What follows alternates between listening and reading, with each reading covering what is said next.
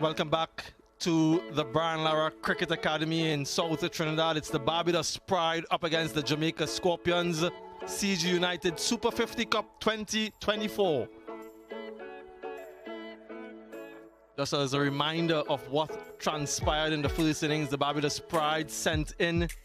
They got to 260 for 8, a couple half centuries there. 134-run partnership between Boucher and McKenzie, 73 and 63 respectively. And then Mears with a belligerent knock of 41 from just the 30 deliveries and got them up to that mark. Bowling for the Jamaica Scorpions, a couple wickets for Javor Royal, who a little bit perhaps surprisingly was given the new ball, 2 for 43. 3 wickets for McKenzie. Those wickets coming at the back end of the innings, 1 for Odin Smith. Nice to see him completing his allocation of 10 overs, and 2 wickets for the off spinner, Brad Barnes. Means then that the target score for the Jamaica Scorpions, 261. At just over 5 runs and over. Continue to be blessed with exceptional weather here at the Brian Lara Cricket Academy. The outfield in pristine condition. The pitch, although a little bit on the slow side, has generally been good. Saw some half centuries yesterday in the opening game here, a couple half centuries today, so that's something that I'm looking at very closely as we go through this tournament, how the batters are able to convert those starts into triple figures. Carl Mears, captain for the Barbados Pride this season, semi-finalists last year, looking to get into that final. And remember the prize money, folks, $100,000 for the champions. If you can manage to get your hands on the trophy, not only regional supremacy, but also the financial reward to go with it. Odin McKenzie, 14 innings in List A cricket, a best of 28 at the top of the order. We spoke about their travails last season, not able to register a win, finished at the bottom of the table. And the returning John Campbell, commuted ban, he's back in. Nice to see him back in the mix. All of his experiences, the leadership qualities would be brought to bear in this innings. Then we have on the other side of the equation the southpaw Dominic Drakes with the ball. He'll be opening things up from the northern end. 2 slips in weight, looking to get an early breakthrough for his team, and we're just about set for the chase.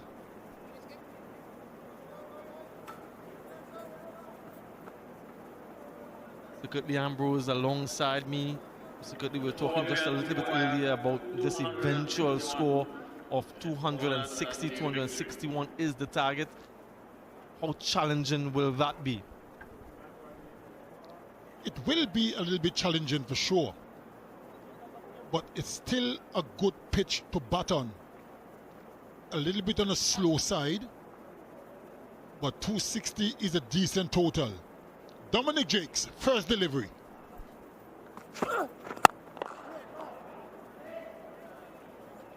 I reckon that the Barbados Pride may feel they should have scored a little bit more than 260.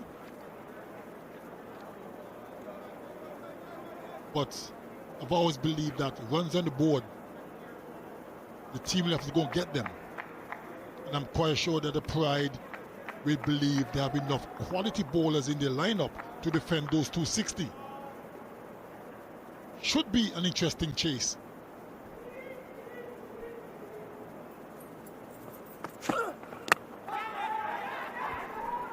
Yeah, there is some swing, away swing for the left-handed Drakes. Outer portion of the bat. I just wonder if that carried to the fielder and slip, or if it came off the ground. Have a closer look. Edged.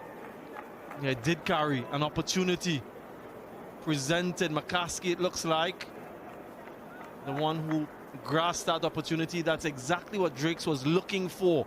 Full, getting that drive and that edge. Opportunity goes a-begging. Huge shot this time, might just have been outside the line of off stump. But some good skills on display quite early. One leaving the batter, and this one perhaps just angling in.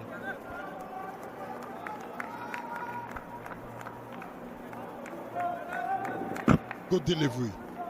A hint of seam movement as well. Dominic Jakes pleading, but to no avail. Good start for him though.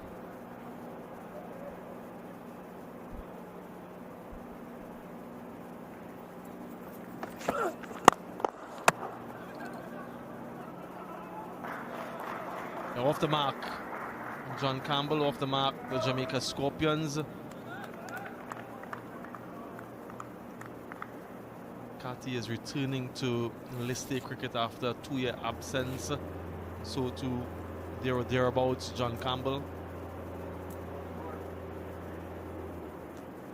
20 test matches for John Campbell, 6 ODIs, played T20 cricket as well, so an all-format player for the West Indies. And he was just about securing his spot, his opening spot in the test team, when that unfortunate scenario arose, which put him out of contention for those aforementioned years. So it's an opportunity for him now to, I suppose, re-establish himself on the regional circuit. Spoken at length about opportunities at the international level for batters, for bowlers. There are vacancies. Who's going to apply?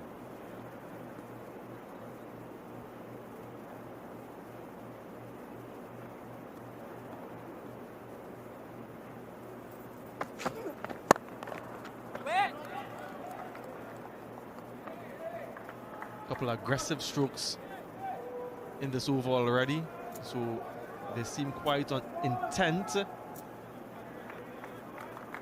on taking the attack to the bowlers when presented with opportunities. And again, it's about finding that equilibrium of attack and defense when needed.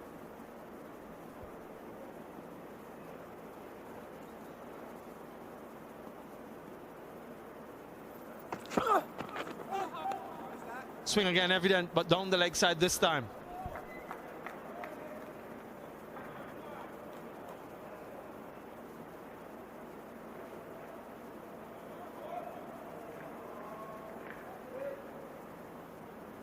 Good to see Dominic Drakes getting the ball to swing quite a bit. Just need to get it in the right areas.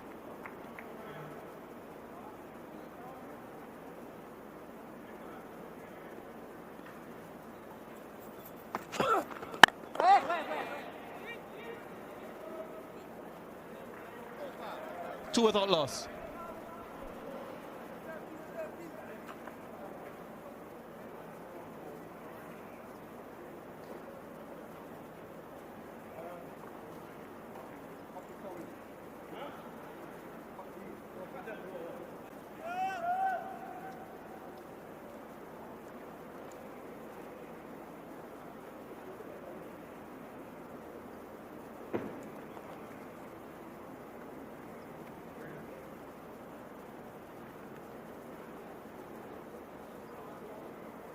Morris, Blackwood, McKenzie, the vice captain, West Indies test players. Some experience there at the international level, but they'll need a good start. They'll need a partnership up front to overhaul this target. It's not going to be straightforward. Which is expected to slow down. Spinners might come into the fore. Holder, not Jason Holder. Shamar Holder from the southern end. And meted and greeted with an aggressive stroke from John Campbell. full, his eyes lit up, and he gave that everything. He is that type of player, John Campbell. Can be very aggressive.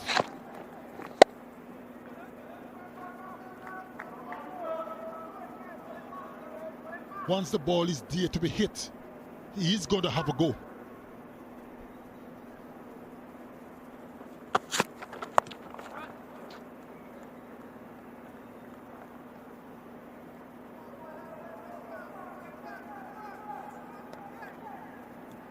Good to see Chamar Holder back into the fray. He's been out for a while, injuries.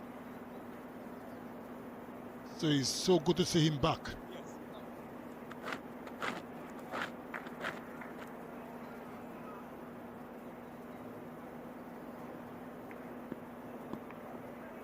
He's had experience now in the county circuit playing for Durham, so I want to see how he transfers that experience for the Barbados Pride.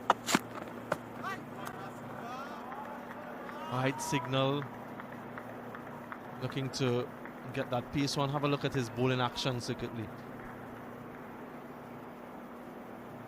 Good approach, very relaxed.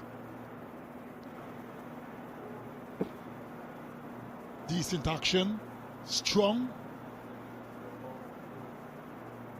And as they say, he finishes his action, cutting across his body. Well bowled. Unlucky for Chamar Holder, but lucky for McCarthy. Good delivery, a bit of bounce. Yeah, tall man, so high point of release, and you'd expect him to get a little bit more bounce. Surprised McCarthy. Unfortunately for him, he got enough bat on it to leapfrog the fielder in that slip position. A quick chat between the batters, perhaps indicating that the bounce that Holder will get replaced Neil Wagner, of course, at Durham. So he has that experience. He's already played Test match cricket. Aggression again from Campbell. So a couple boundaries already in the over, and the intent is clear. Capitalize on power play 1. Overpitched delivery from Holder. And as I mentioned a few moments ago, that's the way John Campbell plays. Can't afford to get too close to him in terms of your length.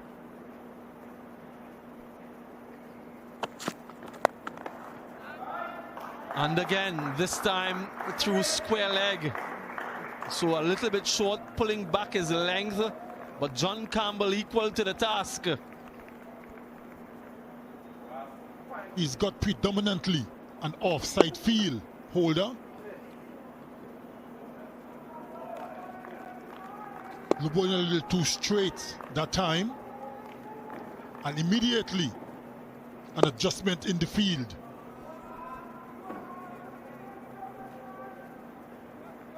One Test cap, one ODI cap for Chamar Holder.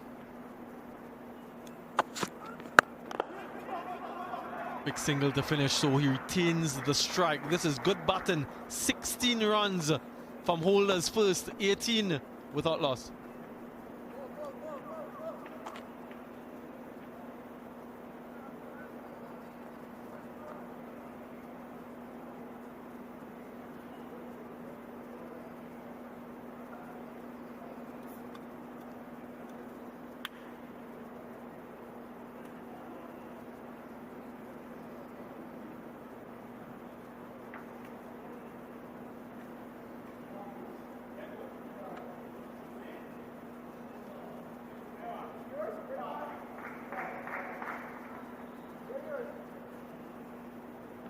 That previous over of 16, the most expensive in the match so far.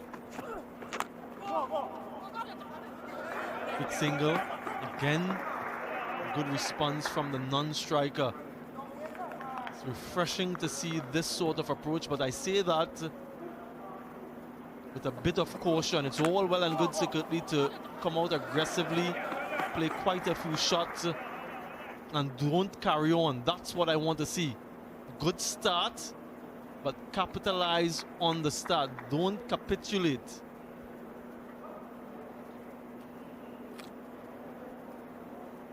As long as they're selective with their stroke play, I have no problems with batters being aggressive. But within reason, of course. Except when you're bowling.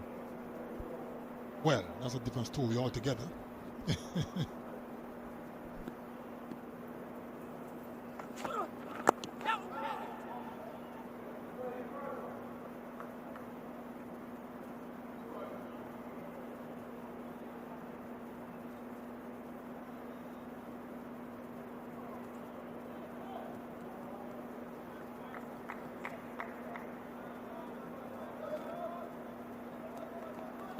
Year-old McCarthy, who made his debut for the CCC back in that 2019 season.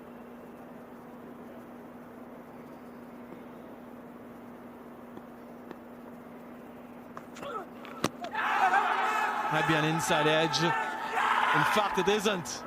Finger goes up, so some swing from Dominic Drakes, looking to bowl full to get that very swing, and gets the success. Early breakthrough before the Pride.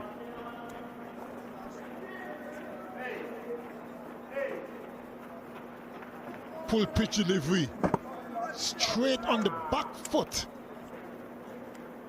Good decision by the umpire. And Dominic Jakes strikes and strikes early for the Barbados Pride. Odin McCarthy brief stay has come to an end. He's gone for one. The Scorpions 19 for 1.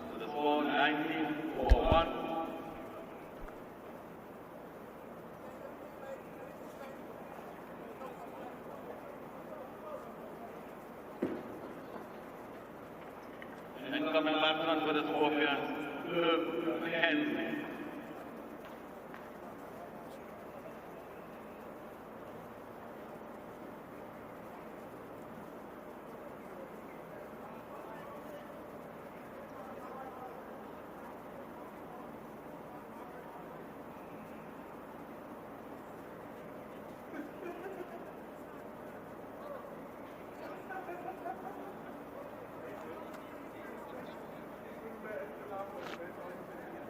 Twenty-three-year-old Kirk McKenzie, the vice captain of this Jamaica Scorpions team, a best of 84.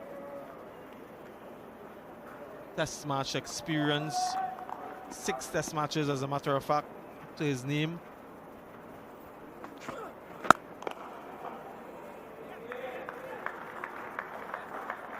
This is the reason why he's here.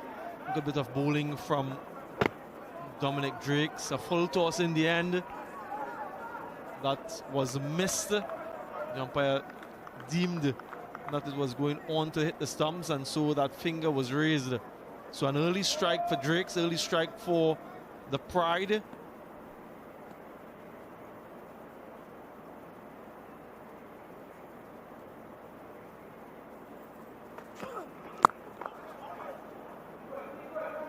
An important series for McKenzie as well. He lost his spot in the West Indies Test team. Father looking on quite intently.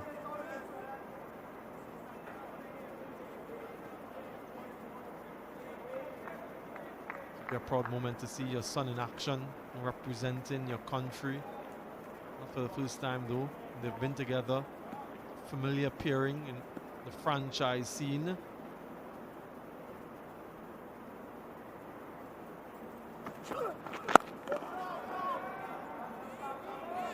Successful over, a wicket and 1 run, 19 for 1.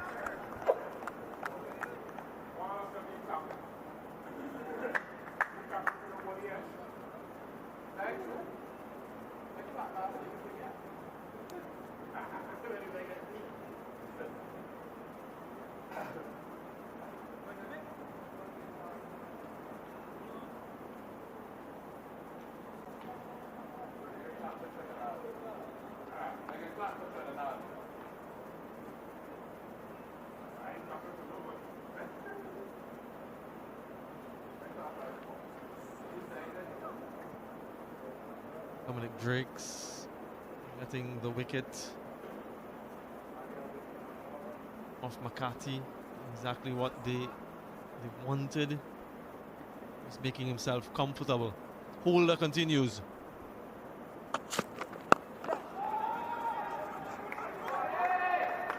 Mentioned McKenzie losing his spot in the test team. Batted at number 3 for those 6 test matches that he played. Casey Carty replaced him in the recent series against South Africa. So it's an opportunity for the young man to reassess his game. It's a different format, 50 over cricket. It's a long format and he's in quite early. So lots of opportunities for batting.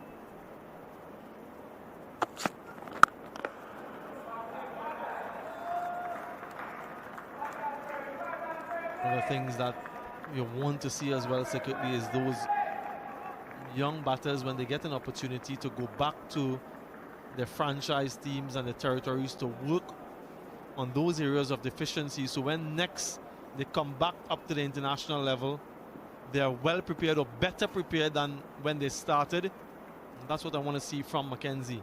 He has the experience, he has tasted it.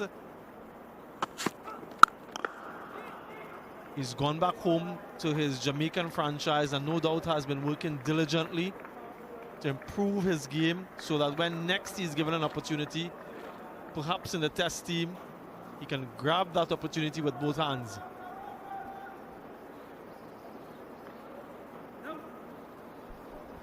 That's what it's all about. Continue to work at your craft, find ways to improve.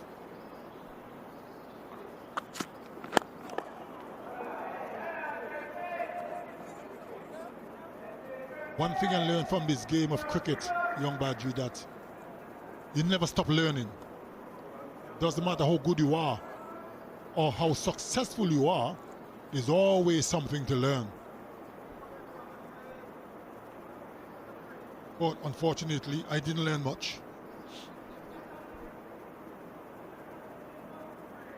With all of the skills already, he didn't have to do too many things secretly.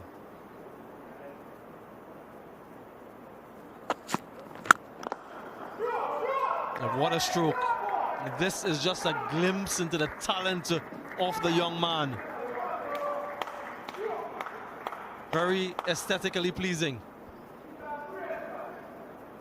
Just a push. Hardly any back lift.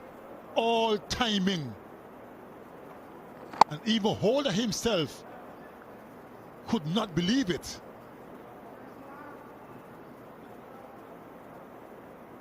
What a stroke that was.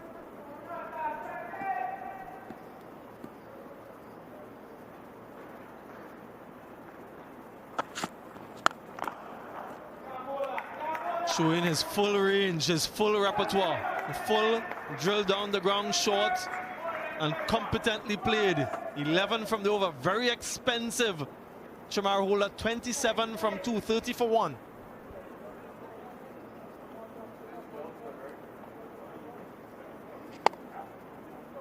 Yep, trying to compensate for the full delivery but not getting that ball high enough. So he's able to swivel and get it way in front for 4.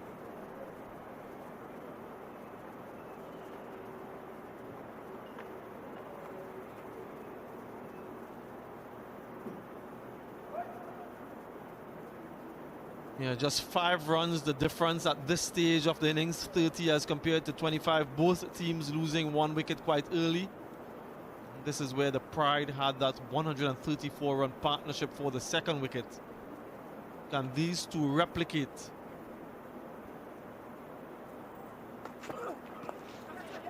Audacious from John Campbell. You don't see that too often this early in the innings. He's showing his confidence, it's oozing.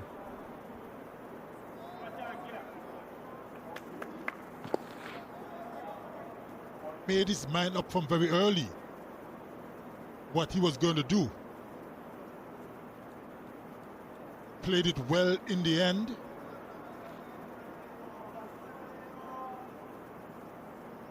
something for Dominic Drakes to think about now.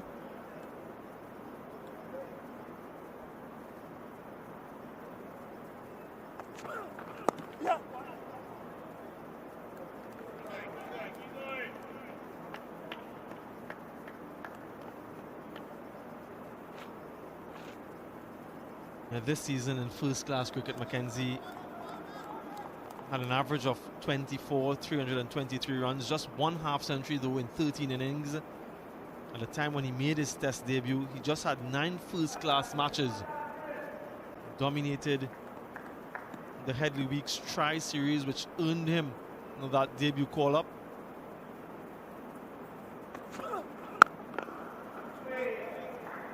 Also a graduate of the West Indies under-19 setup 4 years ago in South Africa.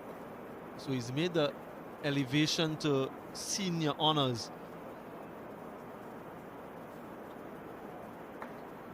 Alongside the likes of Shazvi Jaiswal, and we know of his exploits in the international game at the senior level now. But I suppose in many ways he understands his game a lot more now, having had that international experience and more first-class experience. And this is where you want to show your skills. This is the tournament where you want to dominate as a young player, trying to force your way back into the international scene. And even as someone like John Campbell, a senior player trying to re-establish yourself here and now. This is the tournament.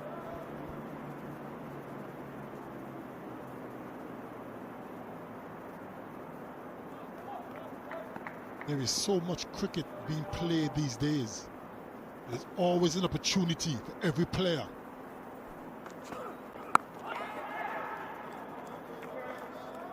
It's all about performances on a consistent basis.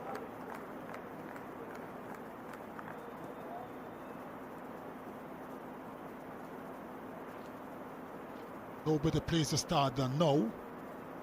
John Campbell, after being in exile for almost 2 years, chance to get going again.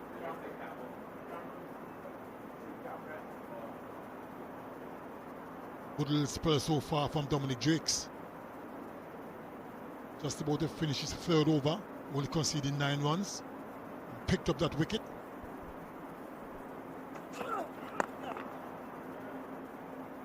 Yeah, this is some approach from John Campbell, walking down towards the bowler. 7 from that over, 37 for 1.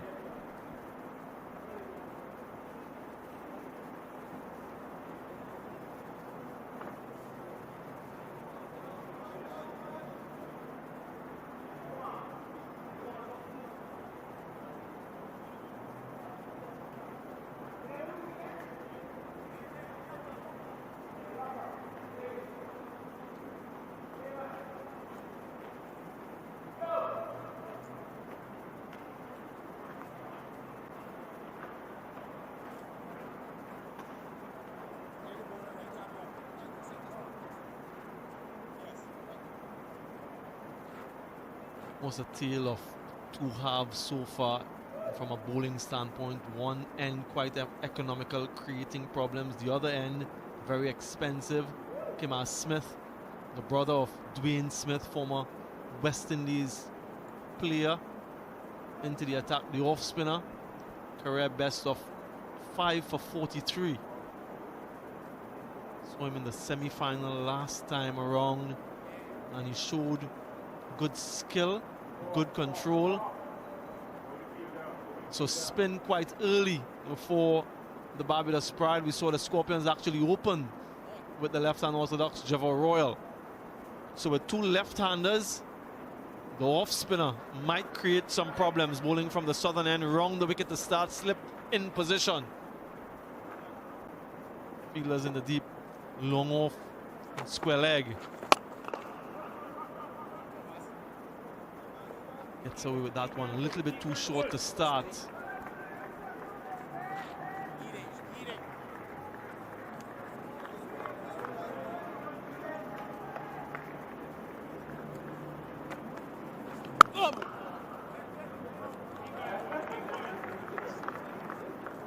McKenzie very strong through the offside.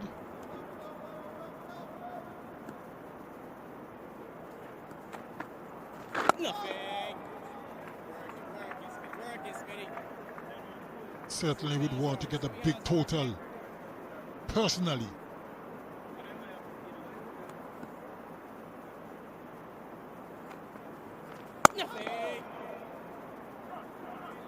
A little bit sloppy, giving away easy single in the end.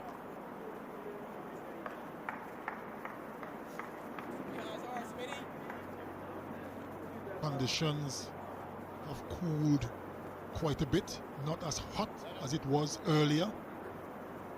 So the Pride would love this condition. There's some measure of respite with the clouds. Yes! In the air, should be taken, is it? Warwick, it seems, just out of his grasp. And that is the reason why the off spinner was brought on. It might have been McCaskey. Not for the first time, we see an opportunity going down, creating that opportunity. An aggressive shot from John Campbell, outer portion of the bat. He got there in the end, got both hands to it. Couldn't hold on. This time down the ground, straight to the fielder. He wanted to be dismissed, it appears. Tried and tried, and eventually he succeeded. Success in the first over for Smith. That will have to go down as a bad piece of cricket on the part of John Campbell, the skipper. Got to reprieve the delivery before. And the very next delivery tried to go big and was easily caught at long off. That was a bad piece of cricket. Easy catch in the end by Kevin Wickham. Celebration for Smith. Despair for skipper Campbell. He's gone for 26. Jamaica Scorpions 41 for 2.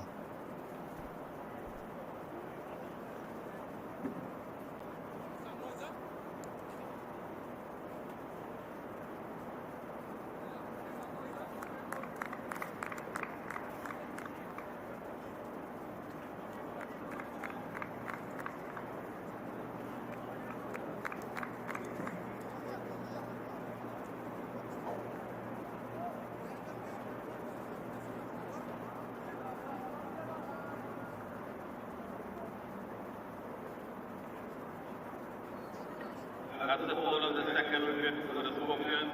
Odin Campbell, Odin Wickham, Odin Smith, 26.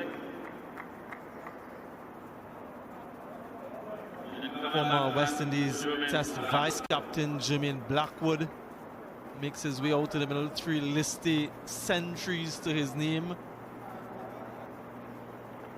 2 wickets falling inside the first 6 overs. Not what they would have wanted, the Scorpions. 2 slips in a gully now for Drakes. Their tails in the air. And quite rightly so. Create some pressure. Dominic Jakes is doing a wonderful job at the moment for the Pride. And that was the dismissal. Easy catch to Wickham at long off. Celebration for Smith. Not good cricket on the part of Campbell, I'm afraid, young Badri. Inexplicable, really. It seemed to have been a brain fade. If you just joined us and you saw the dismissal and you missed the delivery before.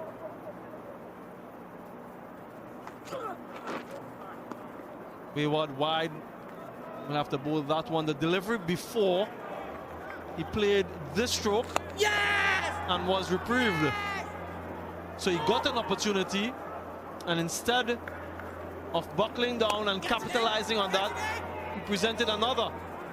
And that time he was taken. So he tried unsuccessfully previously, but was successful in getting himself out in the very next delivery.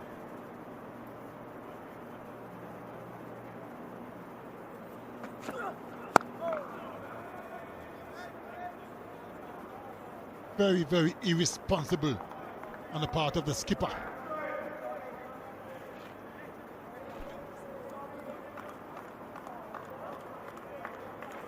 If the Pride can manage to get another wicket in this first power play, they will get themselves a bonus point.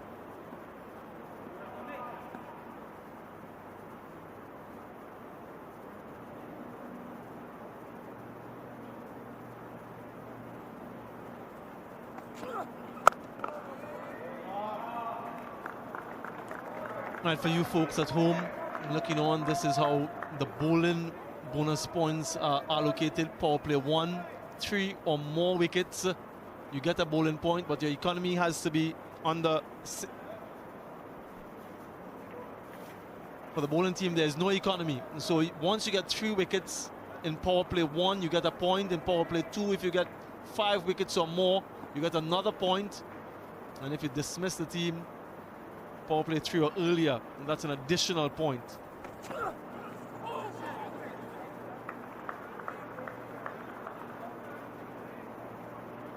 So those are wickets in the various phases. Restriction, power play 3, less than 6 runs, that's an additional bowling point. If a bowler manages a 4-wicket haul at an economy of under 6, or 5 wickets haul at an economy of under 7, another point. And of course, from a fielding perspective, if you can effect 2 run-outs during the course of the innings, you get an additional point. So that's the breakdown for the teams.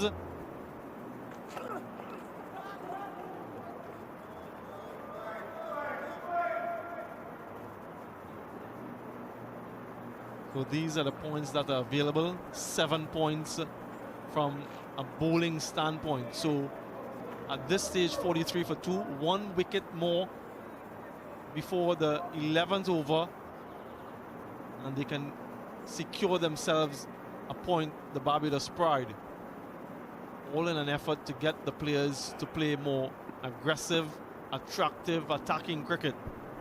And don't forget smart. Clean them up. That's the bonus point. That's Dominic Drakes dominating here against the Jamaica Scorpions. It's 3 wickets in quick time, and the Pride are well in control. That's Dominic Drakes' father. Kept a little bit low, crashed into the off stump. Celebration for Dominic Drakes. Celebration for the Barbados Pride. And despair for Kurt McKenzie. He's gone for 12. Jamaica Scorpions in some trouble. 43 for 3. After the ball of the 3rd wicket, the Jamaica Scorpions, Kurt McKenzie, ball Dominic Drakes, ball 12, score 43 for 3.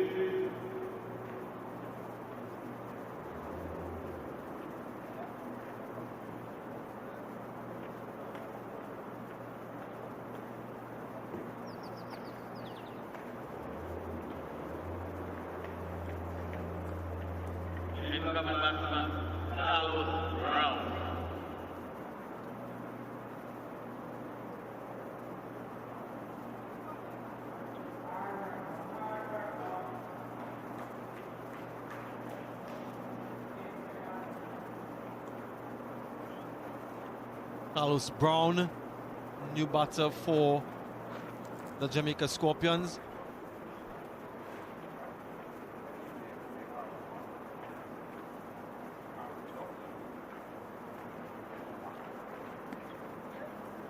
He's on debut in this format.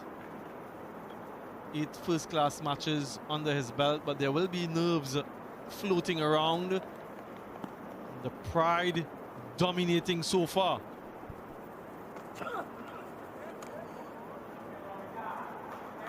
Another successful over from Dominic Drakes, angling in, keeping a touch low.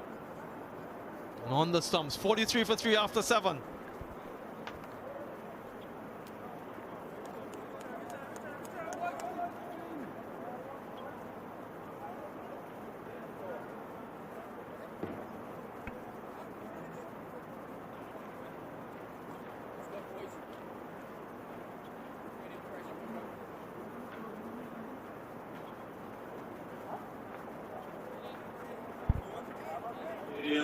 From the southern end, taking up the attack for the prime, Jamel, Warren. An interesting comparison that actually reminds me of yesterday's game. Shakira Selman, Barbados Pride 34 for 1. Jamaica Scorpions 43 for 3 after 7. Similar to yesterday when we saw that game between Windwards and Guyana. Well, more spin into the conversation, this time left arm spin from Jamel Warrican. Experienced at this level and is a wicket taker as well. Yeah, matchups being played by Barbados Pride. Oh yeah! Just a solitary over for Odin Smith because of the left-handers. He got the breakthrough. Now there are two right-handers at the crease. Jamal Warren can introduce. That first one looked like it held up just a bit.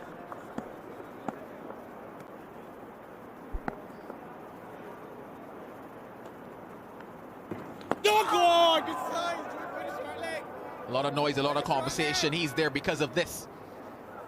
Yeah, the big question was it a case of, should he gone back to that one, Shakira? Certainly you can say it kept quite low. Get your take on it, but did it maybe just keep a bit lower given the length that it hit?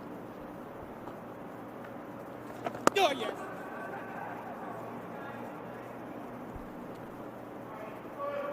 Yeah, certainly did keep low. But I still think perhaps he could have been well forward to that. It obviously wasn't a drivable delivery, but he could have been forward defending that Kurt McKenzie.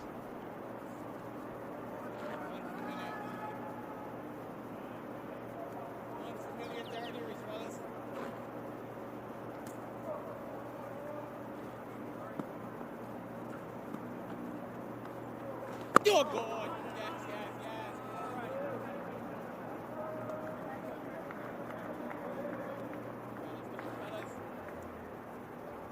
From an interesting time here for the Scorpions.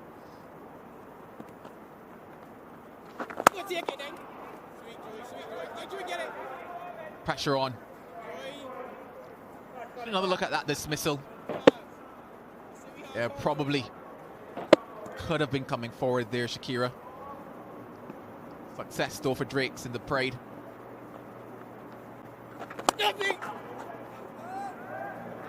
Just one from the first Jamel Warrican over, 44 for 3.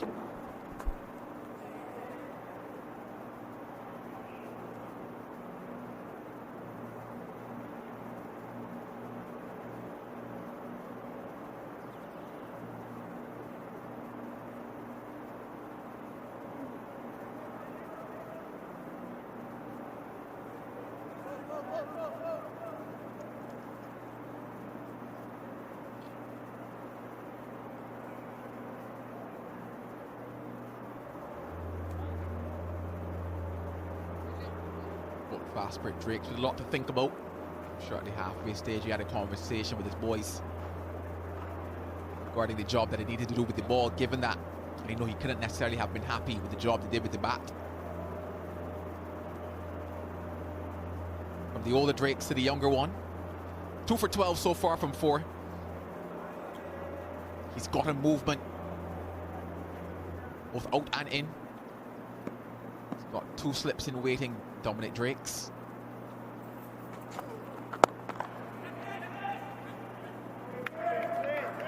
Camper through for a quick one. Looking at what you've seen so far, Shakira, from Dominic Drakes, what have you liked about it? Why has he been successful thus far? He's been fairly aggressive in his bowling so far, Dominic Drakes, and he hasn't been afraid to pitch up the ball, seeing that he's been able to extract some movement, lateral movement that is. And you have to be happy for the young guy. He really struggled during the CPL. He's really taken to the stick. He's shown resilience and come back strong for Barbados Pride. Well, there's what you're talking about, Shakira. Not afraid to go full. And because of that, You're seeing the movement that he's getting. This time, going across the right-handed batter and continue with that angle. Some late swing as well there as it went out to wicket-keeper Boucher. But it's that length. That's the important factor for Dominic Drakes.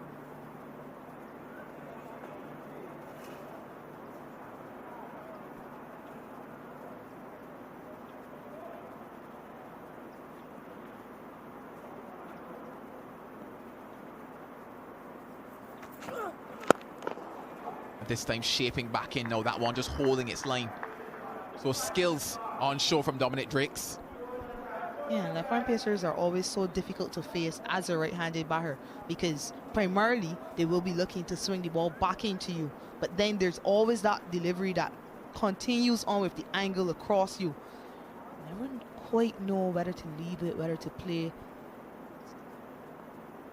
Good show from Dominic Drakes.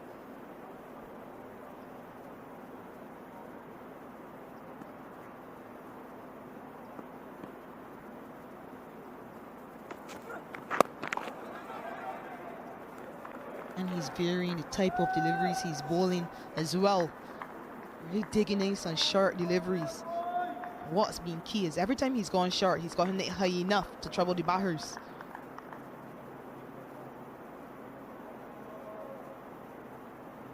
Quite smooth in his approach to the crease, Dominic Drakes.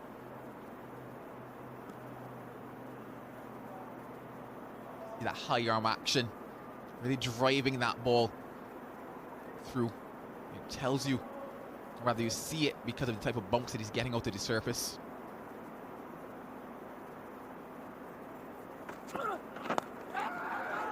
Oh, clipped away. Just a bit too straight from Drakes, in fact, probably. First boundary in 28 balls.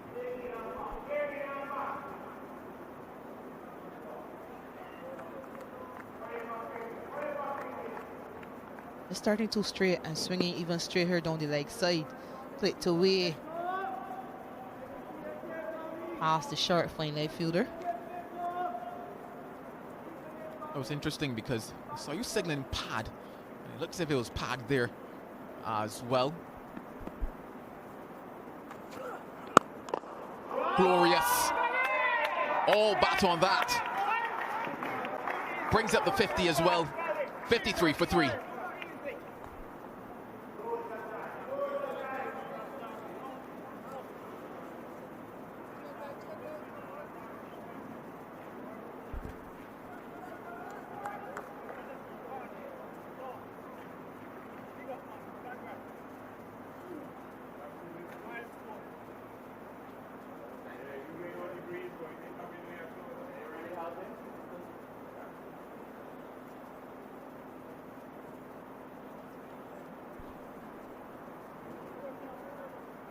Not happy with how that over ended. Dominic Drakes have a bit of a breezer after that one. Balance was key in that last one from Brown.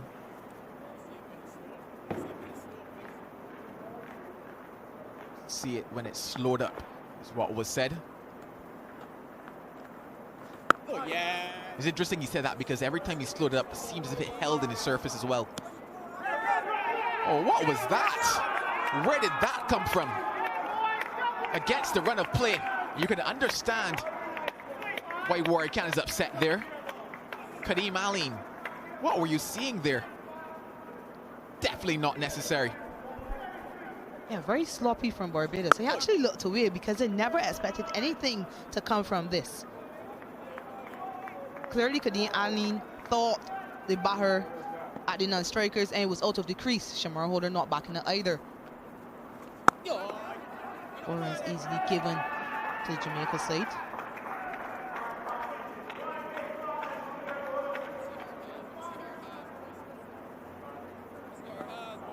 I always look at it in terms of the risk. Is the risk worth the reward on that occasion?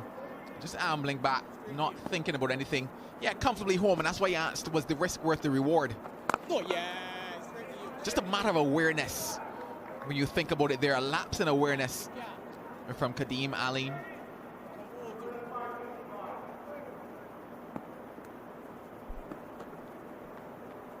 Yeah! Oh, should be a simple chance. The wicket gone. The wicket of Brown. And Warwick strikes. Yeah, this continues to be the problem for this Jamaica Scorpions team. They like to score quickly, but they never quite seem to adapt to situations. And there was absolutely no need for a shot like this from Brown on debut. And this is exactly the reason that Jamal Warwick was brought into the attack. Nowhere close enough to the pitch of that to clear the field that long off. Easy catch for Kemar Smith. Jamaica Scorpions in further trouble, 58 for 4.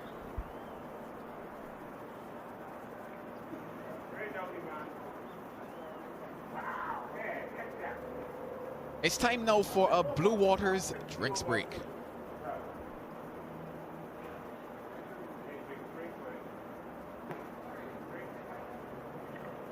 After the fall of the fourth wicket for the Jamaica Scorpions, round Odin Smith to Jamal Warwick 8. Score is 58 for 4.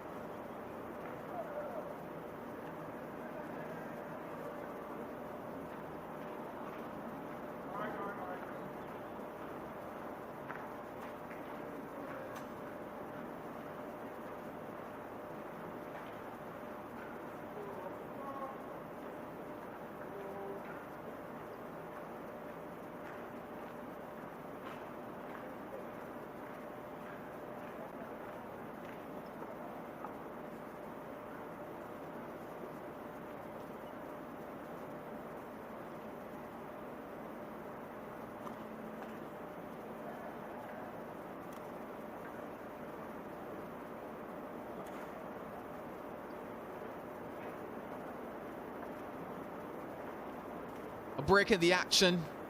You just wonder if things will change after it for the Scorpions. But Barbados Pride have been all over them. 4 wickets for them. The first fell to Dominic Drakes, missing a full toss on that occasion. That was his first of 2. Introduced into the attack, spin for the first time, and it brought about the fall of the captain, John Campbell. Next up, McKenzie. Probably should have come forward to that one. Drakes picking up his second. And then Warwick into the attack, just slowing that one a bit. And Brown, well, things were brown for him. 4 wickets down for the Scorpions, and no real momentum for them. 26 to Campbell. He had 2 lives. And on the third, he kind of gave it away. He'll be disappointed with his return to this list day level.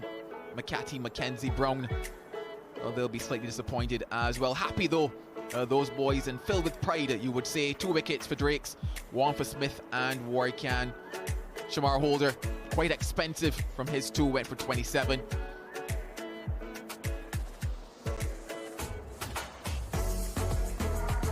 $260 is what Barbados Pride posted. And looking at the position that the Scorpions find themselves in, they're going to need a partnership.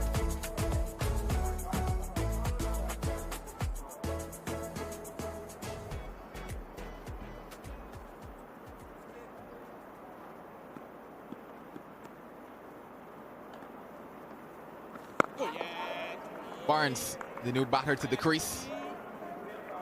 Can it be Blackwood and Barnes to come to the rescue of the Scorpions?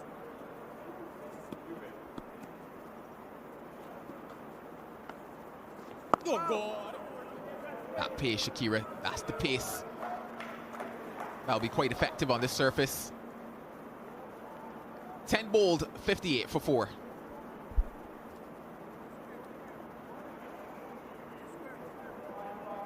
And there's the wicket of Carlos Brown once more. I wonder if perhaps he wanted to hit that to the left of Kemar Smith at long off. Ended up too close to it and hitting it straight down his throat in the end.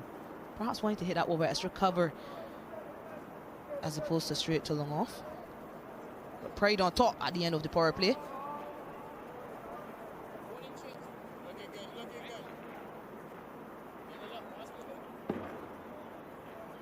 Well, here that signal comes. It's phase 2 time. Power play number 2. A good first 10 for Barbados Pride.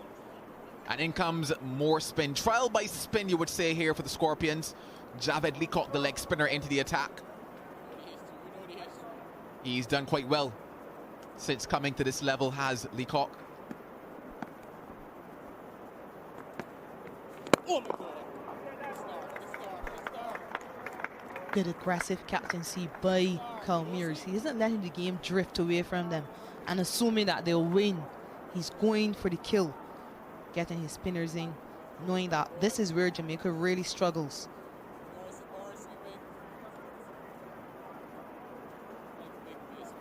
Calmeers, his first time captaining this Barbados Pride side.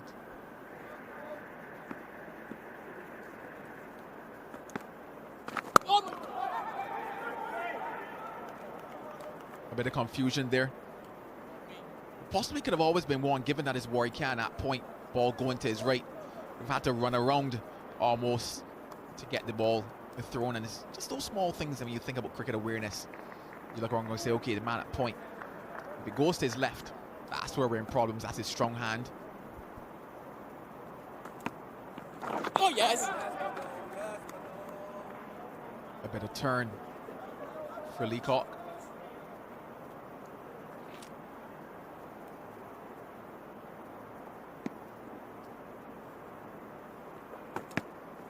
Nothing.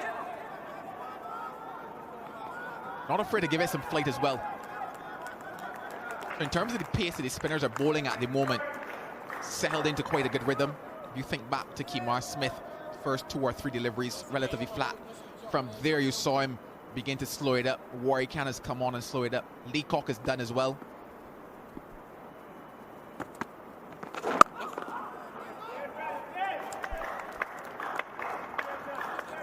And one has to assume that Barbados Pride spinners have learned from what they saw yesterday. We saw Veerasamy Pramal being the slowest of the spinners for Harpy Eagles and being the most effective as well.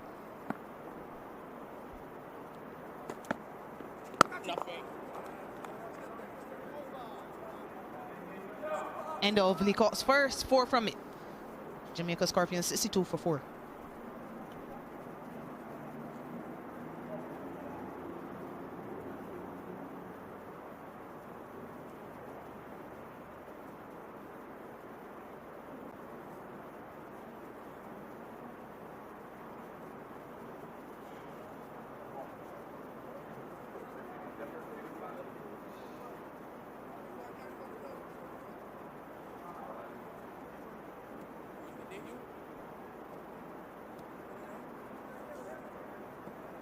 The rate at which they're scoring isn't a problem, but it's that wickets column.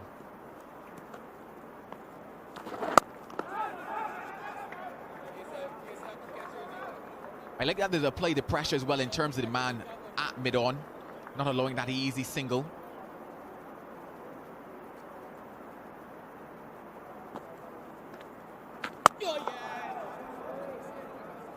Yeah, we're outside the first power play, which means they can put 4 fielders on the boundary. Instead, they've just chosen to put 2 long off and a deep mid wicket. So really keeping pressure on these Jamaican batters, making it very difficult for them to score. This game, we're going to see an enforcement in this pressure. Fielder coming across from sharp mid wicket. Another catching fielder at cover. Fielder from behind square on the leg side is gone to sharp mid wicket. Oh my God. It's not a sweeper. It's not a sweeper. Yeah, what is asking Barnes to do is to take a risk. So they're saying he's not a sweeper. Does he go for that sweep shot, given that there's acres of space behind square on the leg side? Or does he look to challenge that offside field, give himself some room and go over that infield? Oh yes, but we only see it as a long strike. Not late. Yeah, it also makes it a lot more difficult for him to get that easy single by driving the ball down to long off.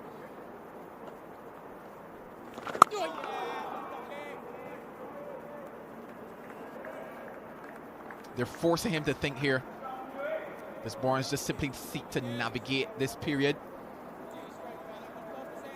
Coach is smiling. Coach is happy with this period of play right now for the Pride. He takes a risk. Goes towards that mid-on position. Collects a boundary to end the over. 66 for 4.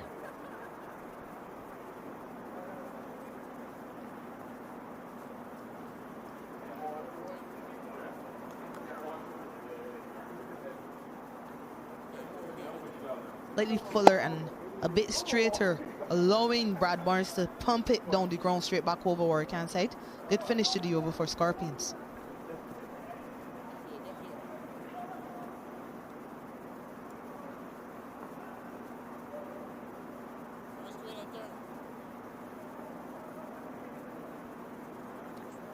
Can't help but think, Shakira, that this game is just reminding me a lot of yesterday.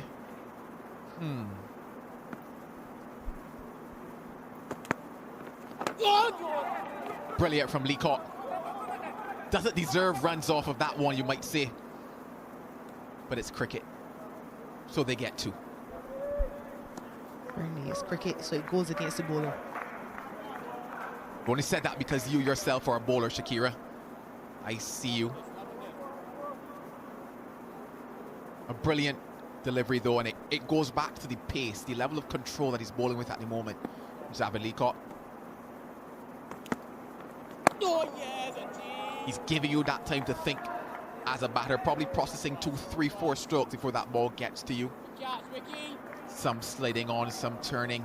Catch, Ricky. But work from Jermaine Blackwood so far doesn't seem too convincing. Well, a full toss. Hit into space. Work to be done by McKenzie, and that work is done brilliantly. That is a super save if there ever was one. Excellent bit of work by Zachary McCaskey running around to his right from deep cover. Had lots of work to do. He really got across, putting in a full length dive, keeping it down to 2.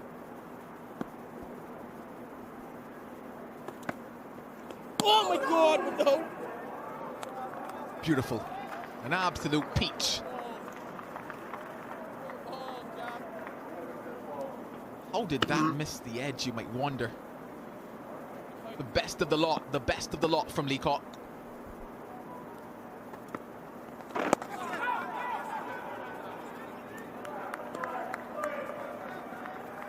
Posing problems, asking questions. It's what you want your leg spinner to do.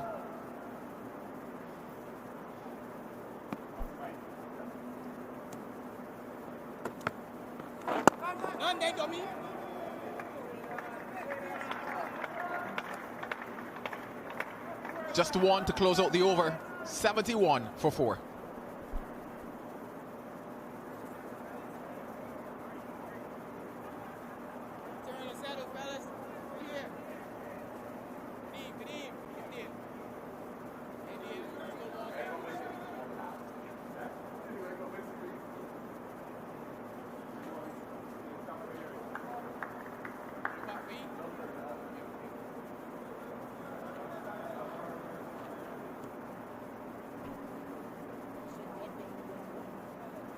Work to be done by the Bees, Blackwood and Barnes.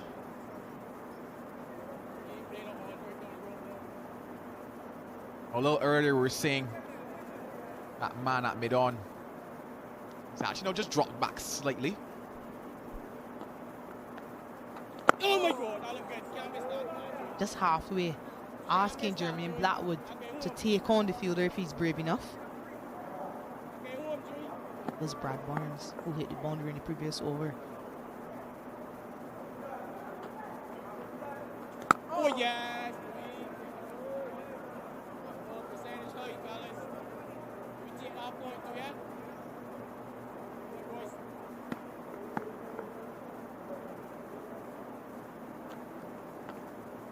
Oh yes, Jerry. They're giving it to us. They're giving it to us, Jerry. That's true. At some stage, you just wonder if maybe he considers use of the feet to kind of change the angles.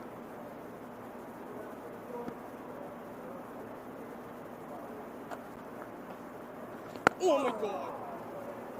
Try it. That's one thing we haven't seen from batters in this competition so far. Confidence to use the feet to the spinners. We've seen sweep shots, which are all good, but we haven't seen anyone advancing to the spinners.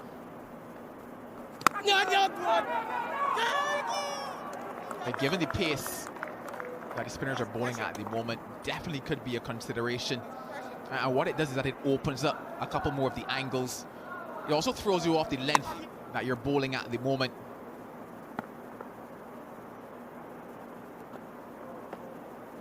Oh yeah. Pretty much like if they're just waiting for that boundary ball. 14 gone, 71 for 4.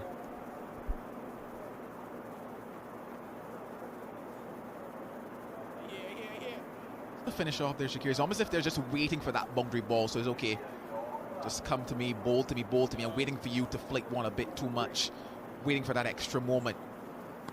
Not really taking the initiative.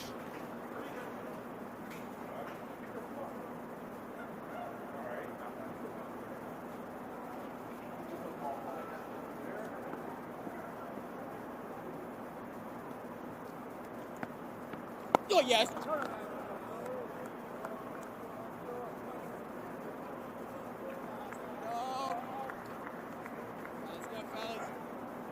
Just wonder how much patience does Barnes have in this type of a situation.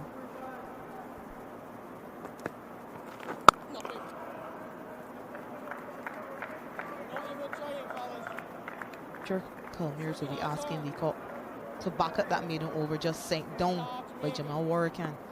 And also keep tossing it up. At Brad Barnes, just like that. And ask him to take on the two fielders waiting that long off and long on. They're just playing on that patience factor because at some stage you tell yourself that big shot could be coming.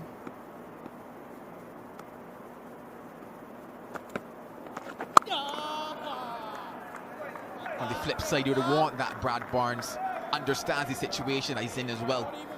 And there will be situations where bowlers are bowling well in tandem and partnership.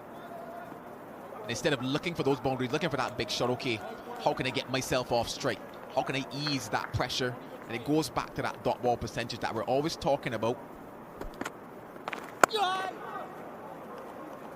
First run in 11 balls for them.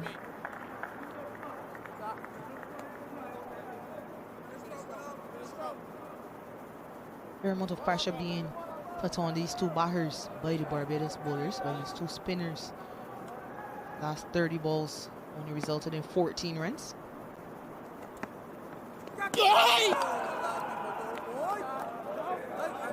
Reaching for that one. 15 bowled, 72 for 4.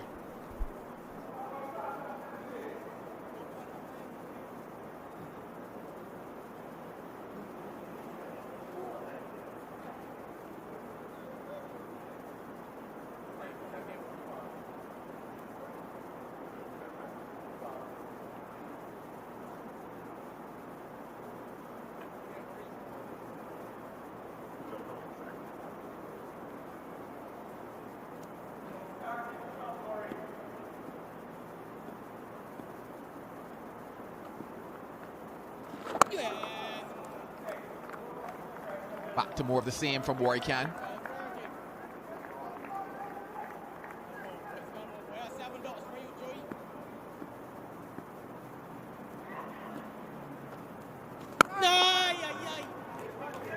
Gets a single this time. Not convincingly though, more so off the inner portion of the bat. That last delivery from Leacock, just reaching for it. Asking for trouble when you're looking to play away from the body like that. A lot of oohs and ahs. Yeah, you don't want to try too hard. That's nasty. That's $7. $7 is raw for you, Rory. Yeah. Yeah.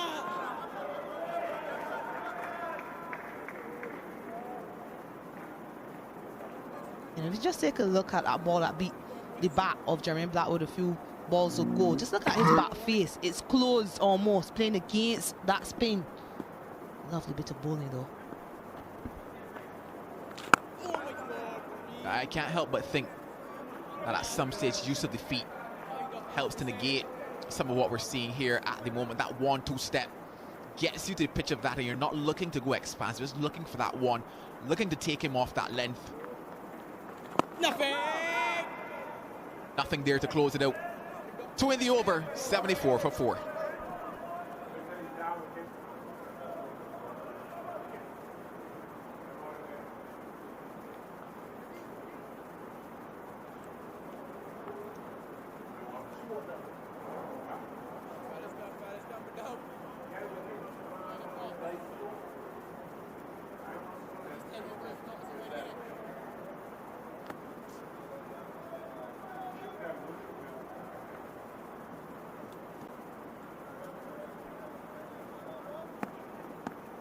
The luxury of having options. Bowling options, I must admit. Barbados pride, spoiled for choices, already with 5 bowlers, and you look around, you see this man on screen. Palmeiras hasn't bowled just yet. There's also Raymond Reefer, Kadeem Aline, all good bowling options, but the leg spin of Leacock creating problems for Jamaica Scorpions and their batting lineup. Afternoon, Sir Kirtley Ambrose. Hello, DG Ganga.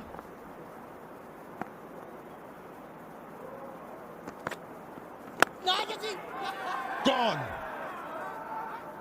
Oh, bounce.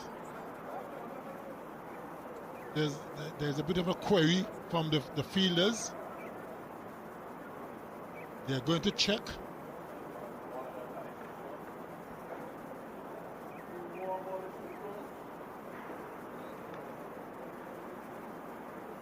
I mean, Blackwood isn't looking too perturbed. Probably know that he's not out. But they're looking to check. And I can understand why you called the dismissal straight away, because of that indecision created with the stroke. Yes, the replay will bring clarity to this situation.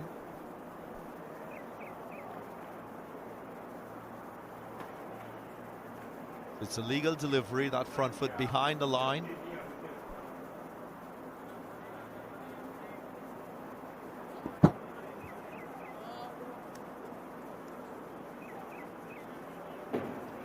Blackwood bat with the ball bounce onto the ground.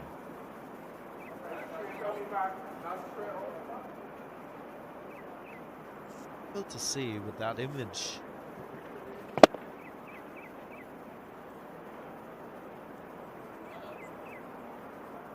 Off the bat.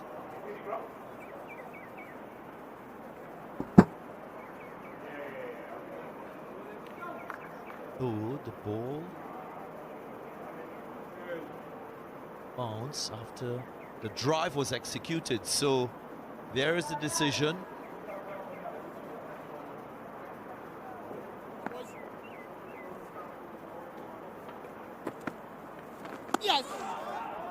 It was difficult to say conclusively what transpired with that drive, but end of it all, Jermaine Blackwood continues his innings.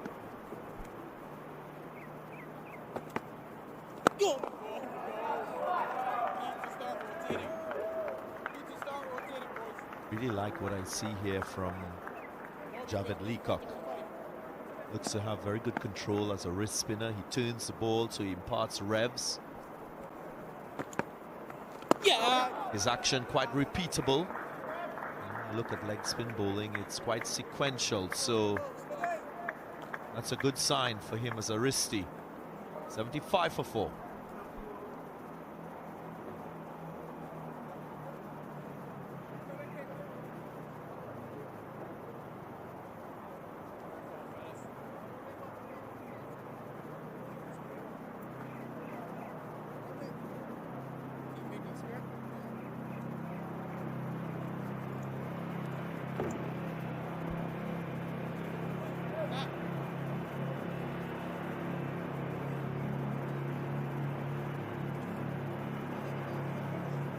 last 30 balls, just 9 runs. So a very good phase for Barbados Pride with the ball. Of course, Blackwood just absorbing pressure, but that has to be to a point because there is a target to be achieved. Still 186 runs adrift from that target.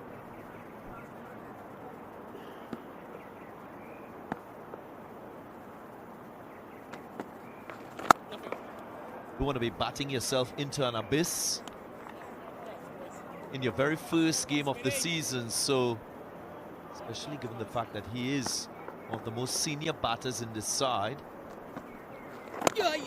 you'd expect that he will lead the way in terms of the approach. Jermaine Blackwood hasn't been part of the international setup for a while, so maybe he's lacking a bit of game time. He's putting himself under too much pressure, as is often is the case for international players who've been dropped and who are trying to find a way to get back to the highest level.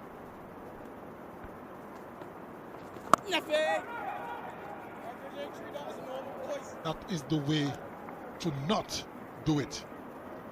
The way I look at it, if you're dropped from the team and you're making your way back, you can't put yourself under so much pressure. You do that, more often than not, you will fail to perform. You got to go there with confidence and let the game just flow naturally. He's always been an instinctive type player, one that plays with a certain amount of freedom. Jermaine Blackwood just one from the over, 76 for 4.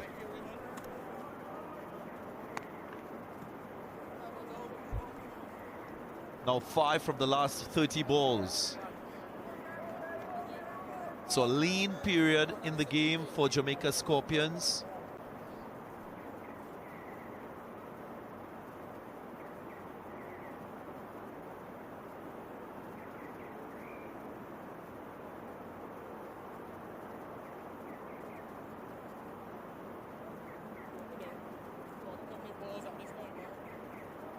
Robert Haynes, right of screen.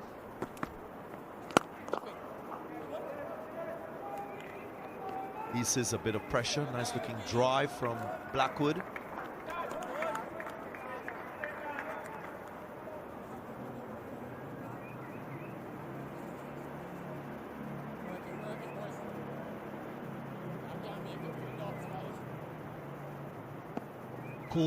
Head coach of the Jamaica Scorpions, Robert Haynes.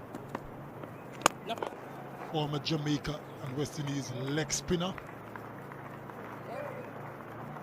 You played some cricket alongside him? Yes, I played against him first and foremost and played with him for the West Indies team a few games.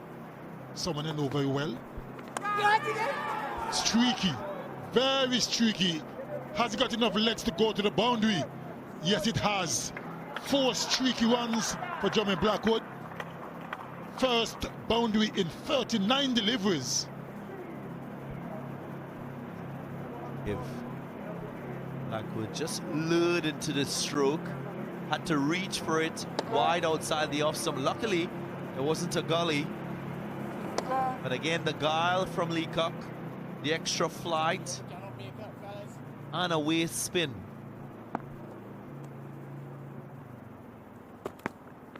Nothing. Runs. It's coming in quick time now, so another boundary. 10 already from the over. That was a more controlled stroke from Blackwood. Waited and played it very well. Yes. So a little bit of pressure now on Leacock.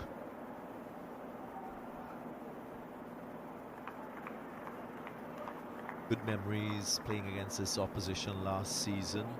Picked up 4 wickets for 43 runs. That was when Barbados beat Jamaica by 47 runs in 2023. The only win Barbados had against Jamaica Scorpions in the last 5 years. Although overall Barbados dominates as a team in the 36 matches they've played.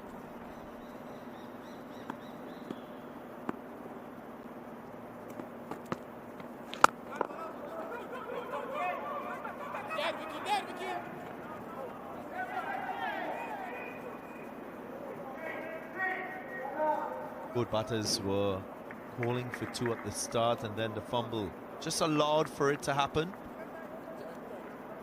89 for 4.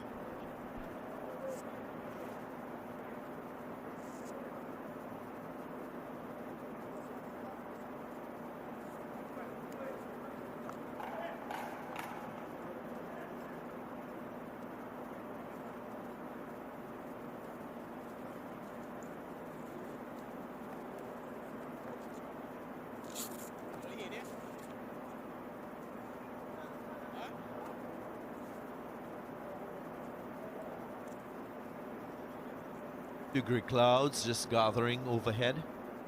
Hopefully this blows away. Doesn't intervene play.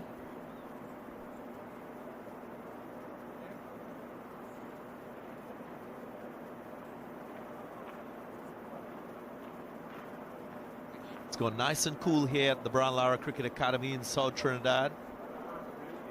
Just scorching heat and sunshine earlier in the day.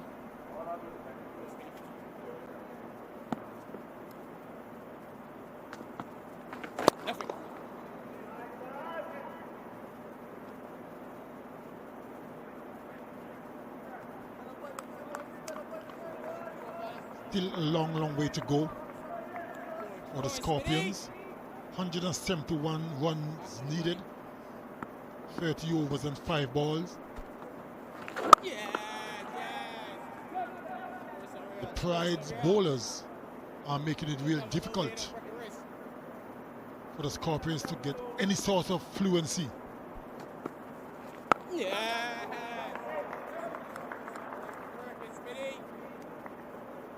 I don't think that the Scorpions batters are showing enough intent to score.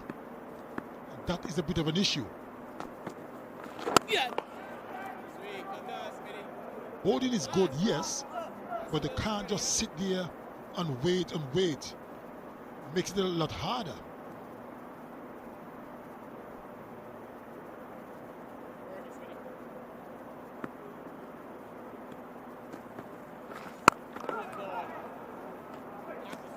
I guess has to do with how you manage risks, how you navigate yourself individually as a batter in a run chase and with your partner as well, playing to each other's strengths. If you're a right-handed batter facing a right-arm off-spinner, you want to be using your feet. Put some more pressure on the bowler. 90 for 4.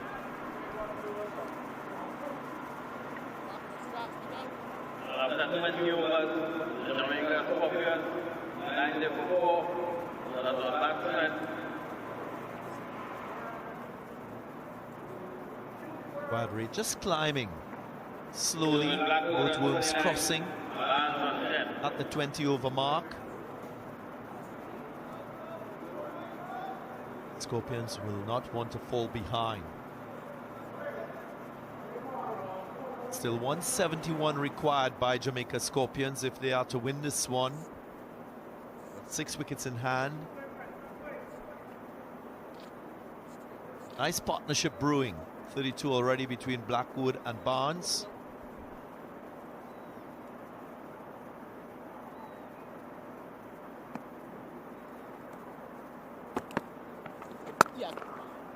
I'll speak about taking risks, of course. It's higher risk if you use your feet to the right arm wrist spin of Lee Cup with the ball turning away. And with a surface that is offering turn, you might just want to wait and pounce on anything short and anything over pitch. For the right hand off spinner though, you can advance.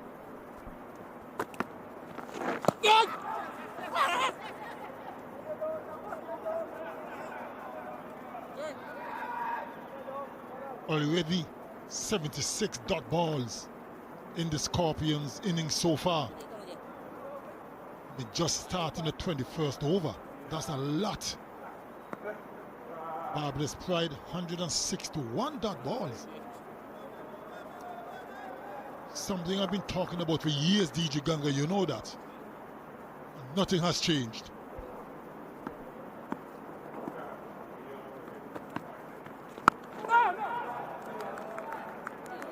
Well, there's an incentive for Team Securely.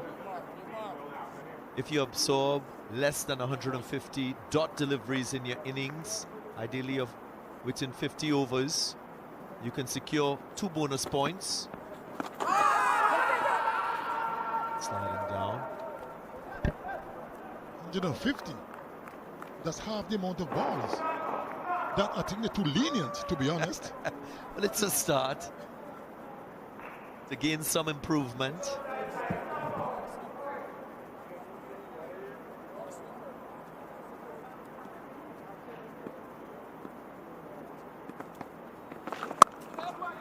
But on a serious note, it's the start of what should be an improvement in the way teams go about things. This is nasty. He was attempting the run out and got struck in the process. Raymond Reefer, he's down. This is so unfortunate.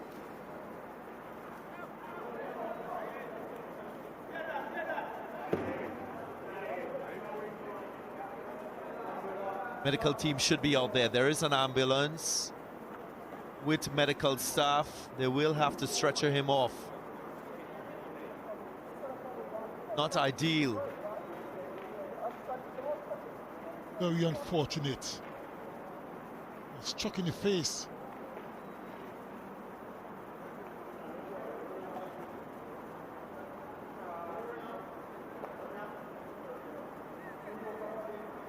We all have to hope that it's not that serious.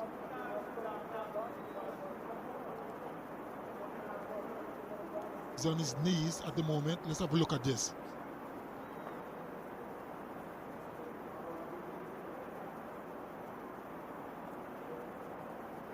Jesus, that's oh.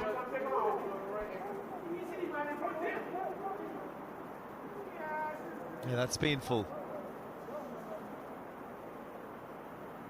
Wasn't expecting the throw to come his way, so he was in a vulnerable position. Raymond Reefer couldn't even take evasive action.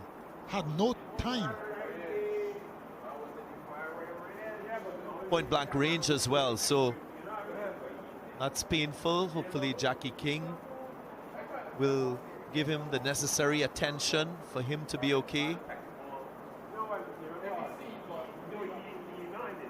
So it's advisable for him to remain on the field. So that's an open wound to the forehead, maybe just above that right eye.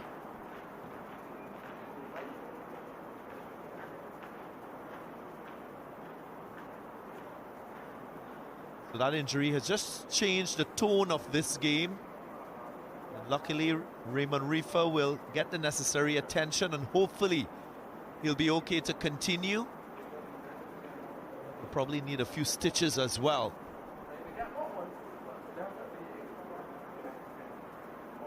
Good thing about it, he's walking off, which means that he's okay. Let's just hope that is not that serious. Just maybe a little open wound, couple of stitches maybe. So look at where this game is at. The run chase, Jamaica Scorpions in pursuit of 261. They're 95 for 4, still with 6 wickets in hand. Jermaine Blackwood well set on 30. Bowling wise, the Pride, they've used 5 bowlers. Thus far, 2 wickets to Dominic Drakes, who was superb in that opening spell. 1 to Smith, 1 to Warken. So spin very much the focus for Kyle Mayers and his approach to bowling this Jamaica Scorpions team out. So again, the equation, 166 more runs required for a Scorpions win.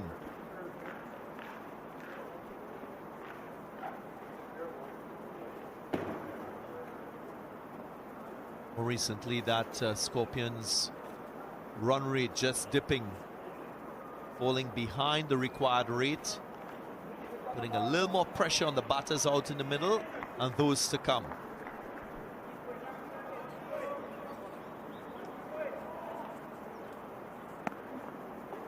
After that unfortunate incident with Raymond Reefer, we are back live.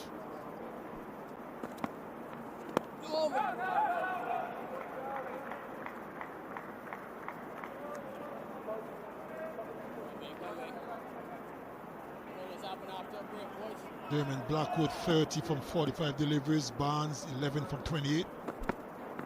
Oh, yes. End of the 21st, 95 for 4.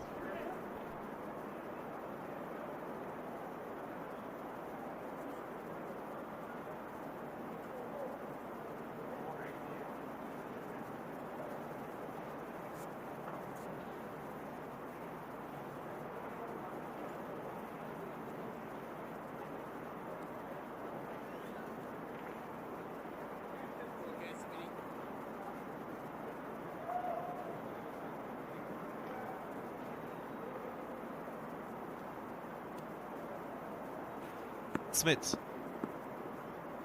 It is off spin from the southern end. There's that moment for these right-handers to dominate a little bit more with run scoring.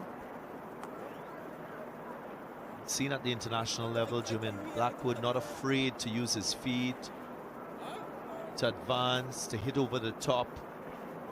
Look at the field there. There's a strong onside field, so I think the line will be straightening into Blackwood. Long on, deep mid-wicket, deep backward square. There's no short fine leg, so there is that option for the little paddle to maybe entice Smith to change his length, get a little bit fuller. He works it there. Just a single though.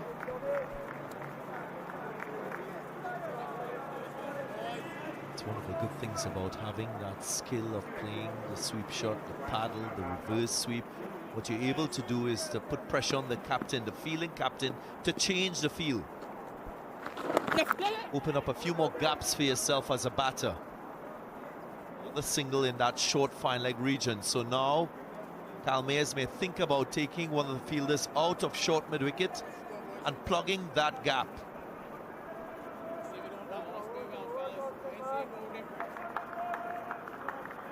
Assists with the same field.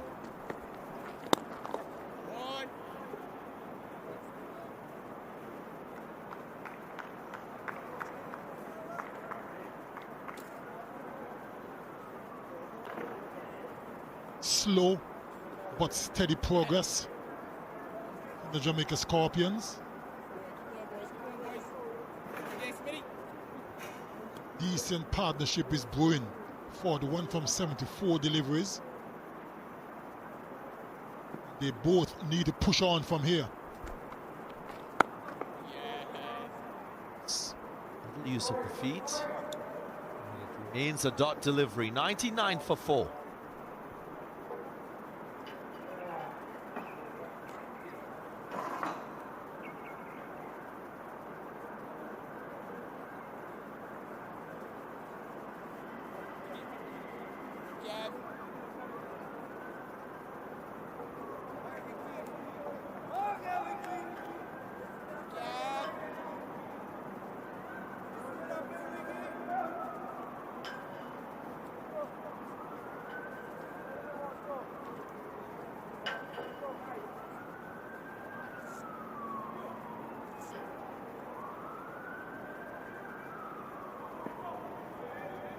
So new bowler for Barbados Pride. Kevin Wickham. Didn't really get many runs with the bat, 2 from just 5, so given an opportunity now with the ball.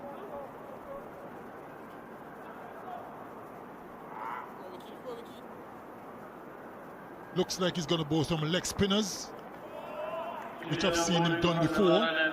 at the under 19 level when I was with the team. Also bowl seam up. Always brag and boast to me saying, coach, you know, I have more control than you when I bowl my seam up.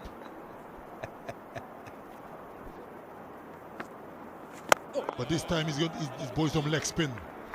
Curious to hear what your response was to his statement that he's got more control than you. I just simply said to him, that's great.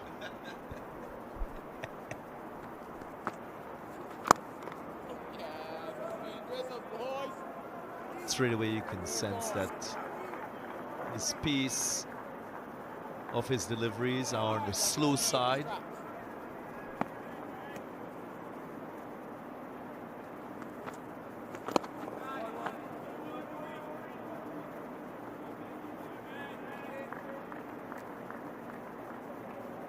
One of the other options for Kyle Mayers to consider is, of course, bowling his right-arm wrist spinner from round the wicket, but aiming for a middle and leg sort of line, spinning across the right-handers.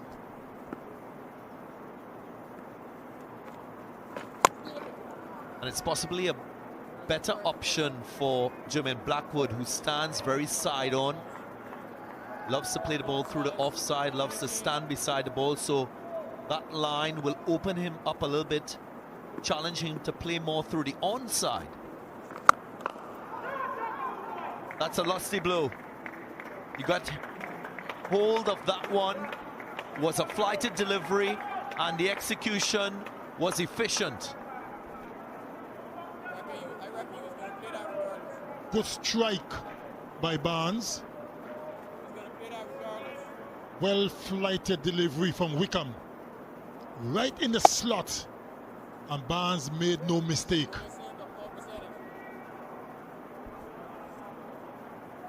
Slightly high risk, hitting across the line. So if I was Wickham, I wouldn't mind that stroke. That's an investment for possibly a wicket. Maybe he needs to impart a little more revs, a little more turn away from the right-hander with the similar flight. Yeah. No, 6 for 4.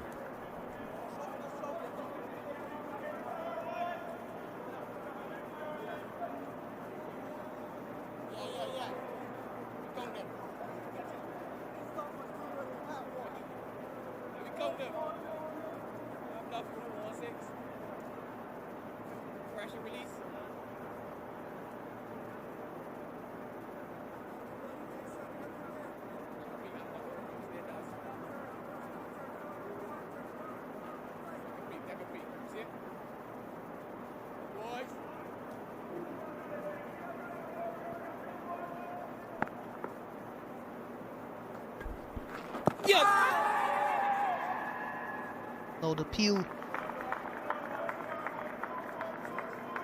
Auto says umpire Duguid. A bit of a recovery for the Jamaica Scorpions partnership 48 now from 82 deliveries.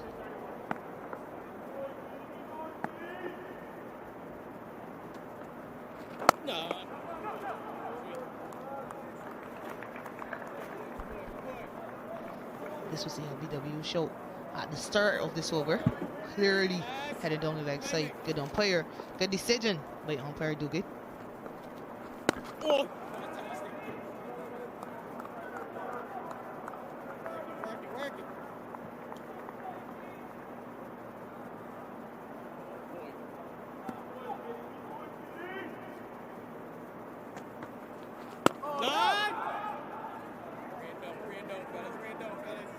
Few dot deliveries.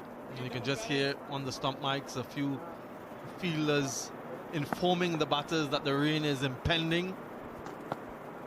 Big single. Blackwood is very quick across the ground as well. There is some rainfall, I understand, just a few meters away from here. That San Fernando district, it's on the western side of the venue, and usually the rain comes from the opposite direction. It's just getting a little bit dark out in the middle at the moment. A couple runs from that over, 108 for 4.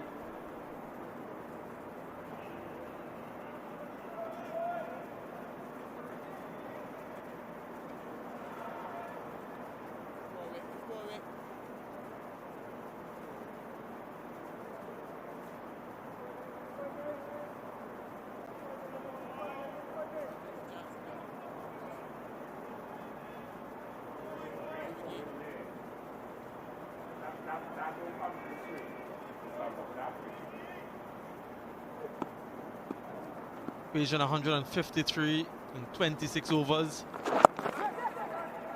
Kevin Wickham continues with his bit of wrist spin. Haven't seen too much of him with the ball, Shakira. But his prospects. Did bowl a few overs last year when he was playing for West Indies Academy. A bit of off spin, a bit of leg spin. Normally dependent on the matchup. If it's a left-hander, that's when you normally see him bowl off breaks. Sorry, that delivery a bit too straight. Signal wide. Yes. Quite a handy player, Kevin Wickham.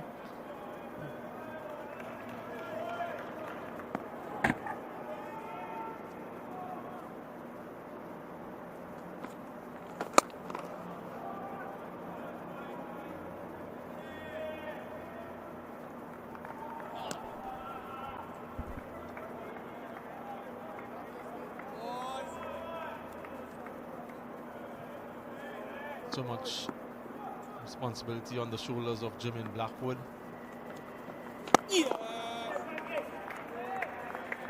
Prince player in this Jamaica Scorpions setup has got themselves a start. 35 from 59 deliveries, a good partnership. Over 50 between these two, trying to rebuild.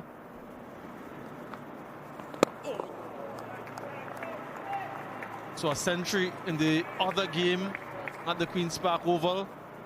Leeward Islands Hurricanes up against the West Indies Academy team. Justin Graves from the Hurricanes registering a century. First century of this edition goes to the Hurricanes and Justin Graves. 113 for 4 halfway stage of this innings. After 25 overs, Jamaica Scorpions 113 for 4. Not out. Blackwood 35. Barbados 22.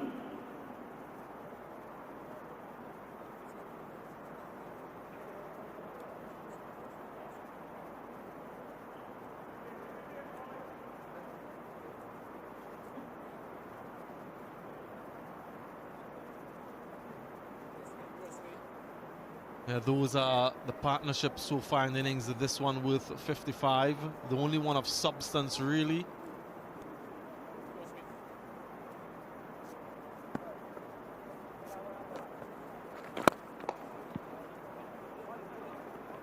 Two is the call. They are very quick between the wickets. Correct end. Through at the correct end. Blackwood is the quicker of the two. Just an update then in that game.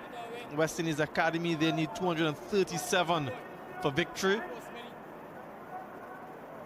47 overs. There was a bit of a delay, and so that game reduced to 47 overs aside. Yes. And in pursuit, well, they are 10 for 3. And we're seeing a bit of sprinkle there as well. The ground staff are all set. And that rainfall that I mentioned a little bit earlier towards the west, it has made its way across to the Brian Lara Cricket Academy. So there will be a delay. How significant? We'll have to wait to find out. Yeah, these groundsmen have done a tremendous job in the early stages of the tournament to get the pitches prepared. It's the same one that we're using from yesterday. Forecast did suggest some sprinkling of showers in the afternoon. It's usually the case at this time of the year in this part of the world, hot and humid in the morning period, and just some showers after lunch. Hopefully it doesn't linger around too long. I'm a little bit concerned about the direction from which it's coming though. It's unusual for it to be falling in that direction. But hopefully it doesn't linger too long. So there's a change in wind direction. It's blowing from right to left, or from the west to the east. At the moment, the Scorpions are 20 runs behind on the Duckworth Lewis and still pass score.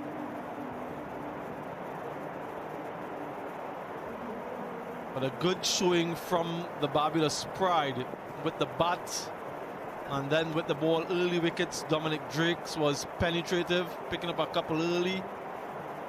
Holder was expensive, just a couple overs for 27 runs. And then the spinners. So it's a strong wind, but it's in the opposite direction from what we're used to here at this venue. West to east. Just a confirmation then of the Scorpions and their innings. Campbell, well, almost you can say there was a brain fade for his dismissal. 26 from 17. McCarthy fell quite early, quite cheaply. McKenzie bowled by Dominic Drakes for 12, and Brown, the other batter, dismissed. Blackwood and Barnes in partnership, 57 from 96. It's been slow, but it's been steady. Barbados bowlers were good at the start, particularly Dominic Drakes. 2 wickets in that 5-over spell. 2 for 21. Dominic Drakes' bowler was put to the pump, but the spinners came and they really pulled it back for Barbados. Odin Smith with 1 wicket, and Jamal Warren was 1 as well. And let's have a look then at those wickets to have fallen. A full toss, missed it completely, and on target. And then after having been dropped in the previous delivery, the captain finds the fielder in the deep. McKenzie cleaned up all ends by Dominic Drakes. Yes. And then another batter trying to take on the fielder in the deep. One of 2 fielders in the deep, but he finds him to perfection.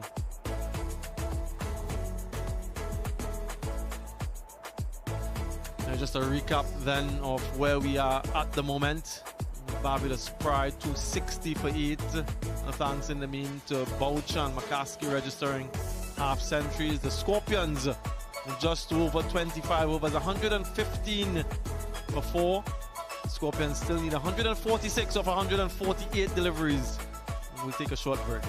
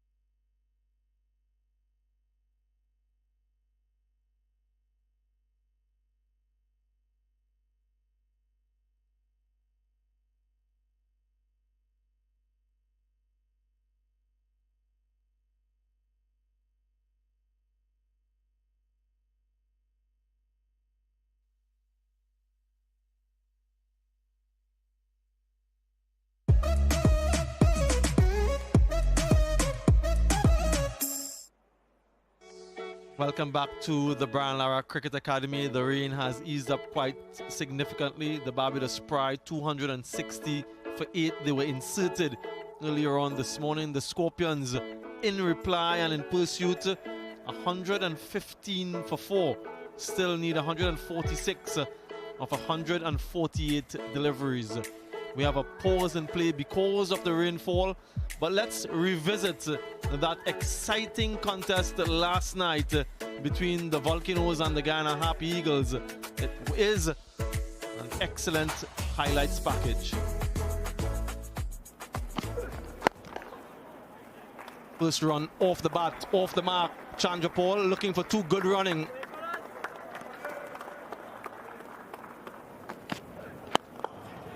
In the air.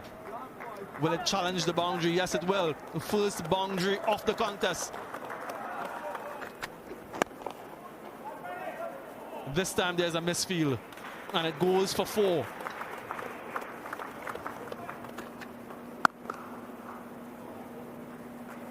Guided, that will go for 4. So this is good batting from Chandra Paul, just using the pace of Tyson.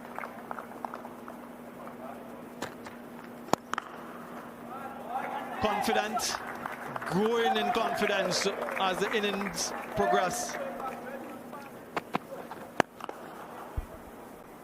One leg side, you will find the boundary. Tejaran Chandapol. Well, the intent shown, and intent brings about another boundary for Chandapol.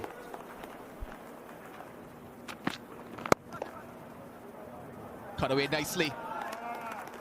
That finds its way into the boundary. The edge found it. Yes, it is. He will fall short here today. And that's the first wicket for the Volcanoes. Gets stationary Chandra Paul, 1 shy of a 4th list A half century. Well pitched up outside our stump. Goes for a massive drive, trying to drive that one down to long off. Ends up just edging it, feathering through to wicketkeeper Douglas. Chandra Paul goes for a well played 49. It's laid the platform for Harpy Eagles, but Harpy Eagles now 83 for 1. What a catch that was! Cyrus with reflexes. That was traveling. Just stuck that right mitt up, and it's stuck. And it's that man again, Shadrach Descartes. That certainly was a sharp catch. Nothing wrong with that front foot.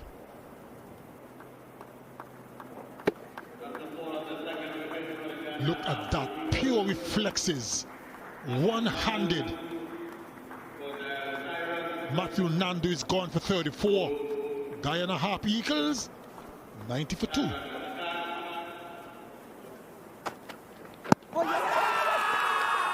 that's his first wicket. That's his first wicket. The dreaded finger goes up. Full and playing back to a delivery. Perhaps he might have been better served playing on the front foot. No hesitation from umpire Patrick Gustard. And you can see what it means to Tyson.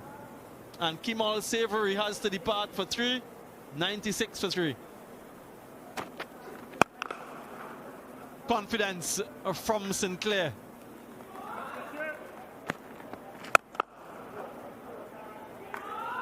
Disdainfully dispatched by Kevin Sinclair in his arc. Pulled away. There's a fielder in the deep. And he's taken. Shamar Springer, the fielder. So only his second delivery. And immediately he strikes. The aggression from Kevin Sinclair proving to be his downfall. Another one falls for the Harpy Eagles.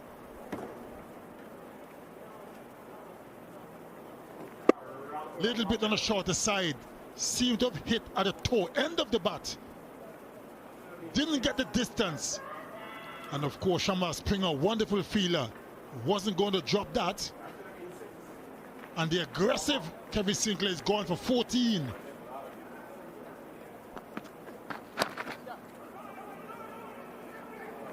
Left touch. Again, the softer skills shown by Imlak, the captain. Brilliant to watch. Oh, a good chunk of that. Takes it over the ropes. Second 6 of the innings. Goes again. Goes even further. 6 and 6. That's 12 and 2.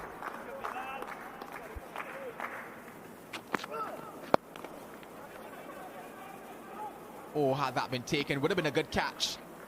Pace off from Descartes. Oh, was that clean?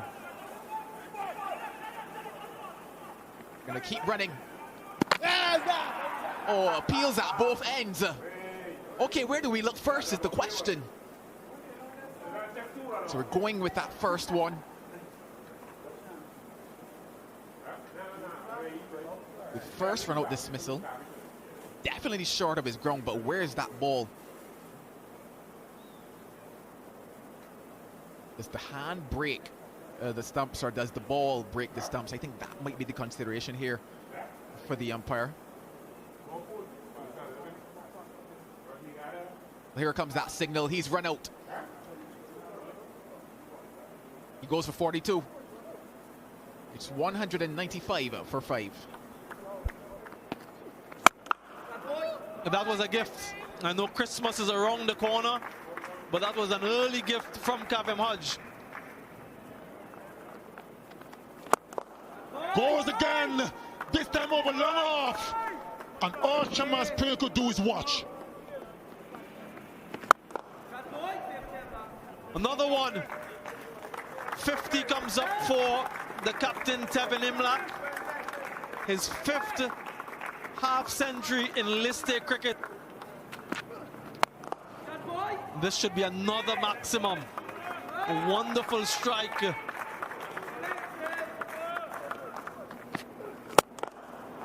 Beautifully struck. That's a good shot.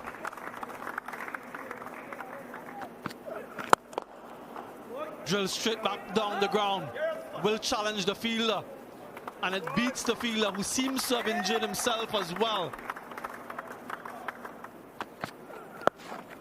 Yeah, what a shot. That is all class, all skill from Tevin Imlak. Not wide enough, and Kimo Paul latches onto that one. Is that another 6? Yes, it is.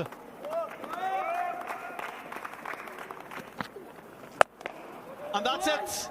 That's another 6. That's a half century for Kimo Paul of just 29 deliveries. And that means that the Guyana Harp Eagles will end their innings on 274 for 5. That's close. That's very close. Was there bat on it? No, says Jacqueline Smith. Not a very good start for the debutant Pascal. Good delivery. Look at that. Swung. Didn't even appeal. Now Smith thought, I've got you. And that dreaded finger from Jacqueline Williams. Stephen Pascal is going for duck. Winning with Islands Volcanoes losing the first wicket, 1 for 1. Off the mark straight away.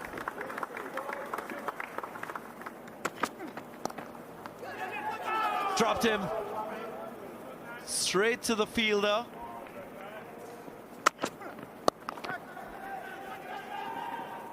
Catch taken.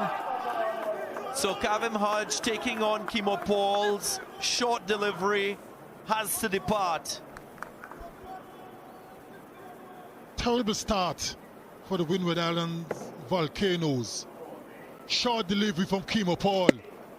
Kavim Hodge went for the hook shot, couldn't control it, and was easily caught by Savory. Kavim Hodge is gone for 4. The Volcanoes is some trouble early, 10 for 2. Gone. There is another one. Niall Smith with the cotton ball, and a bowling point is secured by the Guyana Harpy Eagles. That means that Solizano will have to depart. Again, he was looking to play that delivery onside, kept his bat face close to the point of presenting that return catch. So Solizano departs for 6. It's 10 for 3. There he is, loosing the shackles is Ambrose. Volcanoes, though, they've been on the go from ball 1, and they produced quite a few boundaries like this. Climbs into that one. 8 runs in that over. Oh, pace on, and pace towards the boundary. It sails over the ropes. Oh, was that an edge? I think so. The umpire agrees. Inside edge on that one, and the skipper has got to walk back. Good length. Bit of late swing inside edge taken. Ali Mohammed has his first of this year's competition. Neil Ambrose has to walk back disappointingly for 19 runs.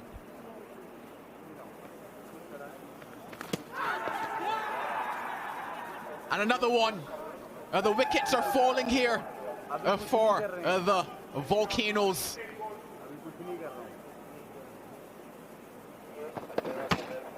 We're just pushing at it and playing inside the line of the ball, perhaps not expecting it to turn.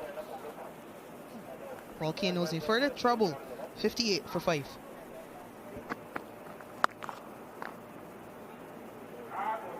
And that goes away for 4. Smashed again. Another boundary.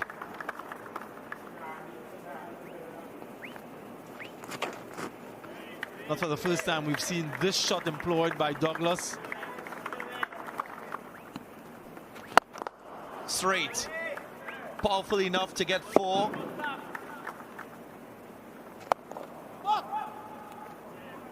Fumble doesn't help. Brings 50 to discard. What an innings it has been. Oh, this looks good. This looks close.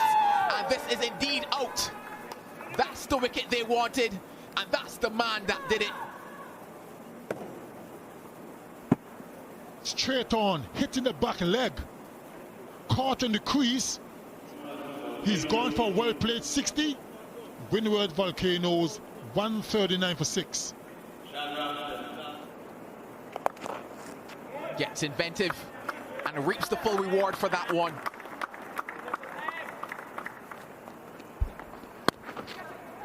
Maiden 50 for Douglas. It's a special moment for the young man. He's played a very, very good hand. He's gone for it. That sounded really good. Was that close enough? Yes, says the umpire. Patrick Gustard thinks he's struck across the line, and that would have gone on to hit the stumps. So the breakthrough comes. Yeah, and on this occasion, he goes across the line of that delivery. Perhaps was heading down the leg side. I think he was a bit unfortunate. Ryan John has to walk back for 12 runs.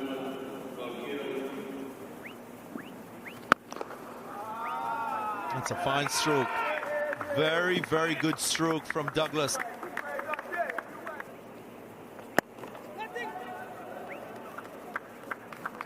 Single keeps the strike. There is an appeal. Just wonder if the umpire wants to have a look at it. Yes, he does. Very close. Might be closer than we think.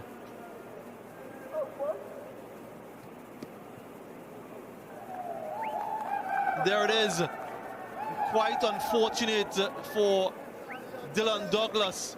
It was a splendid effort, but in the end, falling agonizingly close to that landmark.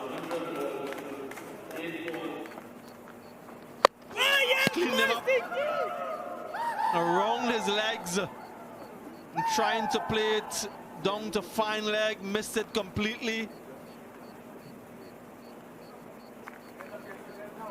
Trying to be a little too cute.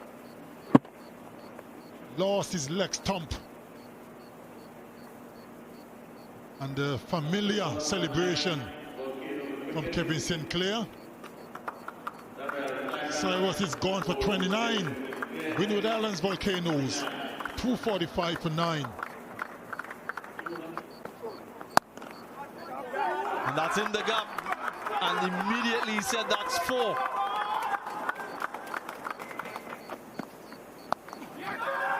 And that's it. An eruption of emotions from the Winwood Islands Volcanoes.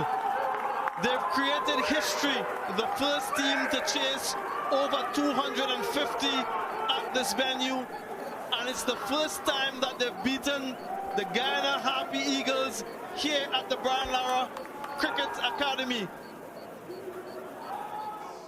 The emotions ran high last night. The composure of Denver and Tyson at the end to get the Volcanoes over the line and collect some much needed points in the first match of their CG United Super 50 encounter. 274 from the Harpy Eagles proved not to be enough. Oh, what a match that was. Oh, to see more of that in the CG United Super 50 tournament. Don't forget, we go all the way down towards the end of November. The story, though, not a good one here from the Brian Lara Cricket Academy.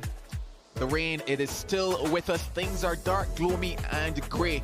But we certainly hope that very soon we can have more action for you right here. Until then, we take a break and hopefully come back with good news.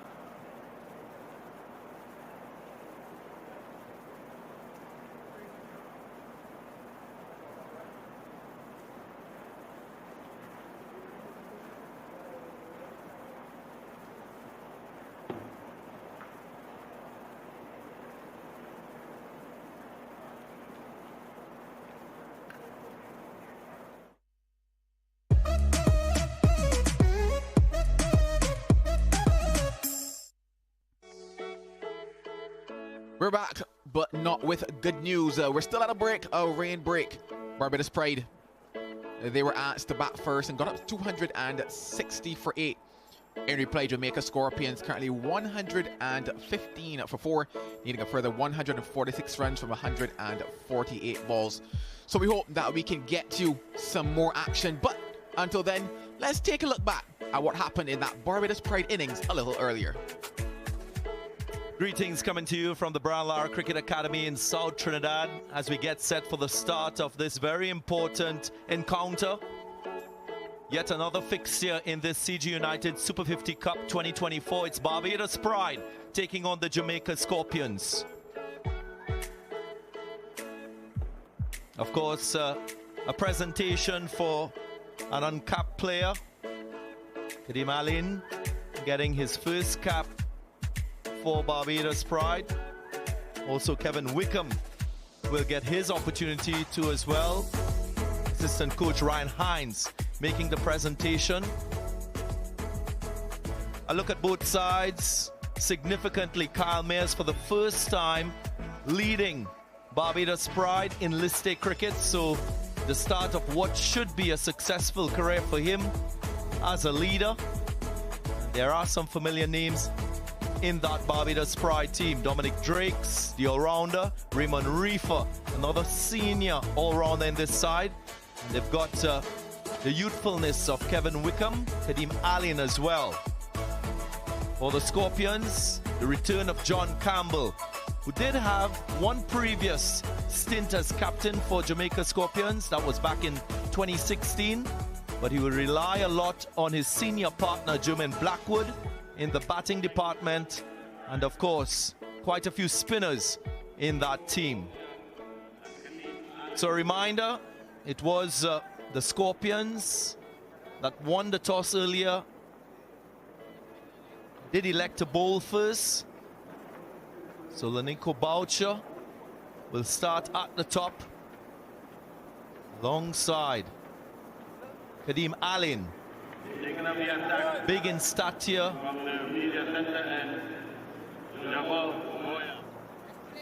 It will be the spin of Javier Royal to start. Oh, God! It's a loud appeal early. Not out, says the umpire. Good start by Royal. Good start by the Scorpions. Catch him! Quite outstandingly. He is off the mark with what could be a boundary. In fact, it is. So Laniko Boucher off the mark instead. And just getting on top of the bounce on this occasion. Royal just going back off a length.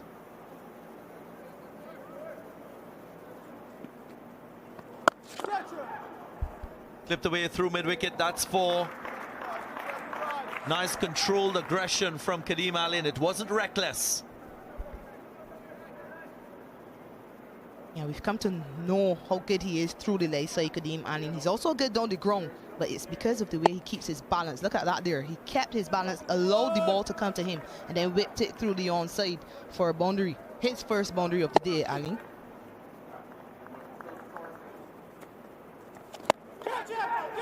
Did he get hold of it? Did he get hold of it? Fielders converging and catch taken. Brilliant was the communication between the long on and deep wicket fielders. Very, very impressive to start by the Jamaicans. Carlos Brown on debut, making his mark. Yeah, into the action immediately, Carlos Brown. He makes an impact, and this is an excellent catch because I thought for a second that there was going to be a mix-up between the two fielders. Jermaine Blackwood coming off the long on boundary, Brown coming off the deep mid-wicket boundary, but they communicated well, like you rightly said, and he made it look quite easy. Good catch. Kadeem Allen has to go for a fairly enterprising 11. Barbados lose their first at 16.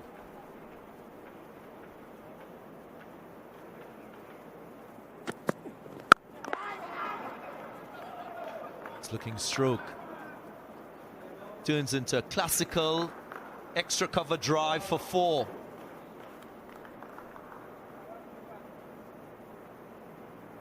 Yeah, it looks good. It looked good, but the fielder perhaps should have done better at mid-off. Nice push.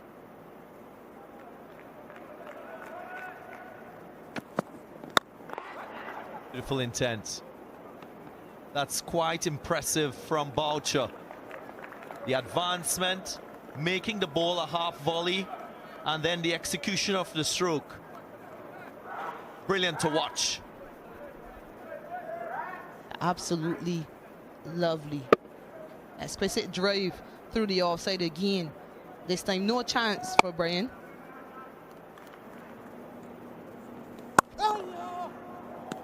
That's in the gap. Cut away nicely. The placement was supreme. Good boundary to end the over. 34 for 1. Yes, ballsy over, given a bit of room, and Boucher takes it gleefully into the boundary. Third boundary, fourth boundary in fact for Boucher.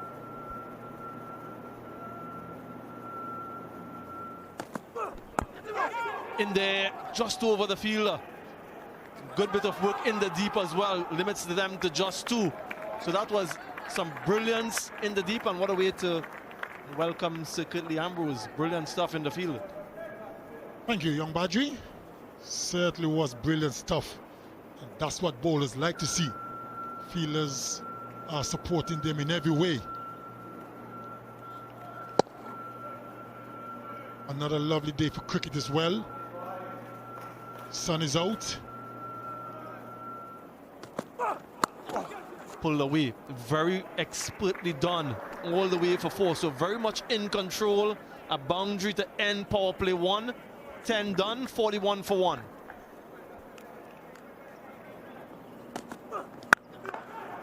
Pleasant, really pleasant. Good timing and good placement. A fusion of the two brings him a boundary.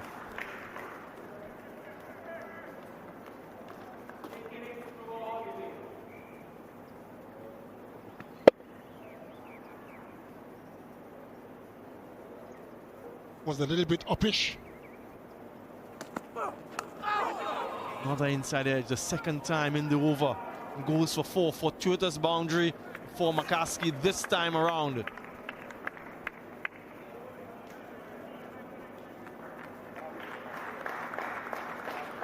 Not where he intended it to go, but the scorebook will show 4. Doesn't matter how you get them.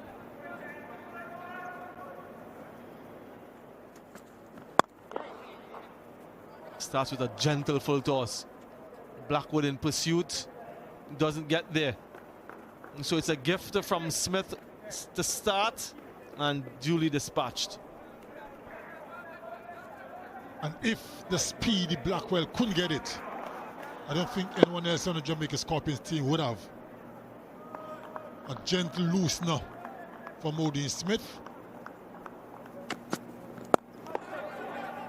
Pick single, direct hit needed. That, in my mind, would have been gone for all money had he managed to hit direct. Not the case. Risky single. Good looking shot from Boucher. Should have the legs to get into the boundary.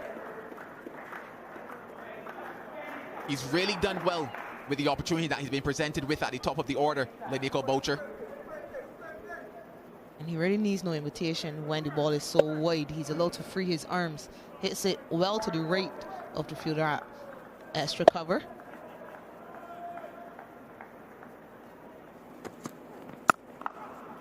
Brilliant from Boucher. Back-to-back boundaries for him. Really motoring along now. This time, back of a length. And he's really punked on anything short today, Boucher. I said back-to-back boundaries, but in fact had a dot ball in between there. But he's really transferred the weight well, has Boucher.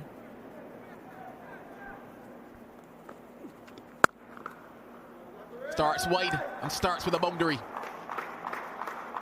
McCaskey won't miss out on that too often.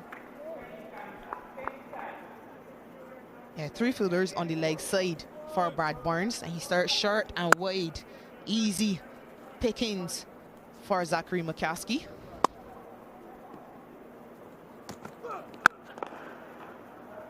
Good straight into that one. Finds its way into the boundary as well. That also brings up the 100 for Barbados Pride. And a classy way to bring out the 100 for your team. Driven nicely along the ground by Zachary McCaskey. Pitch right up to the bat. And just look at the way he leans on it. Just a press between the fielder, extra cover, and mid-off.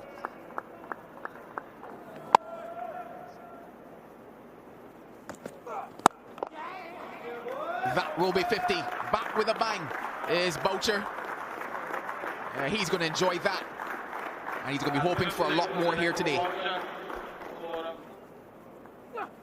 Catch him. Hello, DG Ganga. And the reverse sweep, is it going to go all the way? Yes, eventually does. Good effort, but not enough. And I have to agree, the Barbados Pride are really doing a good job at the moment. Started off a little bit slowly, lost an early wicket, the only wicket to fall, that of Alain, but since then, a partnership of 91 from 126 deliveries.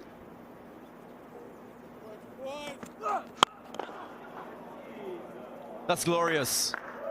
The ease at which he played that one on the up. He wasn't to the pitch of the ball. McCaskey just getting the hands going through and the balance perfect.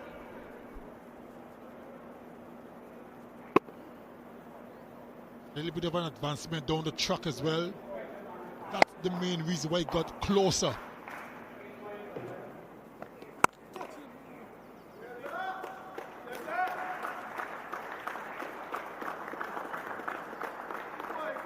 And we see the celebration, that of the third half century in List A cricket for McCaskey.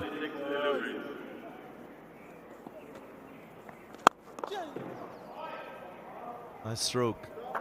Very good stroke. His awareness as to where the fielders are, that determination in getting a boundary early in the over, serving him very well.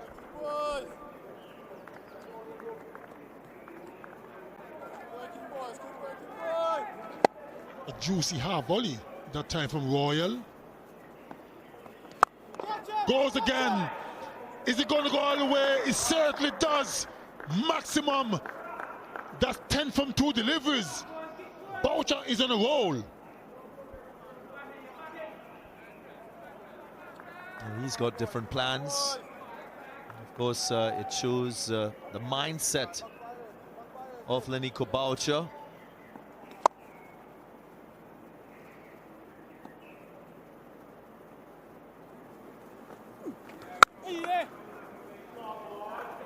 And add 4 more. Nice looking stroke off the back foot. The timing, the placement was superb.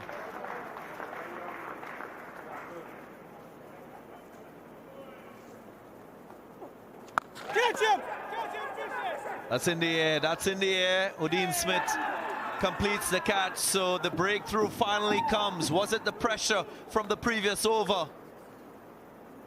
So the partnership is broken, and here is a little opportunity for Jamaica Scorpions.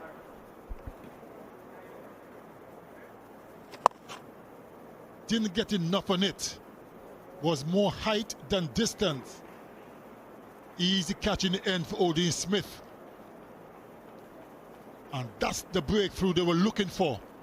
They finally got it.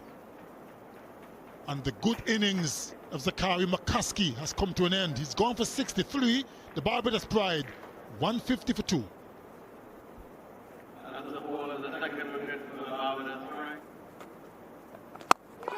In the air, fielder settles. Odin Smith completes the catch. So wickets in consecutive overs for the Scorpions, and a celebration from Javor Royal, sustaining some pressure, and eventually Lenico Boucher has to go. Yeah, again, a spinner taking a wicket and breaking the partnership. So now the 2 set batters have been dismissed, both holding out to fielders on the boundary, both caught by Odin Smith. The period of play for the Jamaican Scorpions. Boucher has to go for a well played and a very dominant 73. Barbados 152 for 3. That's the ball of the third wicket. Catch it! Simple catch. You were just talking about his ability against spin, but guess what? It's the spin of Barnes who gets the wicket. So consecutive overs for Barnes, consecutive wickets, and all of a sudden 3 quick wickets. The spinners doing the damage.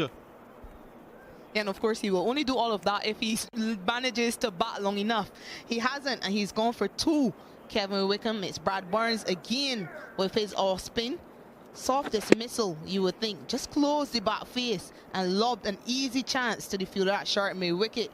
Brad Barnes is excited. He has done the job for his side. Wickham has to walk back for 2 from 5 deliveries. Barbados losing a clutter of wickets, 155 for 4.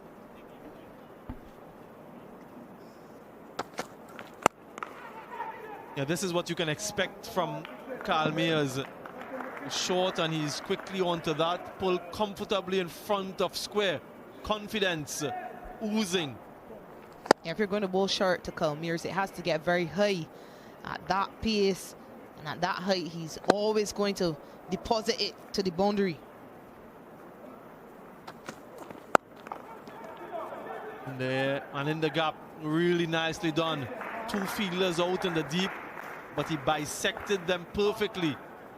10 runs from that over, 171 for 4.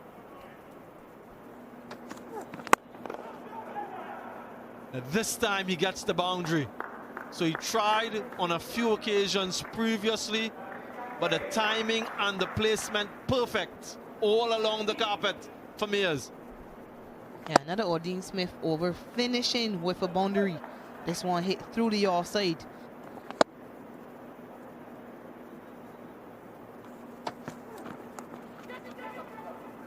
Delicately played. Should bring him at least a couple. Gets him a boundary. And a bit of a fumble in the deep, much to the disdain of Odin Smith. And that's 13 runs in that over.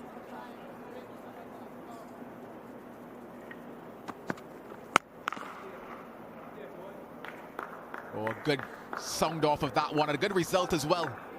They're looking for runs in the final phase, and a reefer, he's getting them for them. Short delivery from Mindley. Finds the gap on the offside. Finds it well, does Mayers. That brings up the 200 for Barbados Pride. Gets under it. Goes all the way as well. Good connection and good result for Mayers. That's the power of Kyle Mayers, the skipper.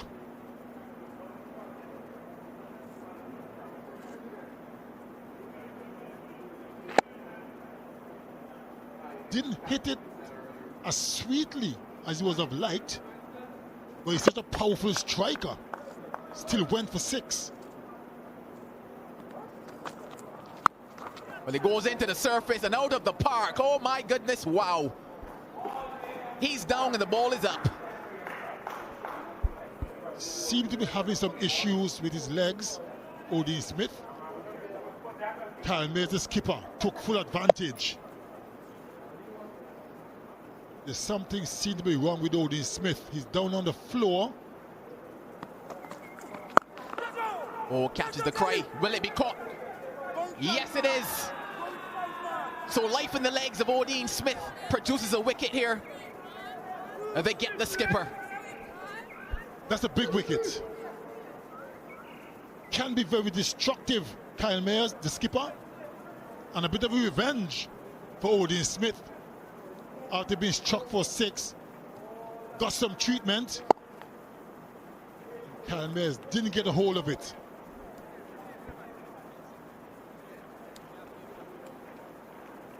Easy catch to Brown, a deep mid wicket. And Kyle Mayers, the skipper, promising innings has come to an end. 41. There's 219 for 5.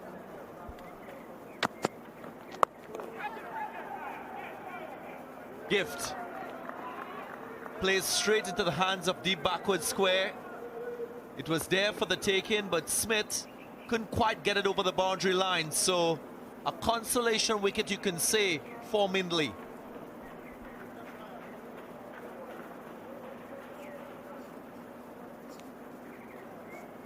Yeah, slower delivery back of the arm. And he seemed to have picked it. He waited for it, but just could not hit it for enough to get that maximum.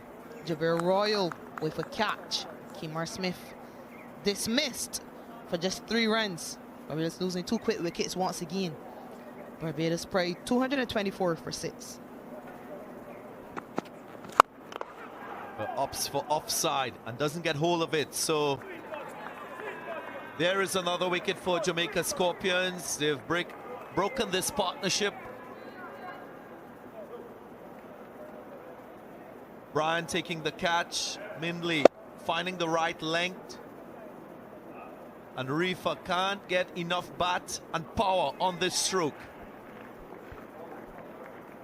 Reefer will be disappointed with this innings. Strike rate of only 65. Has to go back for 26 from 40 deliveries.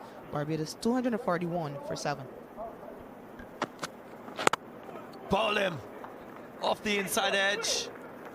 There is Mindley again, just swinging things in favor of Jamaica Scorpions with the ball.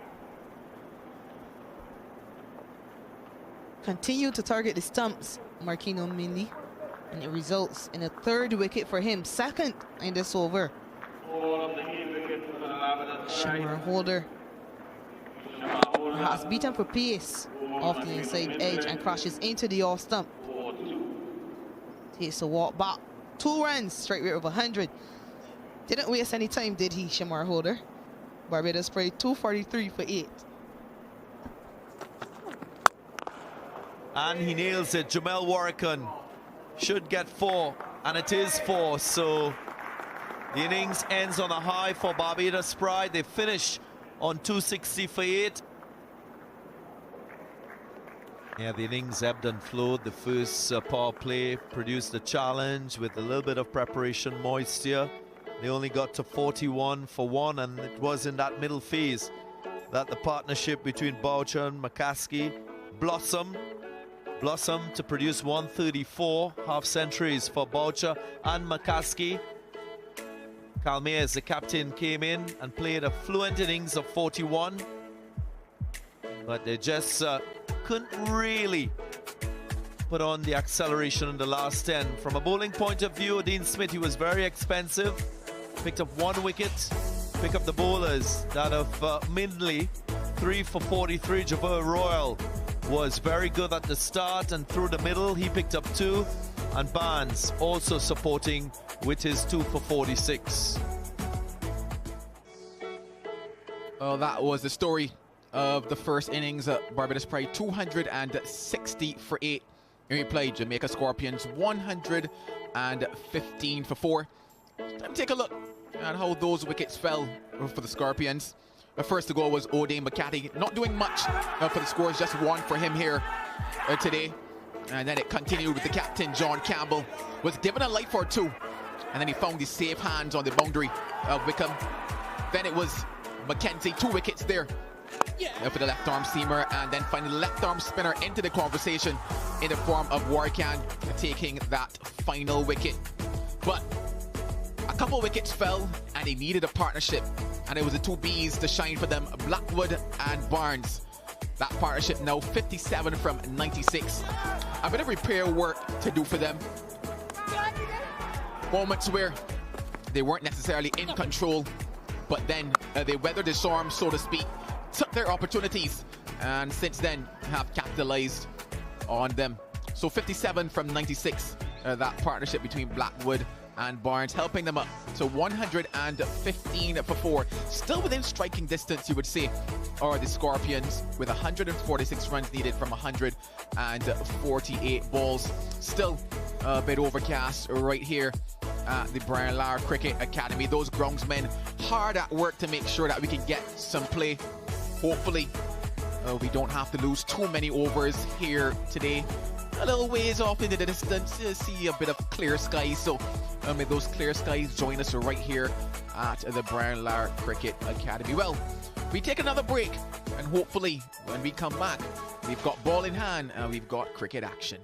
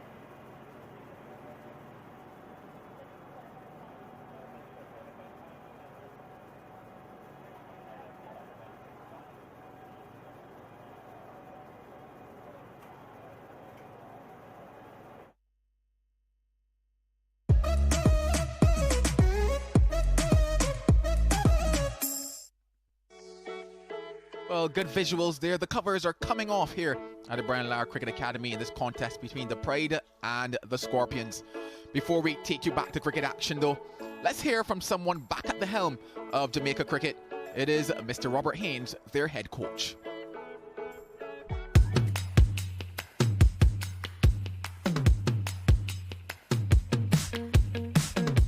It's a pleasure to be involved once more in West Indies cricket and Jamaica cricket, you know, and to be here at one of our most talented and famous batter, Brian Lara Stadium. It's really an honor and a pleasure. I am really looking forward to this tournament, and I know the guys with me, and they will be not just trying to win the tournament, but also having fun in terms of playing good cricket, cricket that will entertain the spectators.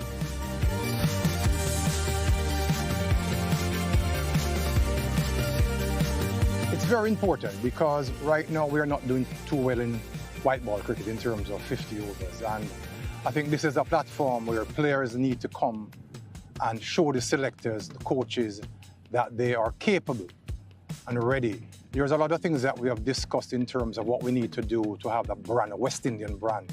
And I think that over the years we have seen cricket where the T20 have dominated. But I honestly believe that once you play cricket at the highest level, test cricket or 50 over cricket, and you learn to bat properly, you will always score runs. And for us in world cricket, we are way behind the ball in terms of our run rate in the first power play, and we are trying to put a stop to this by having guys understanding the importance, not just to hit boundaries, but also to look at the ones and twos, because this will help in terms of your run rate. If we can start scoring over 5 runs and over, to 6 runs and over in our power play, that will put us in line with what is happening in world cricket.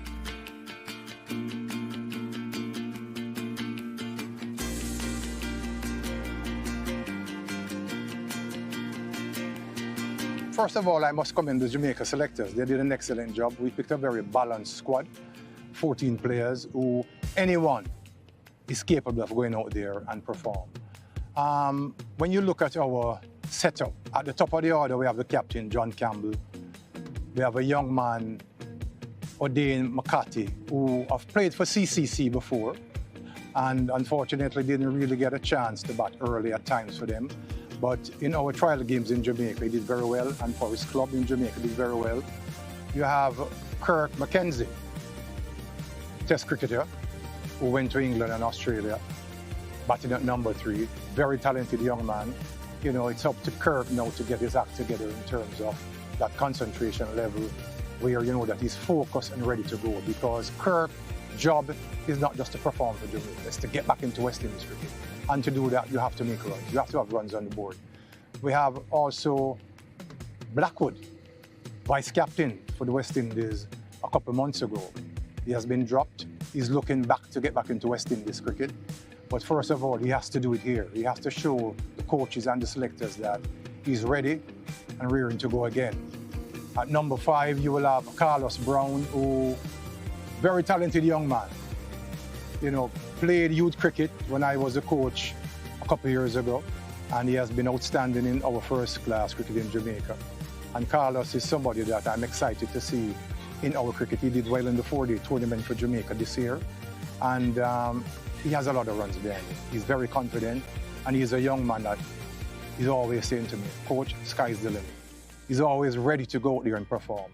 So that is also excellent in terms of his approach. We have young Glenn, who played in a couple franchise cricket in terms of T20. I haven't seen him for a while. Saw him in the trials after coming back from England, and he was exceptional. He did very well in our trial game, left-handed batsman. He is also a game changer. Glenn is about 6'4", very powerful individual, and I'm expecting good things from him. You have our keeper, Morris. This young man is like an X-factor player. I've seen him in club cricket in Jamaica. I've seen him in 4-day cricket for Jamaica. Whenever you think that you're getting into Jamaica batting and Morris is to come, I know that we still have a lot of batting to come. He's a type of player that could change any game. He's short in structure and things like that, but people think that because he's a small man, he might not be as powerful or dangerous, but he's a good cricketer. good eyesight, you know, in terms of his thinking. He's one that I've always tried to accumulate runs, but he's also very explosive. So that is always a plus for us. And then we have this X-factor player who have done well for West Indies over the years in white ball cricket, Odin Smith. This is a young man who I think also is not just looking to do well that Jamaica will win, but he's looking to do well for himself in terms of where he wants to go. Played in the T20 that just concluded, didn't really have a great tournament. Now he's eager to go, he's ready to go, he's working hard, he's always doing extra. And that is pleasing to me as a coach, where you have players who wants to do extra. And I must commend the team for that, because everybody, I know it's very hot today, we have a game at 9 a.m. tomorrow morning, and these guys still wanted to practice. I had to tell them to get out the sun because they need to get that rest.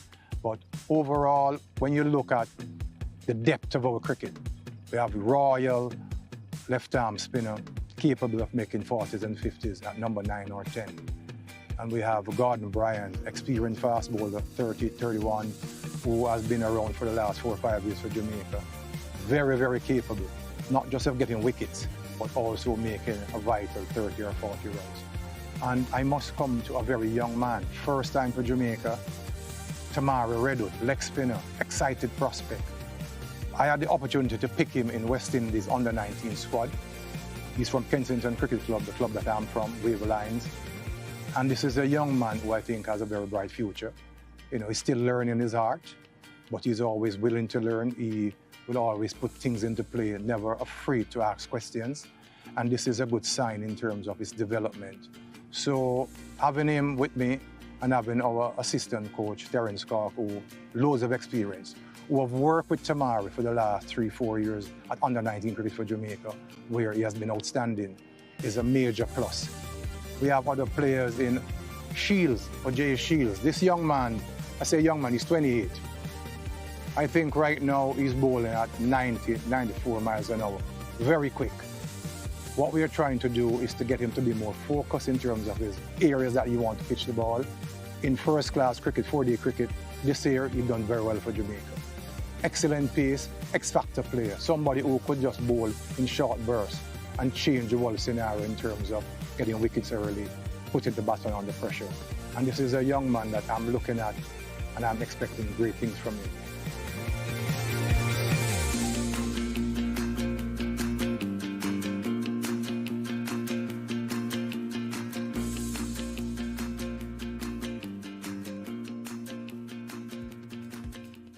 Barbados have a lot of experienced players, but also they have a lot of youngsters like Jamaica.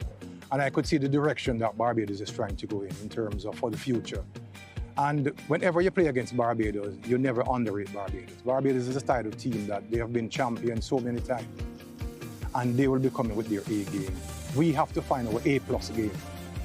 And anything that we discuss in team meeting also forth, we still have to go in the middle and apply.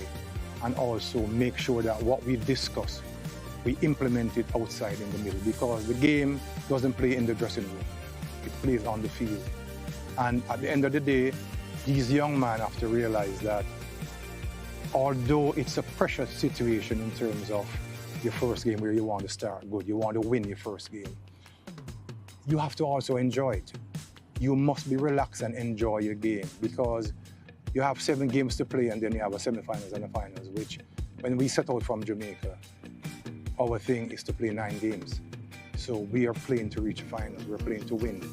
We're not coming here to just sit back and relax. We want the lads to understand that this is a game of entertainment.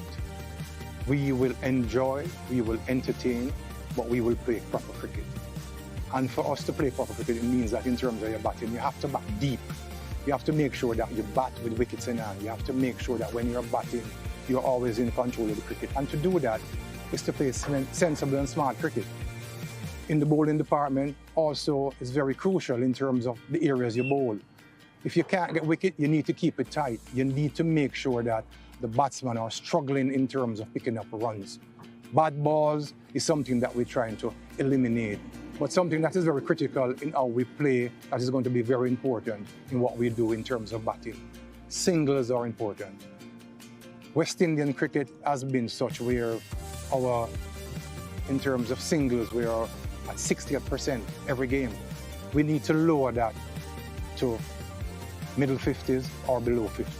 And the West Indies would have introduced a system where you have points for all of this. You have points in terms of how you score your runs, points in terms of how you bowl.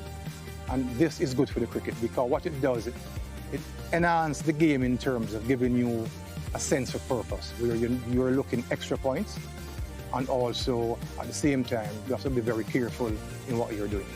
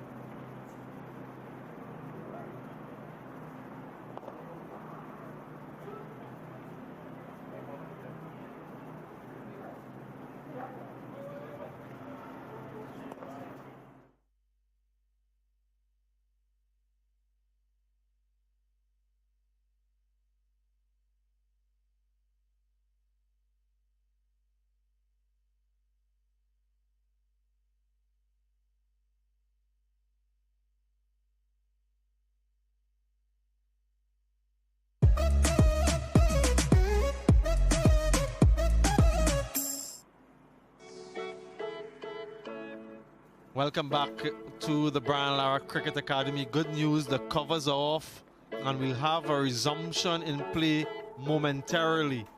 So there was a delay. I just wonder how much that will affect the bowling team in particular, how it will affect the surface as we reflect on the CG United Super 50 Cup 2024 and the venues and the teams. All matches being played here in Trinidad for the second year in succession. The three venues being used, of course. And this one here, the Queen's Park Oval, a match being played as we speak. And the other one, the Sir Frank Worrell Memorial Ground and the University of the West Indies, St. Augustine. And those are the 8 teams. The Trinidad and Tobago Red Force, the 2023 champions, the Scorpions, Barbados Pride on show here today. We saw the Harpy Eagles and the Windward Islands Volcanoes yesterday.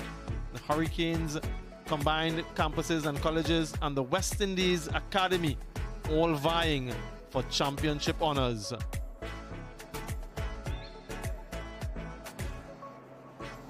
For the next few matches and the duration of this tournament, these are the bonus point system that has been implemented for the second year in succession. A few tweaks here and there. Power play 1 for batters, 50 over match. Of course, these would be the sort of targets that you're looking to take off, 6 runs and over or less than 2 wickets. So you're allowed the loss of 1 wicket, and if you can get to 60 in a 10 over block, if it's power play 1, you get 1 point. And if you go at 8 runs and over and you lose 2 wickets or less, you get an additional point there. So you have 2 bites at the cherry, essentially. Power play 2, 5 runs per over and less than 4 wickets, you get a point. Power play 3, if you score at 8 runs and over, you get a point as well. And if you have a total of 300 plus, I think that's the main one that the Cricket West Indies management is looking for, to see teams getting up to that 300 plus mark. If you can complete your chase in less than 90% of the allotted overs, it's 1 point. Dot ball percentage, look at the points for that one. 2 points if your dot ball percentage is less than 50%. Centurion with a strike rate of 90 or above, a point. And then a half centurion batting at number 6 or lower with a strike rate of 125. I know it's a lot to take in, but it's all in an effort to get our regional players up to that international standard and to increase the attractiveness of this tournament. Shakira Selman alongside me. Shakira, your thoughts on this bonus point system? Yeah, the most obvious one and the heaviest focus definitely on that dot balls percentage. What Cricket West Indies wants to see is batters scoring off more deliveries, hence 2 points being awarded if you're scoring off more than 50% of the balls bowled at you. They want to see batters rotating the straight and not just hitting boundaries. And there was a comment made by Captain Darren Sammy that straight rate is very different to that dot ball percentage. He knows the batters are capable of hitting boundaries. He wants to see them do more of the deliveries in between those boundaries. Yeah, just to elaborate a little bit on that point, your strike rate, for instance, can be quite high if you're hitting a high percentage of boundaries. But if you have a high proliferation of dot balls within that, that is what he's trying to eliminate. We saw recently in that series across in Sri Lanka, the high dot ball percentage, the inability to play the spin bowlers. And it's an opportunity here for these players who are unsure to challenge themselves to get that strike rotation and to put all of those softer skills into focus. If we have a look at the bowling side of things, then there are bonus points available for the bowlers. If you can take wickets in power play 1, you need to get 3 of them or more, you get a bowling point. More than 5 wickets or 5 wickets or more rather in power play 2, you get a point. And if you dismiss the opposition, taking all 10 wickets, you get a point. Restriction in power play 3. Traditionally, where teams score quite heavily, less than 6 runs and over, you get a point. 4 wicket haul for any bowler at an economy of less than 6, you get a point. And a 5 wicket haul, economy of less than 7, that's a point. And if you can effect 2 run-outs, that is also a point. So the bowling side of things too, Shakira, points are available. Yeah, certainly, and it's really good to see incentives for bowlers as well. There has been so much focus on the batters and their inability to surpass 300 runs, but there's also a problem in West Indies cricket, especially in that power play 2. They want to see creativity and they want to see bowlers being able to take wickets in that power play 2. 5 wickets or more, you're awarded a point. Early wickets, you're awarded a point. From 3 wickets or more in that power play 1 as well. And then you limit them in that final power play. If you can limit them to under 6, which we know is very difficult in this format of the game. But there are incentives for bowlers, especially that 4 wicket and 5 wicket haul. We want to see match winners with the ball as well. Absolutely. Centurions and those who can take 4 wickets, 5 wickets. We saw an unfortunate incident a little bit earlier in the field. Raymond Reefer struck in the face. He has since been replaced in the playing 11 the rules permit that. Naim Young is the man who has replaced him, so like for like replacement. This is the injury. It's not a pretty sight. Straight to his face. An opportunity for a run out at the non-striker's end. Perhaps not looking at the fielder. If you want to turn your face away, I can understand. Just look at that. He didn't turn his face away, unfortunately. And he was taken off the field. Lots of blood all around, so fingers crossed that he's okay. And prayers certainly with him. Just going back to the action, the Scorpions, their most senior player, Jimmy Blackwood, along with Brad Barnes, a good partnership developing. A little bit on the slower side, 57 from 96 deliveries. They have a lot of work to do, a lot of catching up. Shakira Selman, this is something that they would have wanted a little bit earlier in the innings. Yes, sir. They really put on the back foot by the Barbados Pride bowlers, and they had to take some time to rebuild the innings, a bit of a recovery period for Jamaica Scorpions. But Vice Captain Jermaine Blackwood has stood tall to the task. It has taken them some time, but a partnership beyond 50, and they will hope that that continues to grow. Yeah, other players in that team vying for international selection or to return to the international team. Odin Smith has tasted that level already. You can see again early wickets falling, 3 of them inside the first 10 overs, and then one thereafter. Wickets falling at 19, 41, 43 and 58.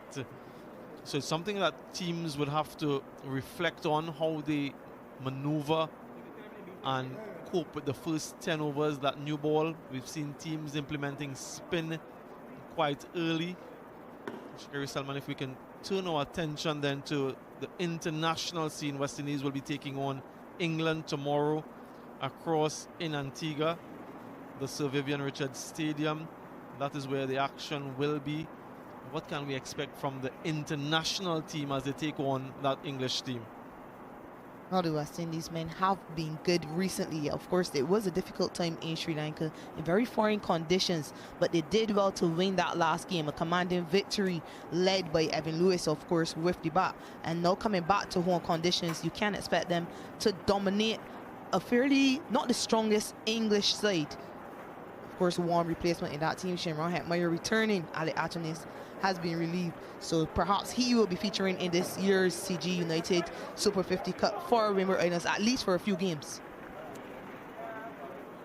Yeah, we'll see a few changes here and there as we go along.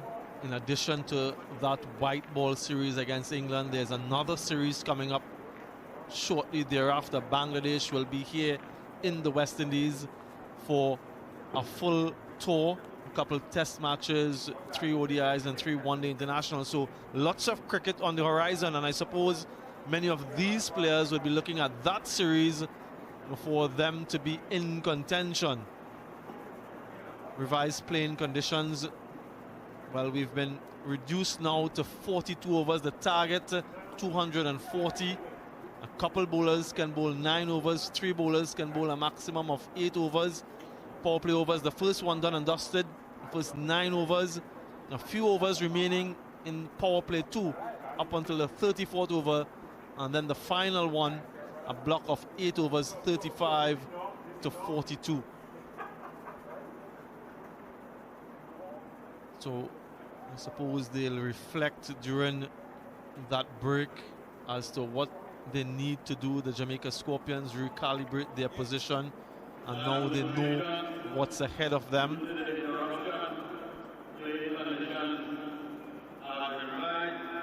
125 required in 100 balls is where we are at the moment. And oftentimes, Shakira, the rain break affects the batting team more than the fielding team because they have to get set once again.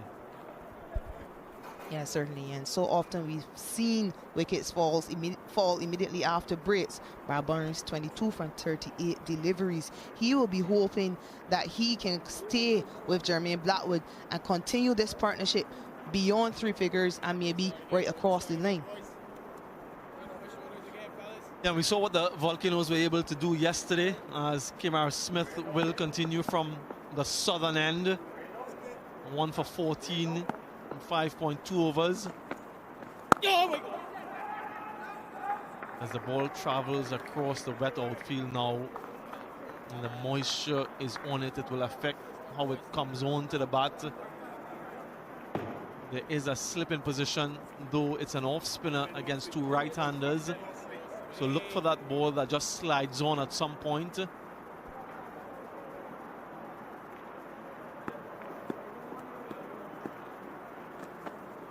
Oh, yes, yes. On target. I mentioned that I saw this young man last season in that semi-final, and he was quite impressive. His control was commendable. He has a nice relaxed approach. Put some revs on the ball. One of the things that you want to see from your finger spinner in particular is his stock delivery, landing in good areas with regularity, and he's done that for the most part so far. Yes! Huge shout, and that was close. He's given him. Umpire Nigel Dugan raises the finger. It looked good initially. There was some turn. We'll have a closer look at it, but it doesn't matter now. Wicket as soon as we resume play. And again, it's a wicket immediately after a break. Last ball of this over. Meant to flip that one, Brad Burns. Missed it completely, perhaps clipping that leg stump. A judge LBW by Nigel Dugan. Second wicket for Odin Smith today. Brad Burns goes back without adding to that total he was before the start. 22. Jamaica 116 for 5.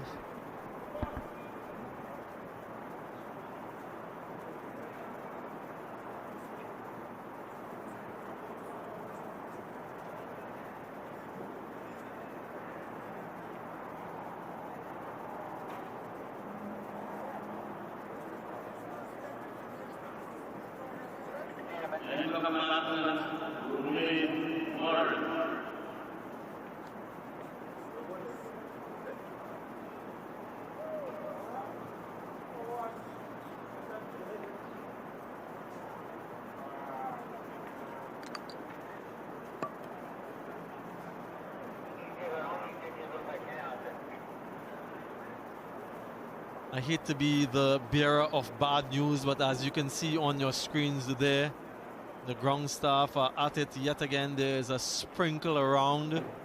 The umpires are just having a closer look, and they've decided to call for the covers. So we're going to have another rain interruption. They're 34 runs behind as of now. That wicket falling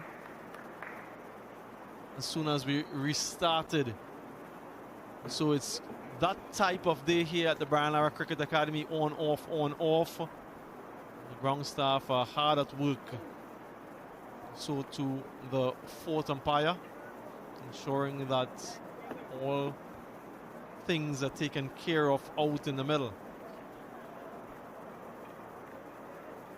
We've already utilized all of the allotted time for delays, so straight away from here on end we'll be losing overs. This one already reduced to a 42 overs a side affair. Well, 42 overs in the second innings anyway at this point, and we'll have a further reduction when we resume, and hopefully that's not too long from now. As I look outside from where we are perched, it looks quite light, just a slight drizzle at the moment, and the skies, well, they don't look too menacing, so hopefully this interruption is not too long. Just as a reminder then, the Jamaica Scorpions and their captain John Campbell won the toss earlier today, and they decided to bowl first, looking to utilize perhaps the conditions. And with a 9 AM start, you expected there to be some early morning moisture. Well, they restricted the Barbados Pride for 260, and they're in a spot of bother with half their side down for 116. As you can see on your screen across to the east here at the Brian Lara Cricket Academy, it looks quite clear. So this shouldn't be too long of a delay. Players taking a little bit of a rest. It has been hot and humid for the most part earlier, and so they perhaps might welcome this. They're in the ascendancy, the Barbados Pride. And in the meantime, while we await some further news, we'll take a short break. Do stay with us.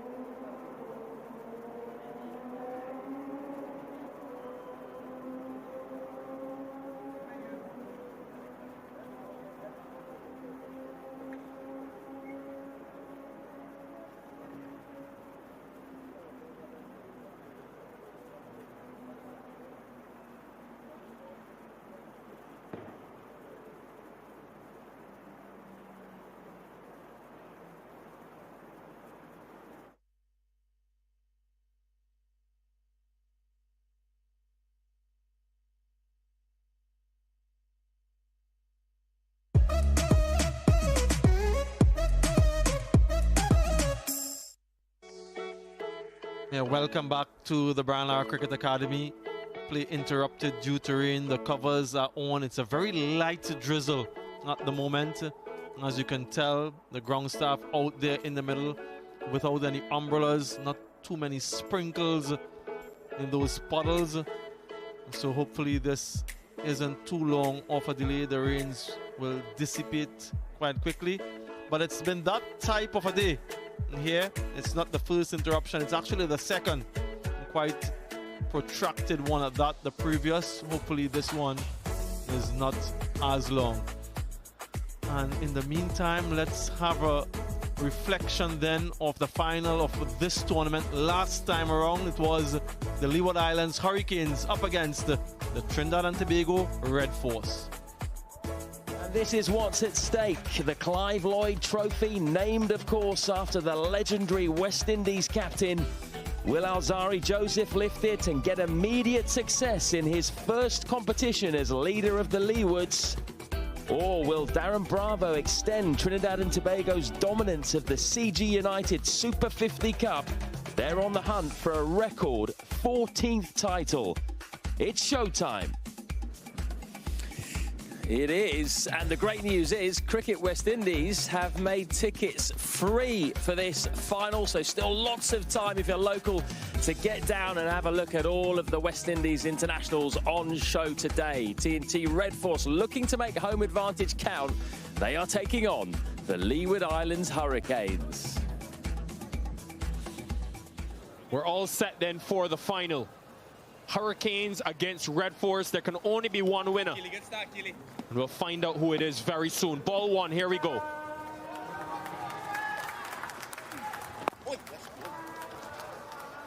On the money straight away. If you missed it, toss was won by Alzari Joseph, who opted to bat first. Bravo got exactly what he wanted though, because he said he would have bowled first. So that makes it even sweeter. Straight away, Powell made his intentions quite clear. Yeah, he seems to be beaten for pace. But this is the Powell we've seen all tournament. He's gone after the bowlers, especially the pacers, in this initial power play. It's spooned in the air, but straight enough. Narayan was close in at mid-on. They have saved Powell in the end.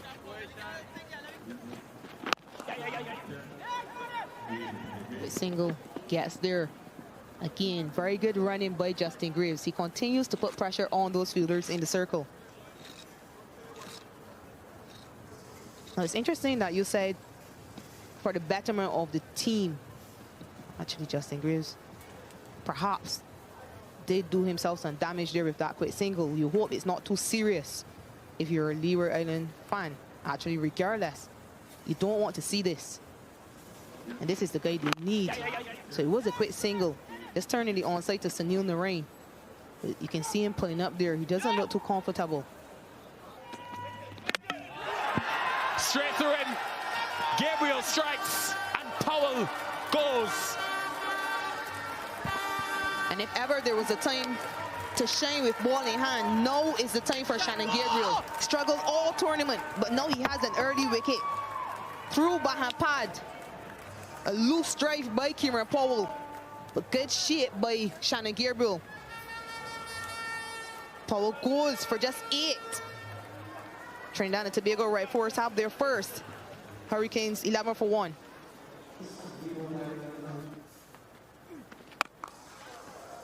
How about that for a response? Counter attack from Graves. Boundary.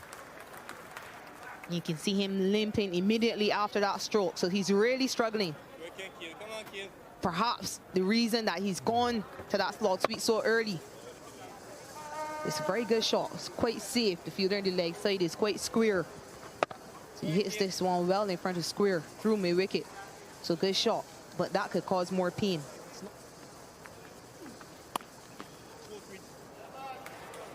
There'll be more runs, but Graves can't run.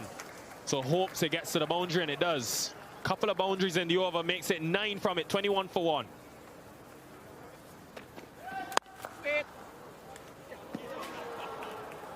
The timing immaculate from Carty. First boundary for him. I'm not altogether sure that came out the middle of the bat, you know. Akil Hossein did have a chance at backward point to save that. Yeah, I think it just came off the bottom of the bat. Akil Hossein should have done a lot better. But it's the first boundary for Casey Carty. Given a bit of room, and he's able to capitalize. 26 for 1. Not good signs if you're a Leeward Islands Hurricanes fan, because Justin Graves is making his way off the field. Suffered a little bit of an injury early on. You can see him struggling. Seems to be a groin injury. Has been the leading run scorer for the Hurricanes, the leading run scorer in the tournament. So it's not a good sign for Alzari Joseph and his men.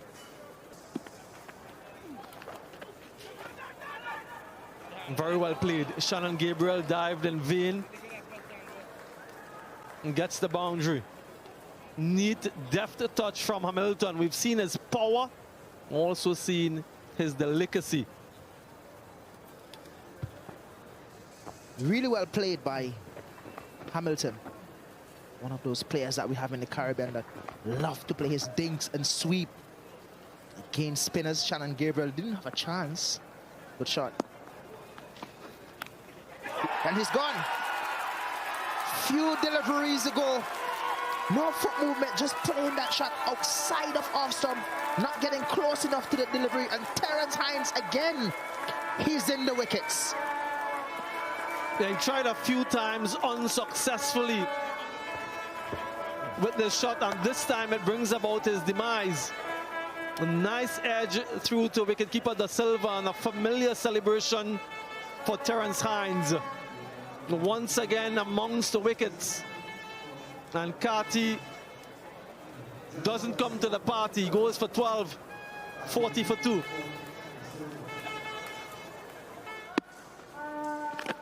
Edge dropped. That's an absolute sitter. Should be 3 down. It's Puran. Talk us through that, Sir Kirtley. Well, I reckon Puran is a bit of a wicket keeper, maybe needed gloves. But that was an easy catch. Regulation, look at that. He really made a mockery of it, Nicholas Puran. Oh, that's close, surely. Finger goes up this time. The off-spinner does for Terence Ward.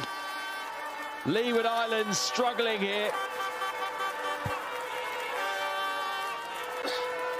What a bowler.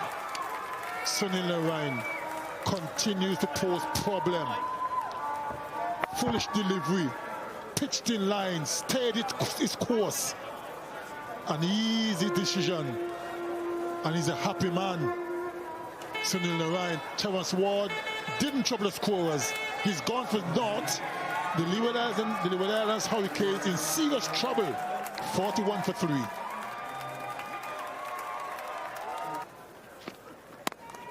Width and another drop. Tell you what, this has been a great start for Trinidad and Tobago bowlers, not the fielders. Akil Hossain. It was struck with tremendous power from Jamel Hamilton, but straight to Akil Hossain at backward point, and he couldn't hold on.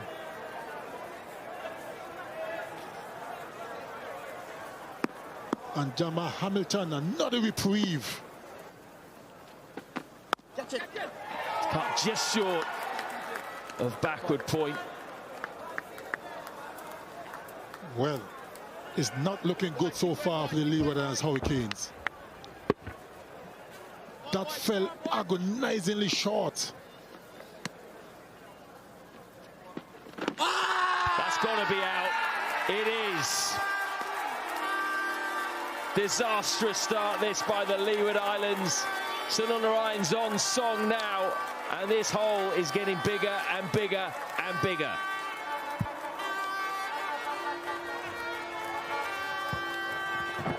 Similar delivery to the one that dismissed Terence Ward. Jimbo Corwell should have been on the front foot, I'm afraid. Played back to his detriment.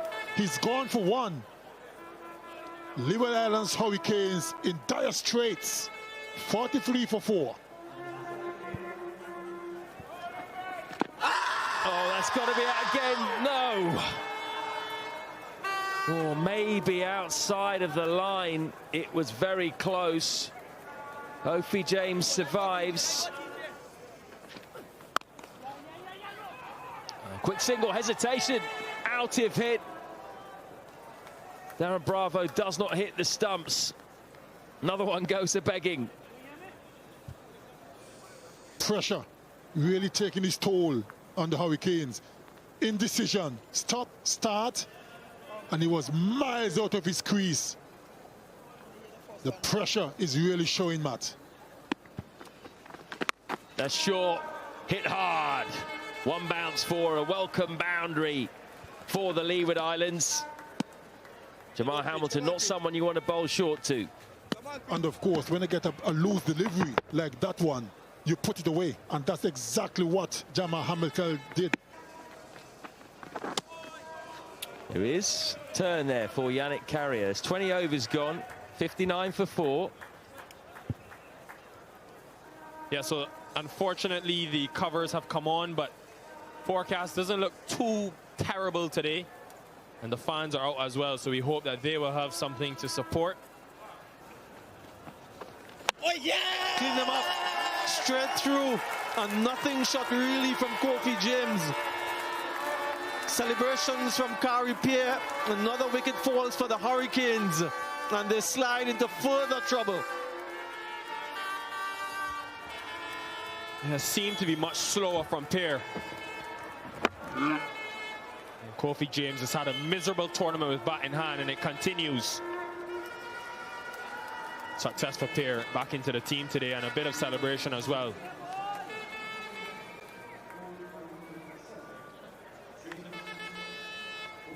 Going for 7, 70 for 5.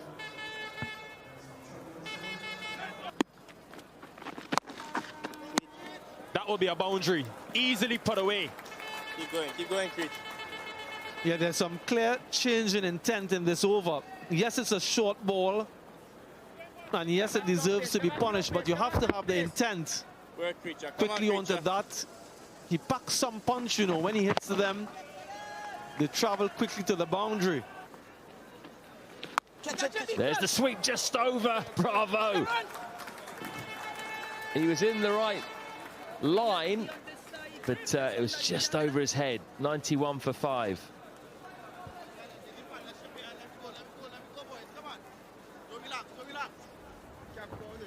Yeah, he had to nail that sweep here to Walsh Jr., and that he did. Easily clearing Darren Bravo in the circle, and no chance for Terrence Hines on the boundary. Through the gap. Very nice extra cover drive. Second boundary for Walsh. He didn't even attempt to run. He knew he middled it, and he knew he found the gap to perfection. Look, what a response to that previous delivery. This time, Shannon Gabriel over pitching ever so slightly. But this is class, and this is a man in form. Just look at that straight into the ball. Full extension of the arms and all along the ground. There's a long way across. That is big. Sails onto the grass mound, and it's another 50 for Jamar Hamilton. While he's there, the Leeward Islands have hope. Yeah, it's his 4th half-century. Back live here at the Brian Lara Cricket Academy, of course. After another interruption, the resumption takes effect. Players making their way onto the field, and a further revision to the playing conditions. Now a total of 37 overs in this second innings, and the target 224 in virtue of the Duckworth-Lewis Stern method. 2 bowlers can bowl maximum of 8, 3 bowlers can bowl a maximum of 7. So more for Kyle Mayers to think about, and to John Campbell.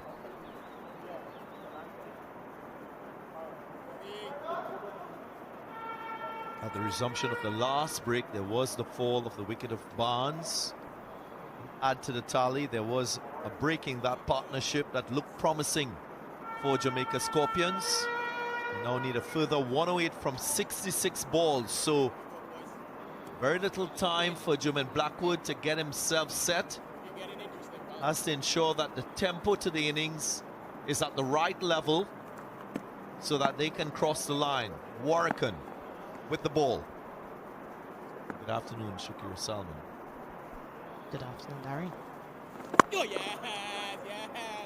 Let's hope that this time the rain stay away. Very clear conditions here at Brian Lara Cricket Academy. Just 11 overs remaining.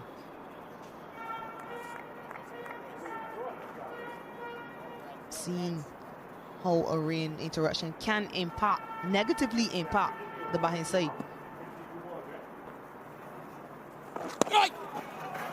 Well, to be fair, Barbados Pride, they bowled themselves into a position of strength after batting relatively well in the first half of the game.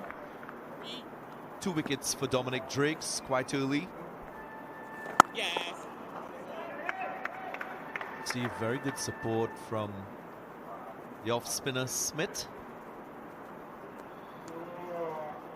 So if you had to judge the performance of both teams, you would say Barbados Pride superior on the day thus far. Yeah, very little respite shown by the Jamaican Scorpion batters. Partnership between Brad Burns and Jermaine Blackwood, the only one of note, the only one of substance. Then Brad Burns was dismissed soon as they returned after that initial rain break.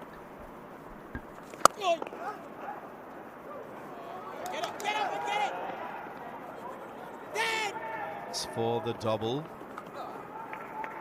Off the mark. Of course, 29 years of age. Made his first class debut in 2017. Wayne Morris. 23 first class matches. Just 8 previous list day matches. Looks to be in good form from what we've seen so far. Yeah, we did hear in that interview of head coach Robert Haynes how good of a player he is. He said he is an accumulator, but he also has the power to beat it beyond the boundary. It's an X-factor player. Of course, the last time Romain Morris played for the Jamaica Scorpions side in List A cricket was way back in 2021. Well, I say way back because it's a fairly long break for a youngster. Sounded sweet, but little distance. Catch taken. Shamar Holder makes it look very simple, and there is another wicket for Barbados Pride, further tightening the screws in this contest. Further cementing their position. Well in a winning position now, Barbados Pride. This time thanks to Jamel Warrican. Well tossed up, but not quite in the slot for Jermaine Blackwood to execute and hit that beyond the boundaries. Easily held on the long on boundary by Shamar Holder. Blackwood has to go back for a well played 40. Jamaica Scorpions 121 for 6.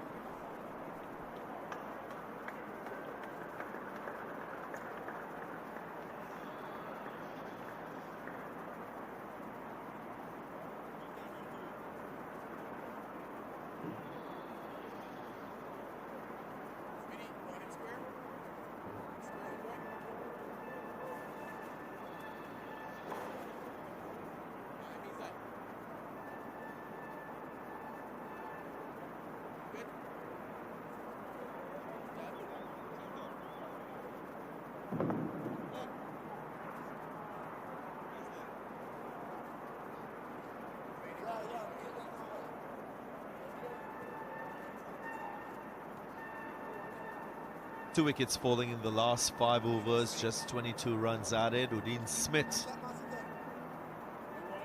makes an entry.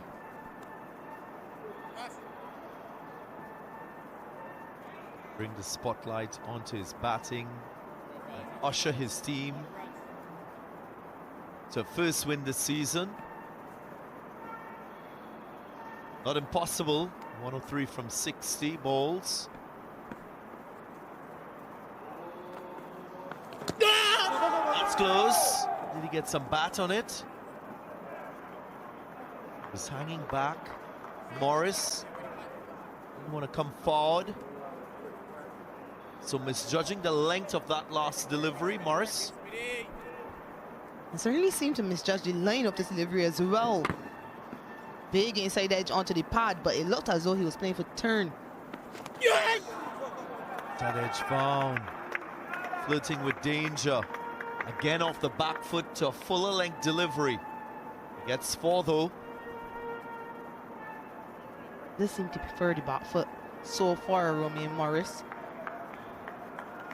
Should have been well forward, and again he doesn't cover the line of the delivery, so really not picking up the line of these deliveries by Kimar Smith for 2 returns, but it is a boundary. To like to stand beside the ball. Morris. Yo, yes.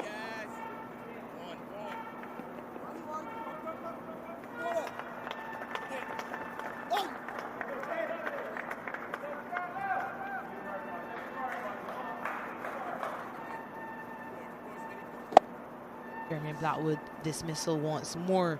And he knew from the time he hit it, he hadn't hit it well enough to clear the fielder on the long on boundary. Another wicket for Barbados Pride.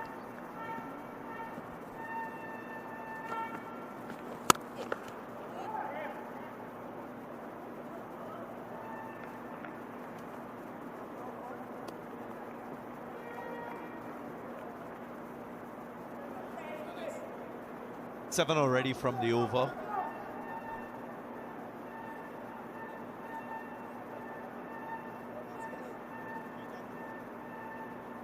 Smith just trying to find the right field. Odin Smith turning the ball into the right-hander, so it's 3 deep fielders leg side.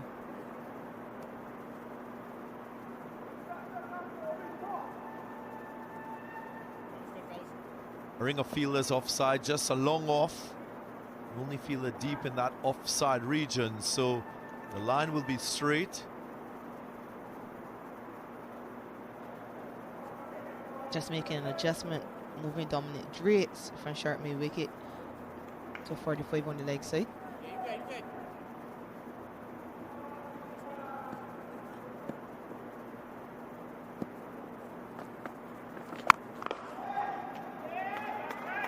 Brings out the slug sweep.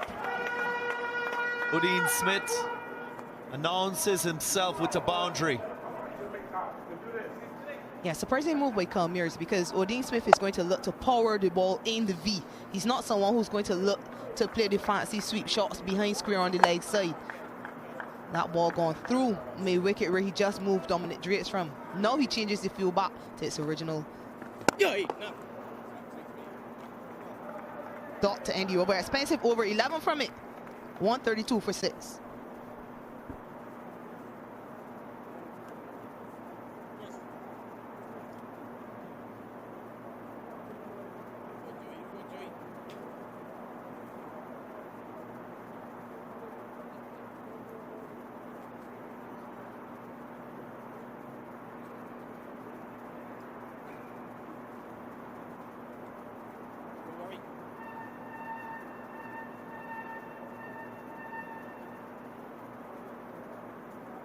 Details of the target in the remaining overs. 54 balls. Remember, this second innings will be just 37 overs.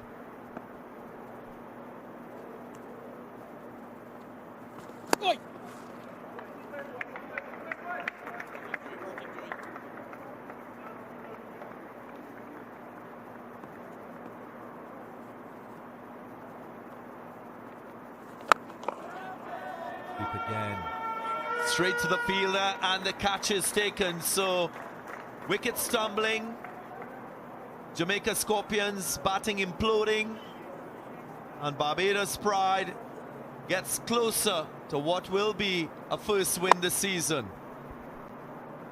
First chance held by Zachary McCaskey. Remember, he put down 2 catches already in the game, but he's held that one quite easily. Romain Morris dismissed by Orican, goes for 10. Jamaica 132 for 7.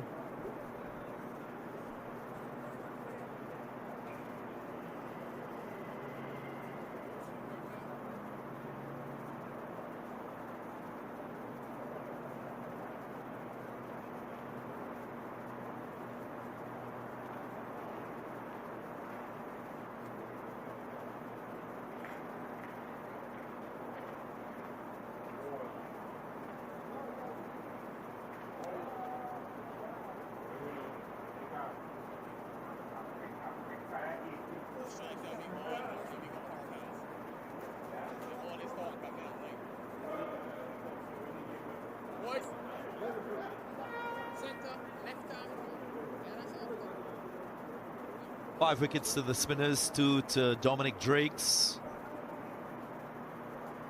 Calmeers ringing in the changes, deploying his bowlers. With successful outcomes, Warrican continues. Oh, God.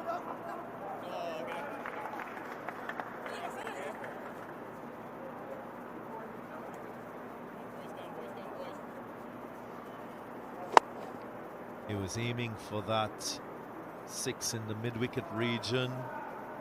Shot was on, but doesn't allow himself sufficient contact. Working, of course, on the cusp of what can be a possible bowling point for him and his team. As if he picks up a 4th wicket in this spell.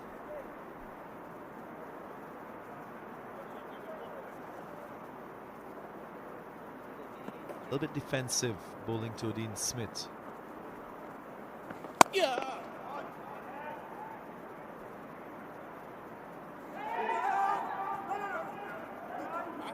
Campbell now is not the time to relax. Intensity of this contest increasing in the remaining overs.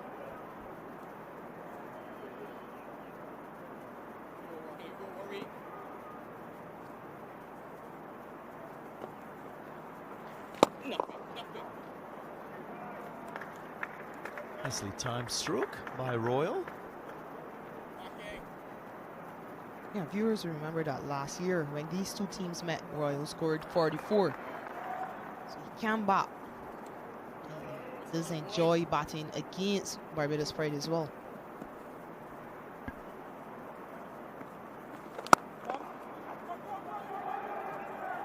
Keeps the strike, Odin Smith. That required rate going to 11 now, 136 for 7.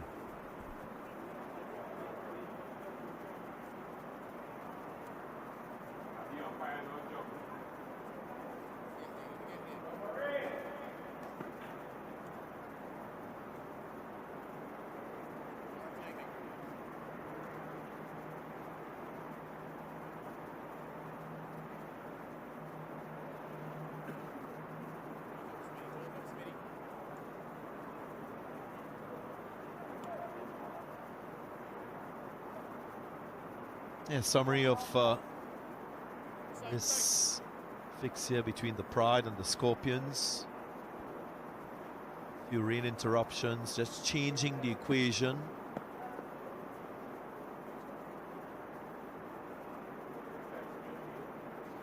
Now 224, 37 overs for Jamaica Scorpions. Pretty much a T20 equation here, so might play in favor of this man on screen. He's played a fair amount of T20 cricket. Who's also quite capable of striking well above 100 strike rate. Strike rate in this year cricket up at 118.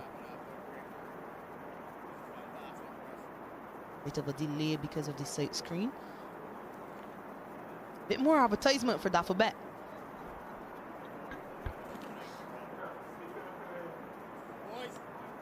Right, we're ready.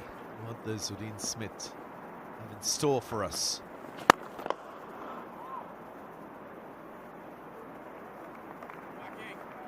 It's 1-4 so far for Odin Smith. Royal hasn't scored a boundary, so for them to keep up to speed with this required rate, at least 2 boundaries for over should be their goal.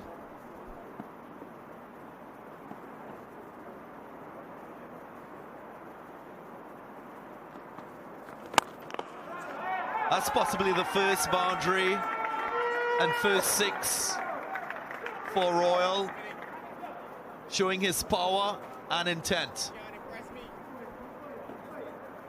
He loves to bat in these situations, does Royal. Long levers and using all of them to easily clear the boundary for a maximum, a much needed maximum at that. Give himself enough room so he could free the arms. Really extend the arms right through that shot. Smith now will have to adjust his length. Think about pulling it back, going a little bit shorter. Will he go wide and more offside with a slower pace? Offside, and he's punished. That's a good-looking cricket shot. Very smart. Didn't try to use a lot of bottom hand. Royal. So 10 from the last 2 deliveries. Getting shaped beautifully as well, Royal. He did try to go wide, but he didn't go wide enough. That was the problem. So it was still in the reach for Royal. It's playing according to his field. There are no deep fielders in that extra cover region. Only one deep fielder offside, which is long off. Leg side this time against the wind, and that's another 6. So 2 6s in the over and the 4, 17 already, and still 2 deliveries remaining. Yeah, 150 up with that stroke. Brilliant batting by Javier Royal, really manipulating the field and putting pressure on Kemar Smith. Hit one down the ground, then he gave himself room, hit it over cover. This time he tried to give himself room again. Kemar Smith followed and he hit this one way behind square into the wing at that. So what a hit that was from Javier Royal. Third 50 coming up in just 43 deliveries. Maybe a sign of things to come for the Scorpions with the bat. 71 now required from 44 balls.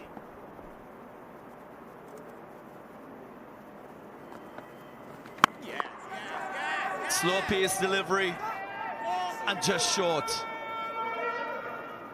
McKenzie put in the dive. It was a difficult chance. He really took all the pace off that ball. Asked Royal to create all the pace for himself if he was going to clear that fielder. And I think maybe McKenzie actually got to it. It's a harsh call. Maybe he could have taken it. Good effort though.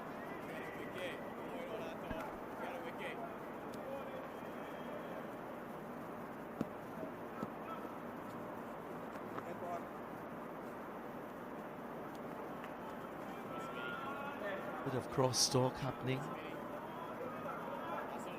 just heightening the intensity of the equation and the scenario. Odin Smith up for this challenge. So to Smith, the bowler.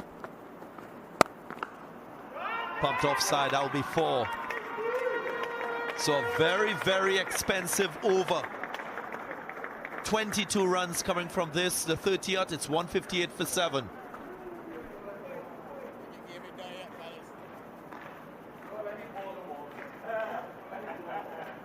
Biggest over so far, 22 runs off it. And this is way too easy for Odin Smith. Short and wide and all the fielders in the ring on the offside, barring that fielder at long off.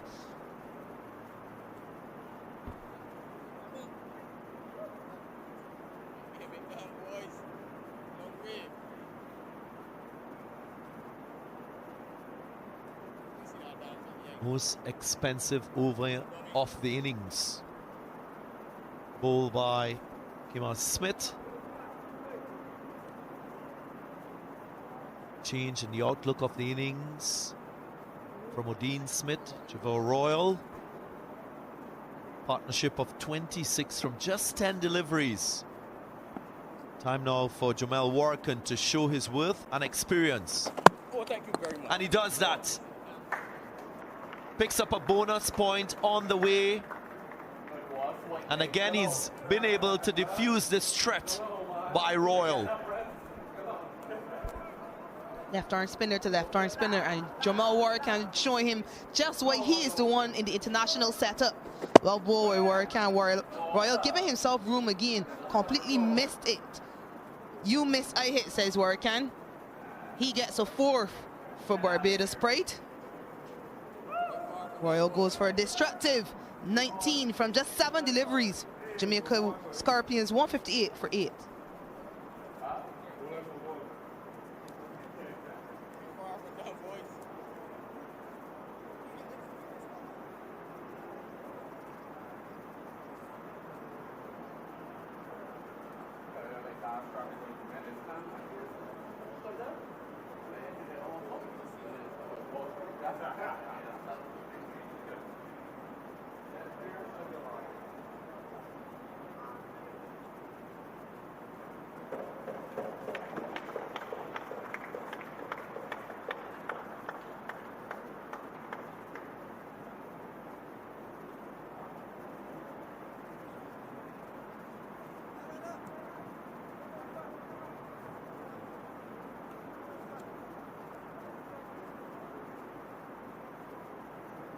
Gordon Bryan, new batter.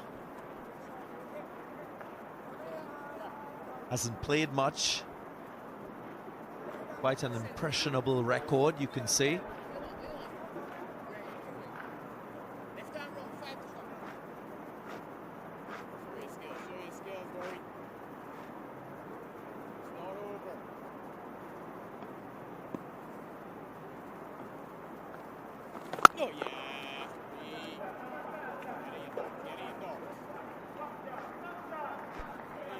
Scorpion still requires 66 runs from just 40 deliveries, so not much time for Brian to get himself in.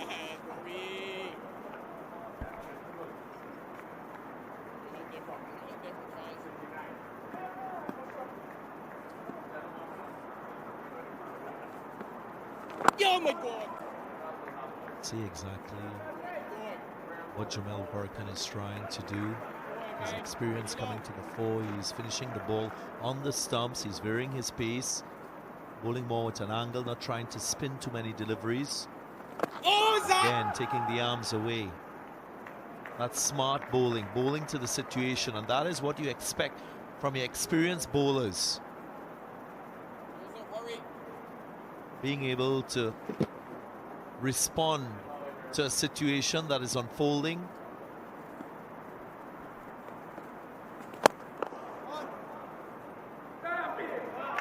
That's 4 more. Nice straight strike down the ground. 4 to Bryan, 4 from the over, 162 for 8.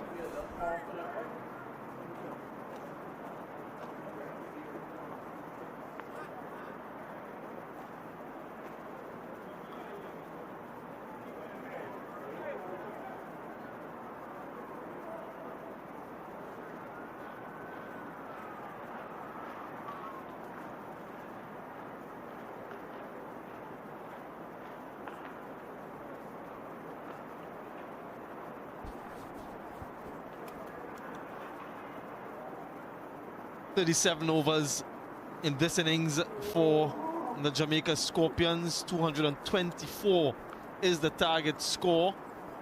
You can see there the revised playing conditions. So still 62 from 36, but just a couple wickets in hand. Odin Smith unbeaten on 11. Bryan relatively new at the crease.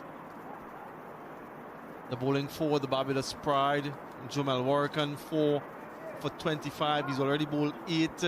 A couple wickets for Dominic Drakes, a couple wickets for Smith as well. 6 bowlers used by the Pride. Naim Young, who is the replacement player for Raymond Reefer. So it is permissible these days. A player can be replaced, like for like replacement. So Naim Young, that replacement is only upon a concussion. Good running. There was almost another concussion there. So that nasty blow sustained by Raymond Reefer.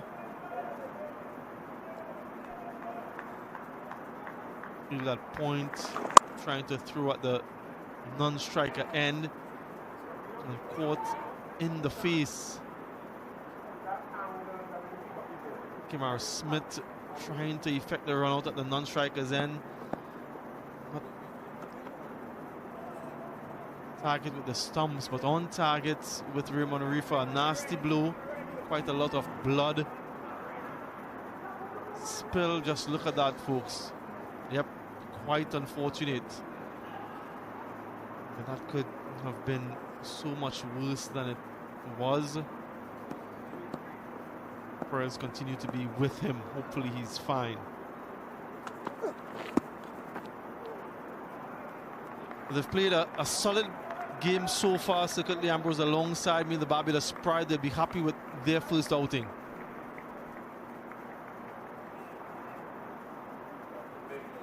That's Raymond Reefer. That plaster on his forehead. Seemed to be okay though, which is always good to know. Yes, the pride are all over the Scorpions. That's power from Smith. We know that he can hit a long ball straight back over the bowler's head. He can be destructive. Certainly would need a lot more than that to get over the line. 54 runs in 33 deliveries. Very, very gettable. But when you look at the wickets factor, that makes a difference. They are 8 down. So all would depend on Odin Smith. Some damage to the side screen.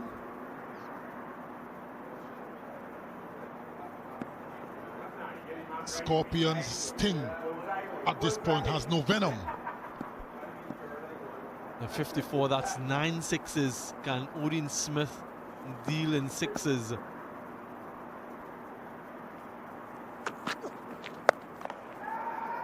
Will fall short. Just a single though.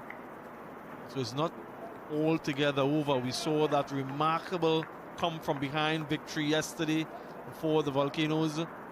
Douglas with an extremely well played 90, and then the last wicket partnership of 32, taking the Volcanoes over the line. Tyson on debut along with Kenneth Demba. So it's not impossible, quite difficult, but not impossible. 53 from 32.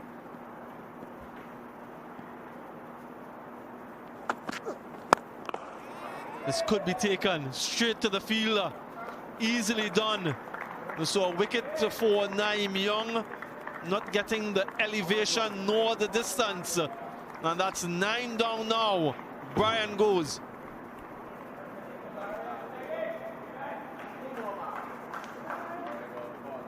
Not looking good for the Jamaica Scorpions.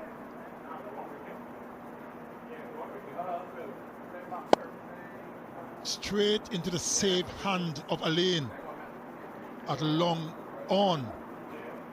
Easy catch in the end. Gordon Rams gone for 4. The Scorpions 171 for 9.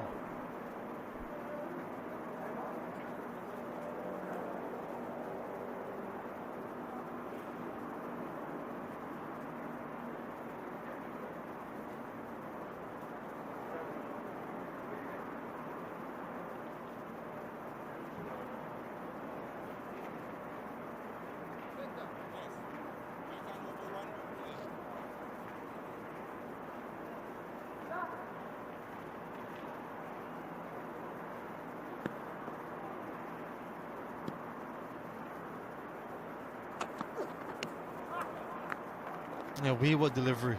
Last batter in, number 11, Makino Minley. Want to get that on target if you're Naeem Young. Just took a wicket. One delivery can end this contest.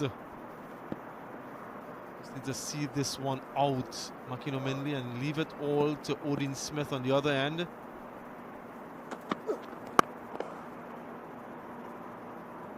Yep, as I suspected, no thought of even a single. 172 for 9.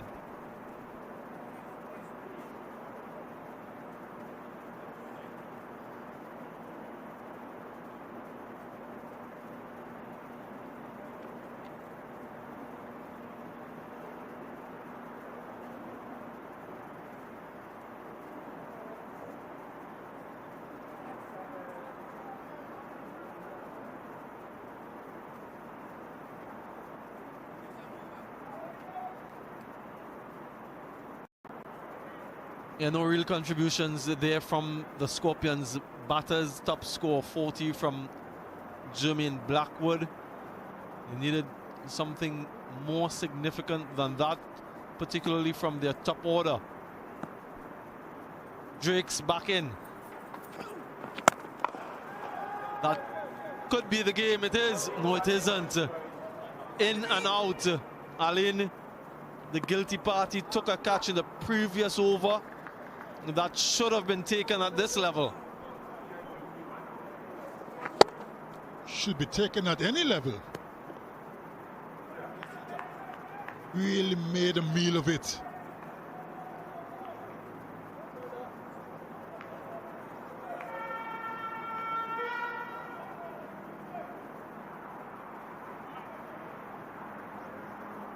Dominic Drakes, not a happy man.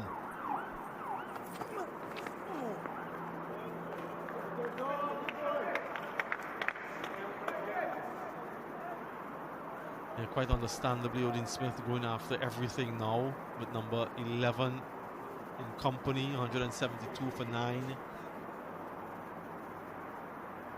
Area that all the teams will be looking at is their fielding, their catching. You can't blame the light, it's a day game, still natural sunlight.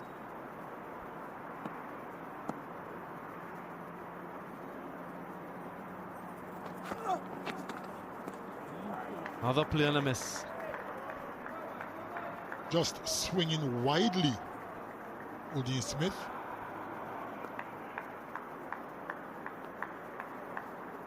Looking to hit everything through the onside.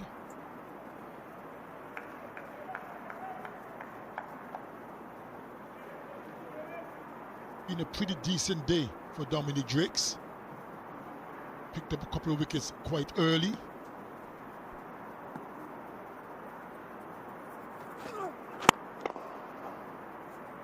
It turns down the single again. So 4 dot balls in the over. Be interesting to see if a single opportunity comes up in the next delivery, what he does, Odin Smith. I reckon he will take it.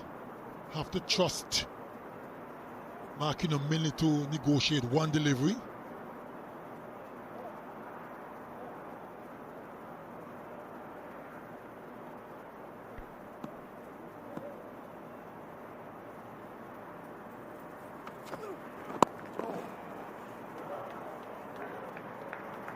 That's interesting. Look to get a single off that delivery, turned down one previously, and now he'll definitely be trying for one. So does the Barbados Pride captain bring in a couple of his fielders to cut the single? Calmiers seems to be on it. Yep, he's bringing a fielder from 45 to short mid-wicket, just to try to prevent that single and prevent Odin Smith from retaining strike.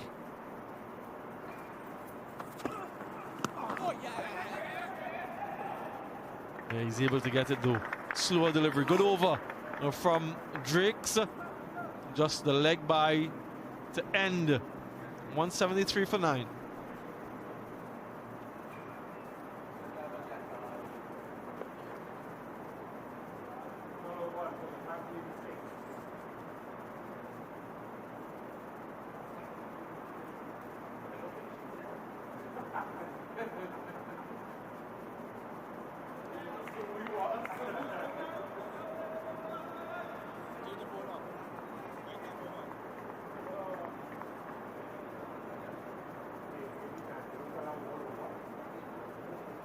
All the hopes of the Scorpions rest on the shoulders, the broad shoulders of Odin Smith.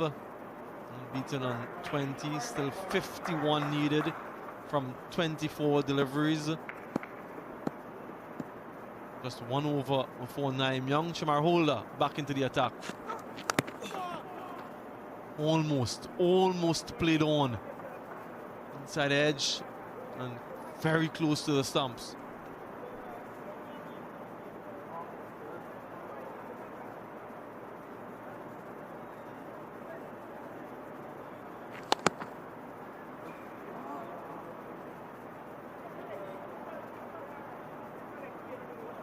Scorpion had their moments earlier when they bowled.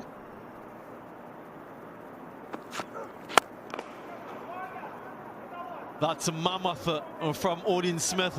He's targeting straight back over the bowler's head. Another maximum for him. Required runs now under 50, 45 more.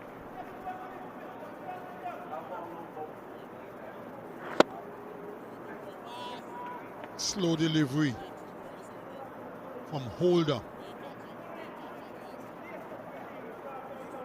Powerful striker of the cricket ball, Odin Smith. That's what he was trying to do all along.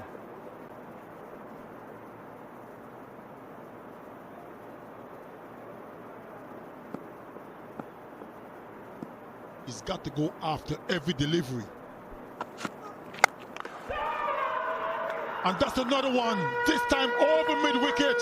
High, hard and long. Odin Smith on fire. Back-to-back sixes off Holder. And right away, Captain Kyle Mayers running up to his bowler, offering some word of encouragement. Yeah, in his arc and out of the park. That was the first one. Straight back over the bowler's head.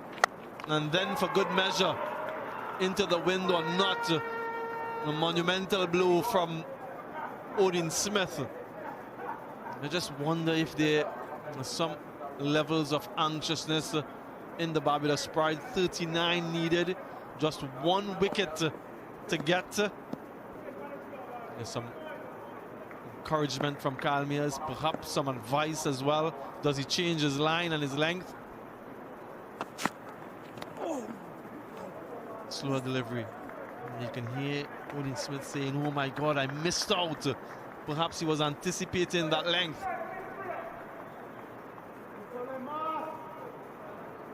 I think pace off is always a good option against Odin Smith. He's a power hitter and he likes pace on the deliveries. Having said that though, young battery, the slow deliveries, the pace off have to be in good areas. A faster one this time. He takes the single. And so Makino Minley has one ball to negotiate in this over. 13 runs coming from it. All he needs to do is to keep this out. Shamar Holder has an opportunity to finish things off. He knows, no doubt, what is required of him. Minley, that is, just defend. Does Mayers attack? Does he put a slip in? Someone catching, perhaps knowing that this would be a defensive stroke? No. I reckon Shamar Holder will look to bowl full and straight, looking for that LBW or hitting the stumps.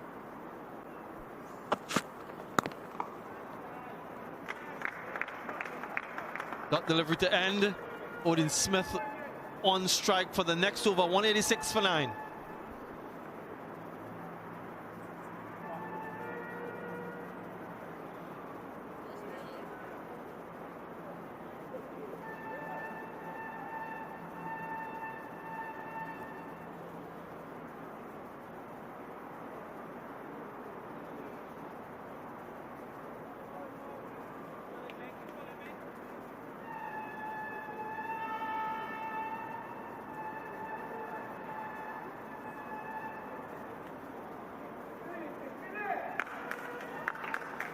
Jamaica Scorpions, if you were following this tournament last time around, last season, failed to win even a solitary game. Drakes continues. They're looking to go for the ankles, aiming to keep it quite close, but errant on that occasion.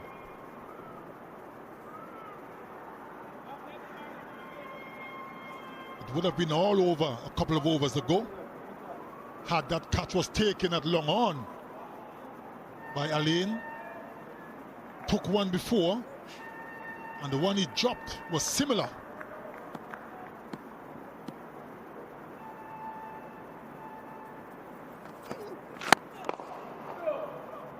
No run again.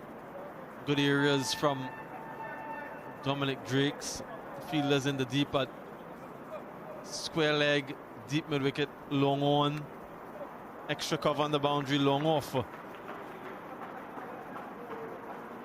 Just waiting for that length to smash him straight over his head, or if it's shorter, to pull him over mid-wicket. He's hitting with the very light wind leg side.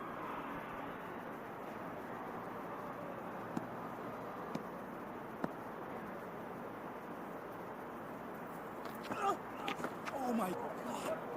Slower delivery, good areas, just missing the stumps. And he seems to want a change of gloves or something off the other. Odin Smith, yep. Perhaps not gripping the bat as well as he would have liked, but good bowling. You mentioned even though secretly it's a slow delivery, it has to be in good areas, and that was a good area.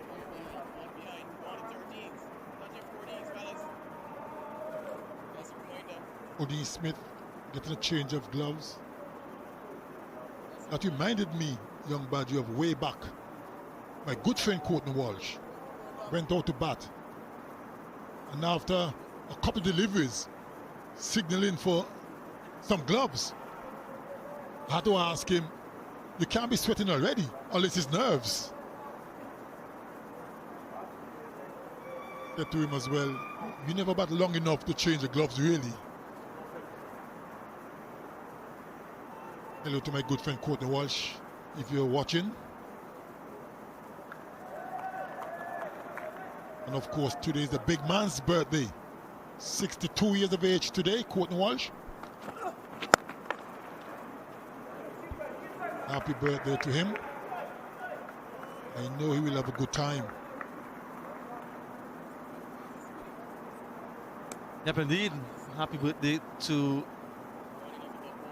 leading wicket taker, Test match cricket, West Indian bowlers, Courtney Walsh, and of course tomorrow as well, Diwali celebrated in Trinidad and Tobago. So on that note, Shubh Diwali to those who are celebrating. If you're not doing anything tomorrow secretly, you can join the festivities as well. That's gone, that's disappeared, that's out of here. And that is what Odin Smith can do. You miss your target and you can be dispatched.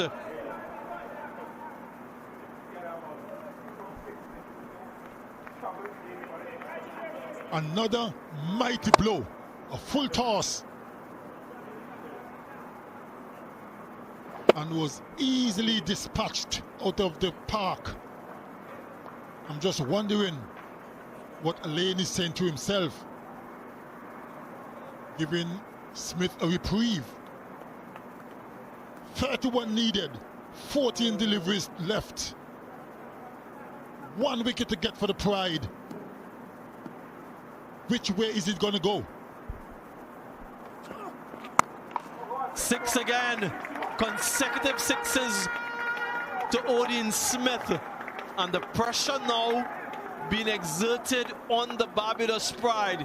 We had a cliffhanger last night, and this one is shaping up to be no different.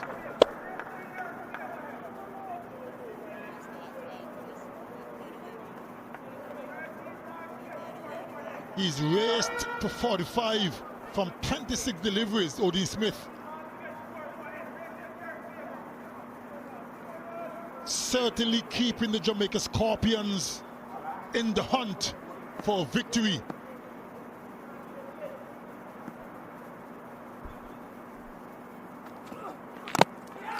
That's it. That's the end of the game.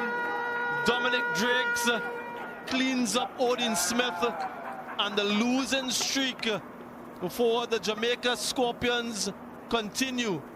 It's a successful start to their 2024 campaign, the Barbados Pride, but spare thought for Odin Smith, who tried his utmost best to get his team over the line. Wonderful performance though overall from the Pride.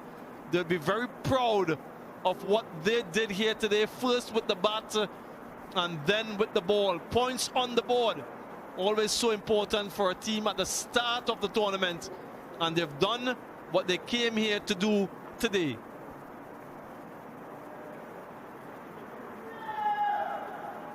Dominic Drakes taking the final wicket that gave him 3 for the match. Odin Smith really gave a good fight. Had the Pride on a little bit of pressure the last few overs, but eventually wasn't enough to get them over the line.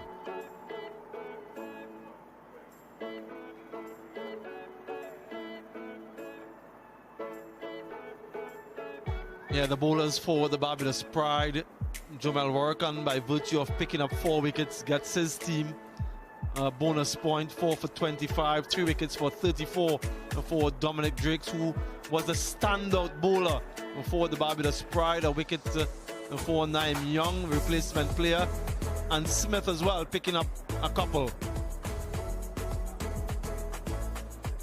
Reflection then of this contest, the Pride being inserted, got to 260 for 8, Boucher and McCaskey, 134 run partnership, and a couple half centuries for them were the main contributors. The Jamaica Scorpion, 199.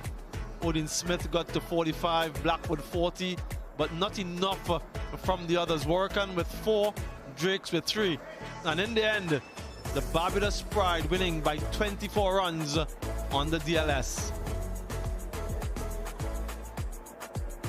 Yeah, nice to see that Raymond Reefer is up and about. Suffered a nasty blow to his face a little bit earlier on, but the job has been completed by the Barbados Pride. They came here for a victory. They registered that. They'll take these points and they'll move on in the tournament. This is the winning moment. Inside edge, ricocheting onto the stumps. He was looking very destructive. 5 sixes in the innings up until that point for Odin Smith. Yep, the emotions, the unbridled emotions are from Dominic Drakes. So match day 2 here at the Brian Lara Cricket Academy. We've seen victories today for the Barbados Pride along with the Leeward Islands Hurricanes in the other game played at the Queen's Park Oval. We'll take a short break now. On the other side, we'll have the presentations.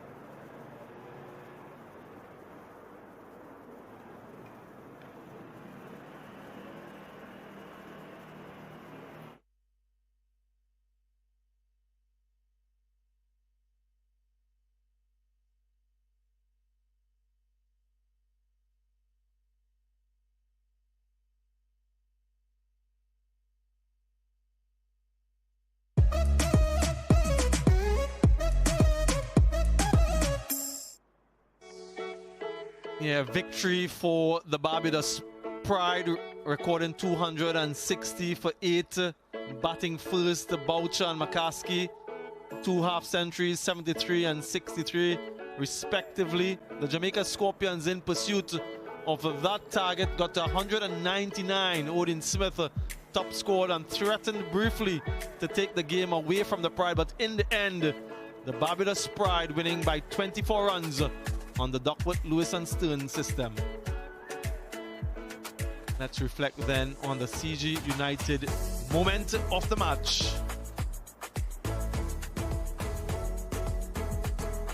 And it was Lenico Boucher smashing that one over long off. A difficult shot to play, but the timing was perfect. Exquisite stroke play from Lenico Boucher on his way to a half century. Exceptional knock from the young man. Right, Darren Ganga is all set pitch side, and he has with him the player of the match. Congratulations to Barbados Pride, going on to win by 24 runs via the Duckworth Lewis Stern method. Welcome to the end of match presentation for the CG United Super 50 Cup 2024. We'd like to thank the official sponsors of the series who've made this possible. CG United, title sponsor, Daffabet, Blue Waters and Macron. It's my pleasure now to announce the CG United Player of the Match, and that award goes to Jamel Warrican for his 4 for 25. Of course, this award adjudicated by West Indian former fast bowler Anthony Gray, now talent scout. He receives his check from Anila Kulanjan, property and casualty underwriter, CG United. Congratulations to the left-arm spinner, and we'll take the opportunity to have a chat with him. Jamel, congratulations on your award. Thank you very much. Tell me what worked well for you in your bowling success today. Being consistent and bowling wicket to wicket, especially after the ball got wet. You know, you had to attack the stumps, and that's what I did well today. Quite a few spinners in this Barbados Pride 11. How would you describe your role in this team? Speaking to Ryan earlier, throughout the season, he told me you're supposed to get wickets and keep things tight and guide the other spinners throughout the series, and I think I did that today. And in terms of the 4 wickets that you picked up, which one you enjoyed the most? Royal. Well, congratulations on your award. Great start to your season, and all the very best to you. Thank you very much. Right, that was Jamel Warrican, our CG United Player of the Match. Time now for John Campbell, captain of Jamaica Scorpions, to come forward and have a chat. John, tough day at the office. First up, what were the critical moments in your estimation that the opposition won and got over the line? I just think the power play when we started to bat, I think we lose too many wickets in the power play, and that set us back. We didn't really get any momentum in the middle. Let's talk about your bowling. Of course, it was tough. That partnership between McKenzie and Boucher put on 134, but then you held your nerve at the back end, just conceding overrun a ball and picking up 4 wickets in the last time. That must please you. Most definitely. Having them gotten after that start, I think we did really well to restrict them to a chaseable total. So I must commend the bowlers and the effort. You looked quite good for your 26. How did it feel for your first run out this season? It felt pretty decent. Still disappointed in myself. I think if I had stayed and batted a little bit deeper, then it would have been easier on the guys coming in. Did you expect the game to end so close? Odin Smith looked like he was well set to get a victory at the end. Well, I mean, as you guys can see, we bat pretty deep. The guys have been striking the ball pretty decent in training, so we all knew that it would have came down close. It's still a long season. Tough luck today. All the very best for the rest. All right, thanks. I appreciate it. Right, that was John Campbell, captain of Jamaica Scorpions. We'll now invite the winning captain, Kyle Mayers, captain of Barbados Pride, of course, leading his franchise the first time round. Congratulations to you, Kyle. Give me your general thoughts and reflections on that experience thus far. Thanks. I'm happy for the win, first of all. I thought the guys batted very well. You know, we struggled at the back end, obviously losing crucial wickets in crucial times. Probably could have get 30 more runs. But then the game obviously came down closer than we thought. Obviously, Duckworth Lewis played straight into their hands with Odin and those guys at the back end. And it was a learning experience for our bowlers, you know. That's where we got to get better. Even last year, we struggled to bowl at the end. So it's just something for us to take and move on. How is Raymond Reefer after suffering that blow to the head? He's in good spirits. Happy for that. Obviously, he got a few stitches. He'll be out for a while. Experienced player, missing for a few games. But nevertheless, hopefully, guys will fill his boots. We saw Jamaica Scorpions use exactly 5 bowlers, and yourself having that latitude and luxury of much more bowlers. Is that a challenge for you as a captain, or is that more of a luxury? I think it's a luxury. You know, I use bowlers for particular times and for different batsmen and different periods of the game. As I said earlier, this team is full of talent. You know, Kadeem Ali could bowl as well. I myself, coming off an injury, will be bowling tournament later on. You know, so it's a team full of youth and full of talent. So, you know, I'm just looking forward to, as I said earlier, for these guys to play some good cricket. Did you get a little bit nervous at the back end of the innings there when Odin Smith was striking 6s? What thoughts were going through your mind as captain? Yeah, of course, it was a little nervous. You know, always want to start with a win. But, you know, the guys hold their nerve. Obviously, we dropped a catch that we could have finished the game, but we hold our nerve. We thought Dominic bowled very well and experienced Warrican did so as well. So, in the end, as I said, it's a learning experience. These things will happen again, and I hope that the guys can handle the situation a little better. You look polished today as a team. Congratulations to you and congratulations to Barbados Pride. Thank you very much.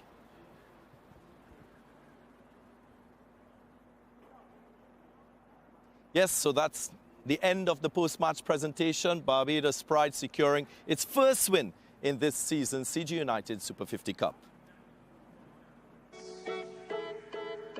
Yes, indeed, a win for the Barbados Pride in the opening contest. And not tomorrow, on the 1st of November, tomorrow, we don't have any cricket action here at the Brian Lara Cricket Academy, but we'll resume on Friday. And it's the home team, the Trinidad and Tobago Red Force, up against the Windward Islands Volcanoes. Both these teams registered wins in their opening contest. We'll be live at 12:45 p.m. local time. Looking forward to what promises to be an enthralling contest. So thanks for the pleasure of your company, and until then, keep good.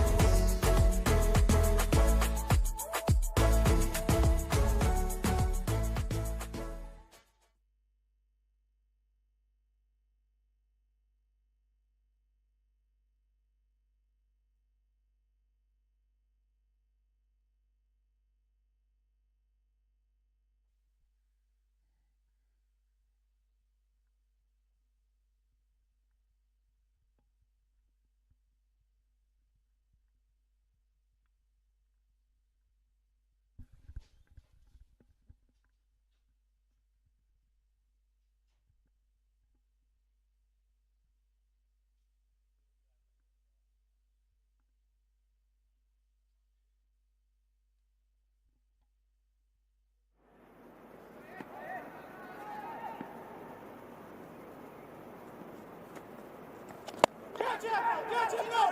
Catch him down! Catch him, somebody! Catch him, Carlos! Yeah!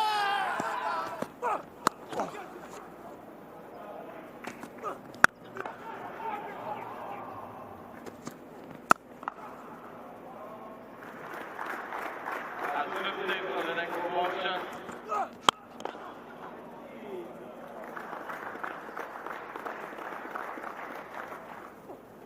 Catch him! Catch him, business! Catch him! Catch him now! Catch him now!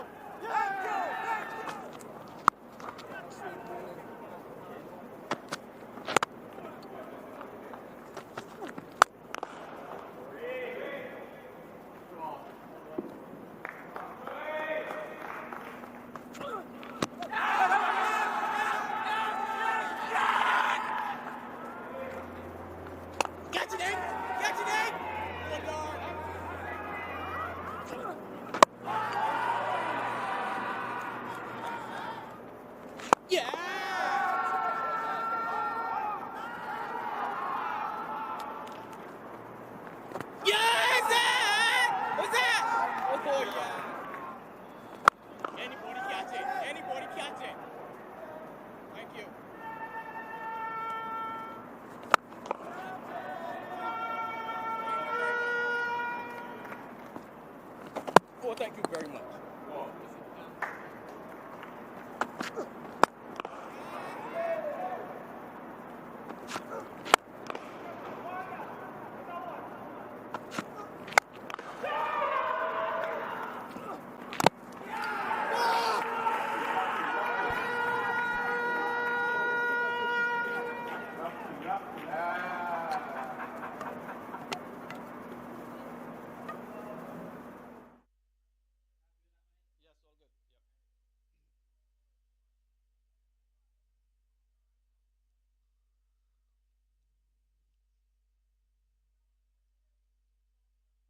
Yeah, welcome to the highlights of this contest. The Barbados Pride up against the Jamaica Scorpions. CG United Super 50 2024 wickets quite early in this contest. Royal taking the first alien, falling cheaply 16 for 1. And then there was a very useful partnership of 134 between McKenzie and Boucher. Boucher bringing up his half century, and then McKenzie followed shortly thereafter with a half century of his own.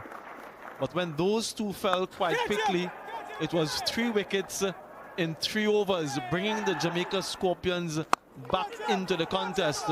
Boucher trying to take on the man in the deep, a couple catches for Odin Smith. Mears was quite good throughout the course of his innings, but Minley at the back end picking up a few wickets. Work on finishing off with a boundary and getting to 260 for 8 of their 50. When the Scorpions batted, well, it was a procession of wickets. Dominic Drakes picking up one quite early, and quite inexplicably, the captain, John Campbell, trying to take on the fielder. McKenzie was the next to go, cleaned up by Drakes.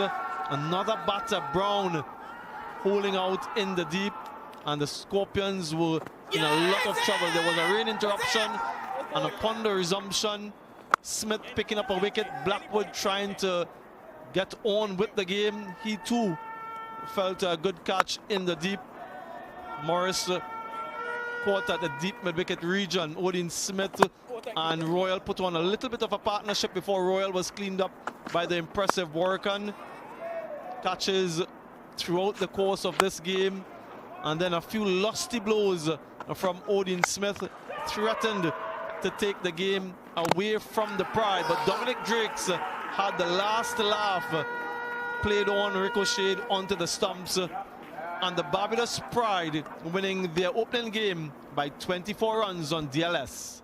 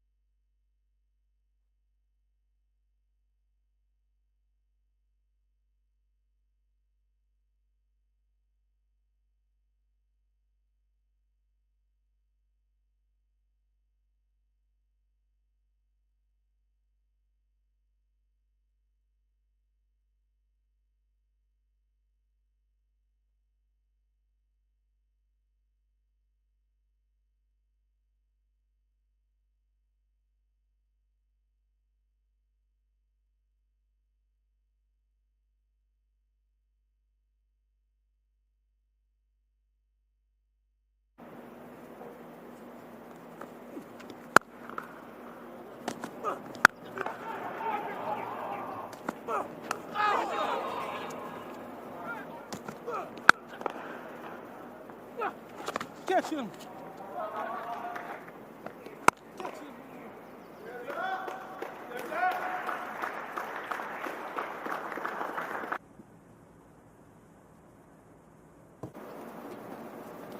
Catch him.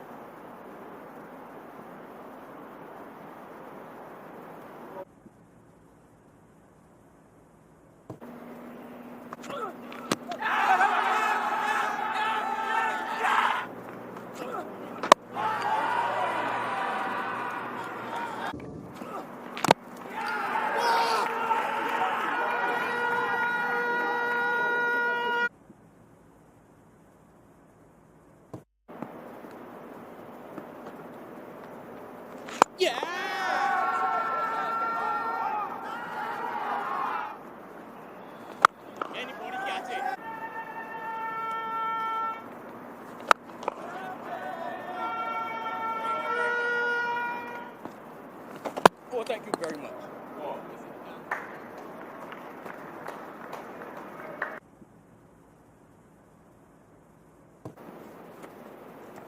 Catch him! Catch him now! Catch him now! Catch him, somebody! Catch him, Carlos! Yeah! Catch him! Catch him, business!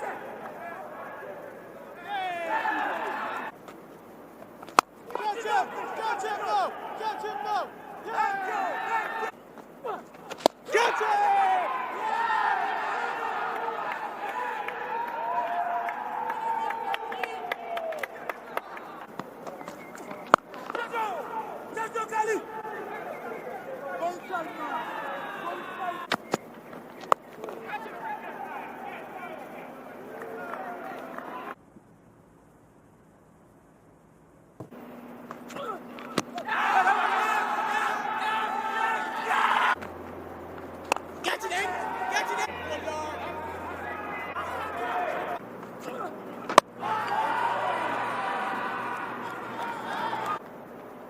Yeah!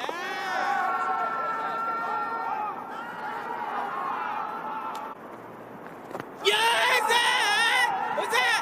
Oh, yeah. Anybody catch it? Anybody catch it? Thank you.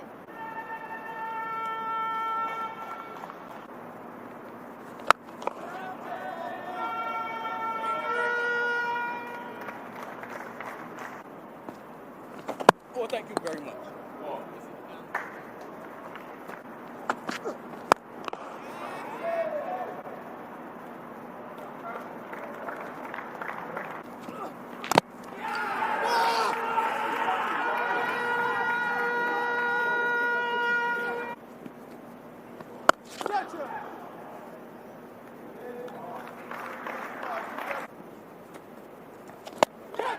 Catch him now! Catch him now! Catch him, somebody! Catch him, Carlos! Yeah!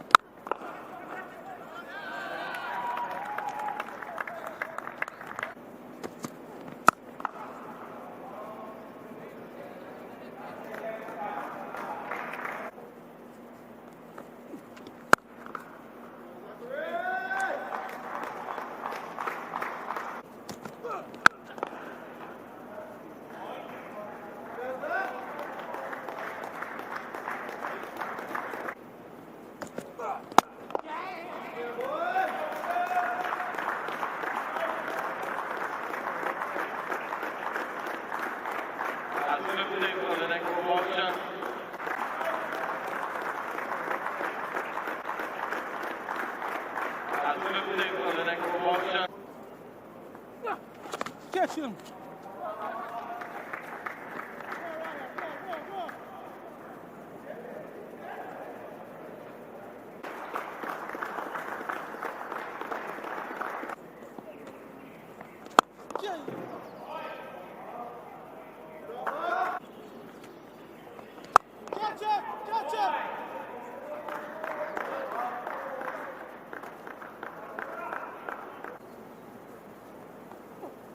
Catch him! Catch him, Fishes!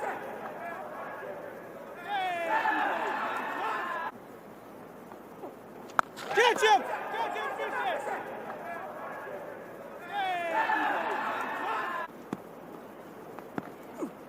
Catch him! Oh! Catch him! Catch him now! Catch him now! Let's go! Let's go!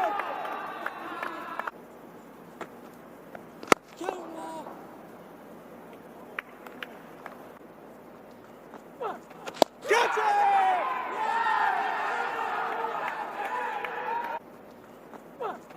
Catch it!